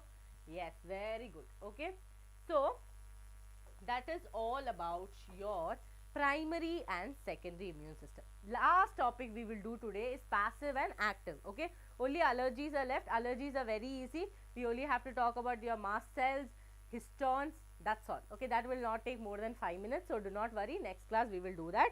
Okay, and we have AIDS and cancer. We will see drug abuse, maybe we will keep it one more session separately. Do not worry, I will finish this chapter next week itself. Okay, do not cry and be like, oh ma'am didn't finish the chapter and all. I will definitely teach you AIDS and cancer because it's a very important topic. Drug abuse we can keep it for later also, no problem, because questions mostly come from these topics, right? Drug abuse, even if some question come, you will be able to answer very quickly. Okay, students, active and passive. See, active and passive, I will tell it in simple words. Active means some kind of antibody is into the, like given to the body, it is not ready made. What did I say? I ordered food from Swiggy. Swiggy, that fellow made the food. He made it. How did he make it? He made it. I am eating it. Ready made. Correct? Ready made. Now at the same time, if I am only cooking and eating, that is not ready made. So when I cook and eat, it becomes active. When I am buying it from Swiggy, it becomes passive. Is this clear to all of you? Is this clear to all of you? Yes, yes, I am starting neural control and coordination, again human physiology. I also put a poll on my telegram, Gopika, Biology by Gopika. You can join that telegram, as well as Vedantu NEET English telegram. I have added polls on it, which chapter you people wanted. Most of you chose neural control and coordination. So I thought, okay, I'll start that chapter first. Again, that is also a very long chapter, so we have to see how much time it will take. Okay, students, because keeping 7 hours, 8 hours, the thing is that your brain capacity reduces. Okay, and especially when it is bio, when it's a lot of theory, it is very difficult for you to retain it in your head. And I am sure later you will not watch a recorded session. You will tell, yes ma'am, I will watch, and you will not watch. That is why we are making sure to keep it 4 hours to 5 hours maximum, you know, and then maybe take one more part. Okay. Okay, students, look here. Is this clear? Active and passive. Active means when I am cooking my own food and I am consuming it. Passive means I am buying ready-made food. Okay. So focus here and try to understand, students. I am going to read your NCERT. Okay. So when a host is exposed to an antigen, that means any pathogen, which may be in the form of a living or a dead microbes, or other proteins, antibodies are produced in the host body. That means whenever we are vaccinated, what is given to us? A weakened antigen is given, or a heat killed antigen is given, right? Right. Vaccine does not mean that it is going to give you the antibody. It is giving you a weakened antigen, so the body itself makes the antibody. Correct? So what are they trying to say? When such a kind of exposure happens, what do our body does actually? Okay. So it produces its own proteins, and antibodies are produced in the host body. This type of immunity is called active immunity. That means when an antigen is introduced into my body itself makes the antibody for it. No tension. No tension. I make my own food. Okay. Now, active immunity is slow. Active immunity is slow. Why? Because I am making the own food. It will take time. I have to chop onions. I have to cry for 2 hours after that. Then I have to take carrot. I have to take I don't know what and all things. I have to check 100 YouTube videos. Then only I will make my own food. Right. So it is going to be slow. Students, please don't write this in the exam. Please. This is only for you to remember. Okay. Slow and take time to give its full effective response. That means for the complete taste of my food to come, it will take some time. Okay. Now, I am actually telling about my own cooking skills. Now, injecting the microbes deliberately during immunization or infectious organism gaining access into the body. Students, lot of grammar they will use in NCERT. Simple. Here what they are telling is, imagine I want an anti-venom. What do I want? Snake has bit. Snake bit. I want anti-venom. But I cannot inject the snake poison into my body and wait for the antibody to come. So I will use someone. I will use a ready-made person, right? Same way, I will use horse. I will use a horse. Okay, I will use a horse. I will inject snake venom into it, and I will form anti-venom. I'll form anti-venom. Now this anti-venom, I will use it to cure from the snake bite that I got. Ready-made or not? Ready-made or not? Yes or no? Ready-made or not? So that kind of a ready-made antibody, when I buy from somewhere and just keep it inside my body, is called passive immunity. Is this clear to all of you? Is this clear to all of you? Look here. Ready-made antibodies are directly given to protect the body against foreign agents. It is called as passive immunity. Yes, they are so busy about my cooking joke, they are only sitting and laughing. Students, at least tell yes or no. Did you understand? Did you understand? Full ma'am is crying for 2 hours out of a topic on it. They are imagining, oh, ma'am will be crying like this, ma'am will be cooking like this. Focus. Okay, students, very important topic, active and passive. Okay, so active, clear. Passive, I am using another organism. It could be an animal, it could be a human, any other organism. I am injecting the antigen into that body, making the, it will form the antibody. That antibody I will take it and I will cure the disease. Got it? That is ready made. That is called as passive immunity. Okay. Do you know why mother's milk is considered very essential for the newborn babies? Why? Because it is a kind of active immunity. It is formed from mother. It is not formed artificially. It is formed naturally. The baby is taking in, it still remains active immunity. Very, very important concept, students. They can ask you direct question, is colostrum an active immunity or a passive immunity? You will say active immunity. Why? Because the mother is not making it ready made. The mother is making it by itself. Right? Mother is making it by itself. I am not injecting an antigen into the mother's body. Mother is making it naturally. That is called as natural active immunity. Okay, that is called as natural active immunity. This becomes what? Artificial. This is artificial passive immunity. Yes, yes, horse example is true. Horse example is true. Okay, so students, look here. The yellowish fluid called the colostrum secreted by the mother during the initial days of lactation has abundant antibodies, which is IgA. We just spoke about it, to protect the infant. Okay, the fetus also receives some antibodies from their mother through the placenta. Again, natural active immunity.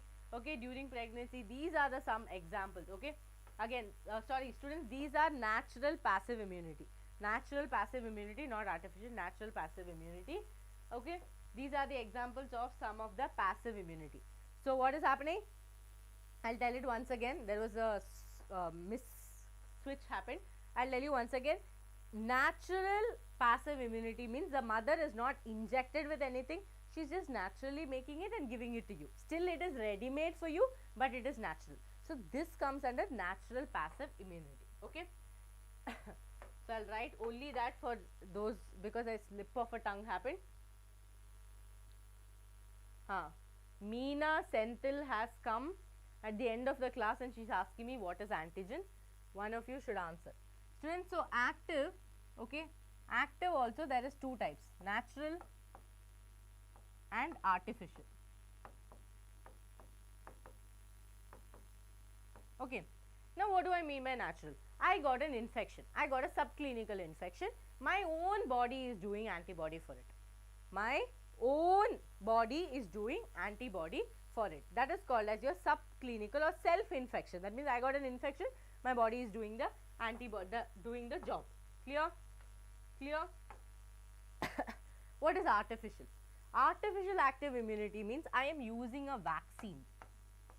I am using a vaccine. That means I am using a weakened, okay, I am using a weakened antigen. Okay, I am using a weakened antigen, or I am using a vaccination where the heat kill one is giving me the antibody. Okay, here natural mein it is basically a subclinical infection. Subclinical infection.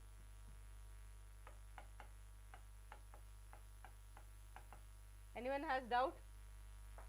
Students, here also passive also has natural, like your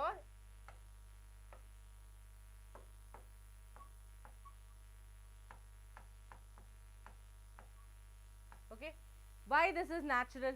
Why this is natural? Why? Because okay, it is natural because the mother is making it, but I am not injecting any antigen to the mother. It is made naturally by the mother, but it is coming ready made for the baby. It's coming ready made for the baby. So because it is coming ready made to the baby, we call it under the passive immunity. Clear to all of you? Clear to all of you? Anyone has any doubts? Anyone has any doubts?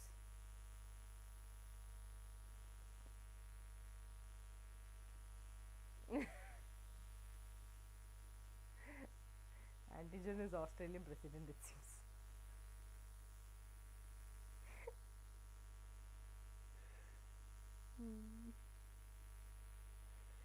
One second. Yes, students, clear? Clear, yes or no? Yes or no?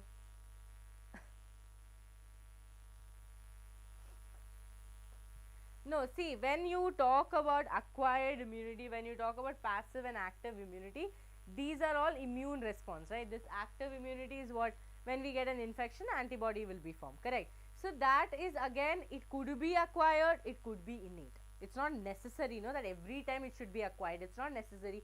Sometimes even if we have got it in the starting, right? If say NK cells, all those come under cellular barrier. So that time if any infection has come, still it can come under innate, right? So when you put it under acquired immunity, it becomes very, very confusing. Okay, students, so this has become ready made for the child. This is the reason why we call it passive. This is a little confusing topic. Why? Because I'll tell you why it's confusing. It's mainly because of the vaccination, because here they put vaccination. This is weakened antigen enter our body and antibodies are formed for us only. That is the reason this is coming under active. Most of the students have asked me, ma'am, why not vaccination come under this one? Because we are injecting something. But students, we are injecting something and we are not taking it out, right? We are using it for what? We are using it for our body itself.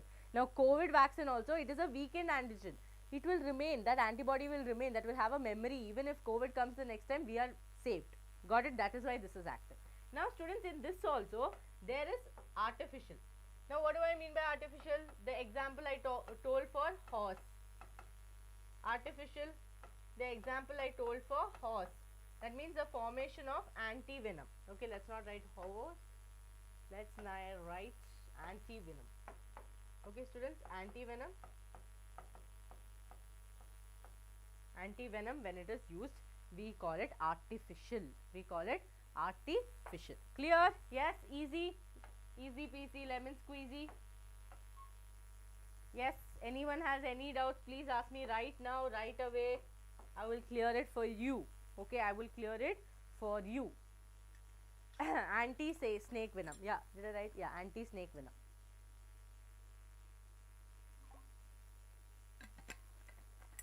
Okay.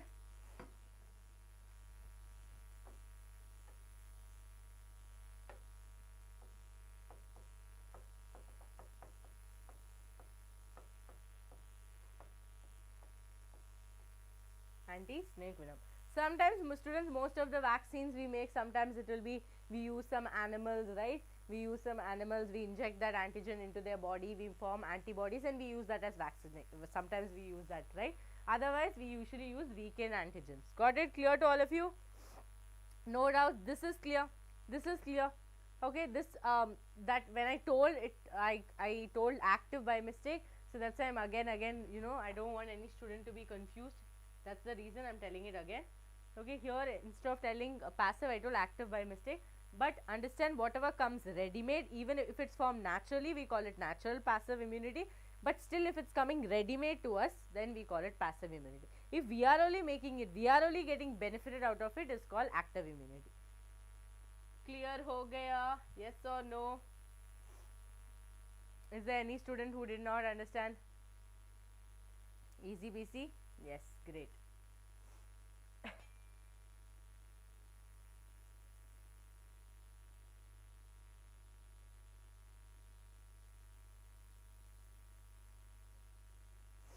Students, even the placenta one also, you can use it as an example for your this one, right? When you use natural, you can also use here IgA is coming. Okay, here IgM is coming from placenta of the mother. That is also natural passive immunity. Okay, done? Done? Yes, great. Yes, then we have only disorders, right? We have only disorders. Vaccination and immunization is this only. This is the explanation for that. You can check on the NCERT as well. And then we have allergies, where we have to talk about your mast cells and you have to talk about your histones. Okay, that will be done. Okay. Yes, that is Shena, I just explained that why vaccination comes under active immunity. I just mentioned. Okay, you're asking me the same thing.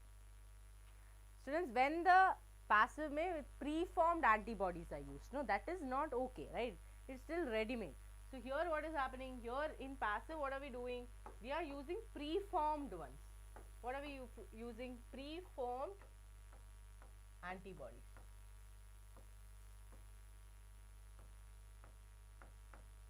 This is not that way. Here we are putting antigen and we are waiting for antibody to form, right? Here we are using pre-formed antibodies, which is not okay. Clear to all of you? Yes or no? Response is slow.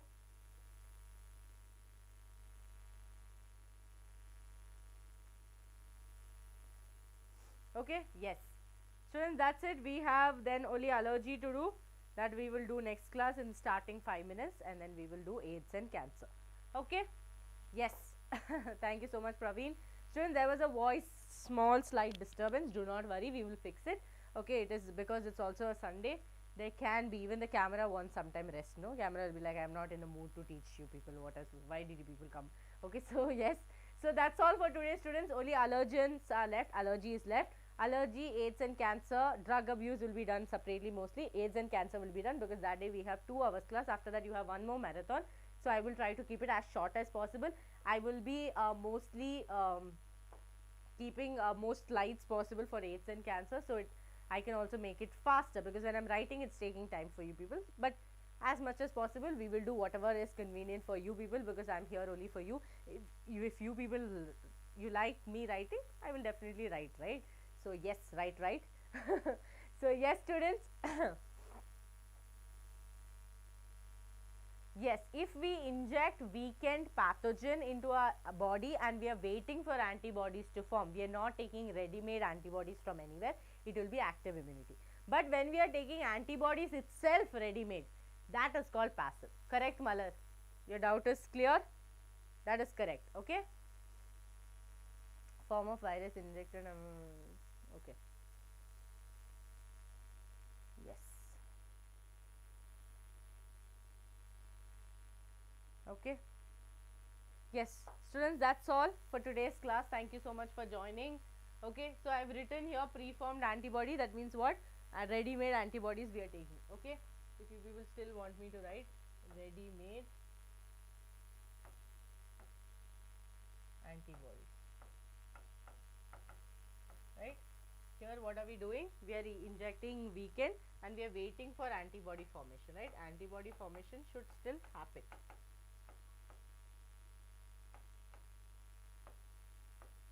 Formation should happen within our body. Clear? Yes. So thank you so much for joining. See you all soon. I hope all of you had a happy Sunday and let me know in the comments how did you feel about this class. And do not forget to like the session, share the session, and also join my Telegram channel as well as Vedantu NEET English Telegram channel. My Telegram channel is Biology by Gopika and Vedantu NEET English. Okay, see you all students. Happy Sunday. Have dinner, sleep peacefully. Be ready for tomorrow's marathon as well. Okay, thank you so much, and we will complete this chapter on Wednesday most probably, excluding the drug abuse, because drug abuse again will take some more time. So depending on the time slots we will be doing it. Okay, thank you so much. Bye. Yes. Okay, students, next class we will have a rapid fire. This class we will not have a rapid fire because there's so much that we did. Brain retention power only is going to break. So next class we will have a rapid fire or a quiz, and anyway you will be answering the quiz also in the mock test. Next mock test, this will be the chapter for you for the next coming Sunday's mock test. You will have human health and diseases, and I will also put some quizzes on my Telegram channel as well. Okay, yes, thank you students, thank you so much. Bye.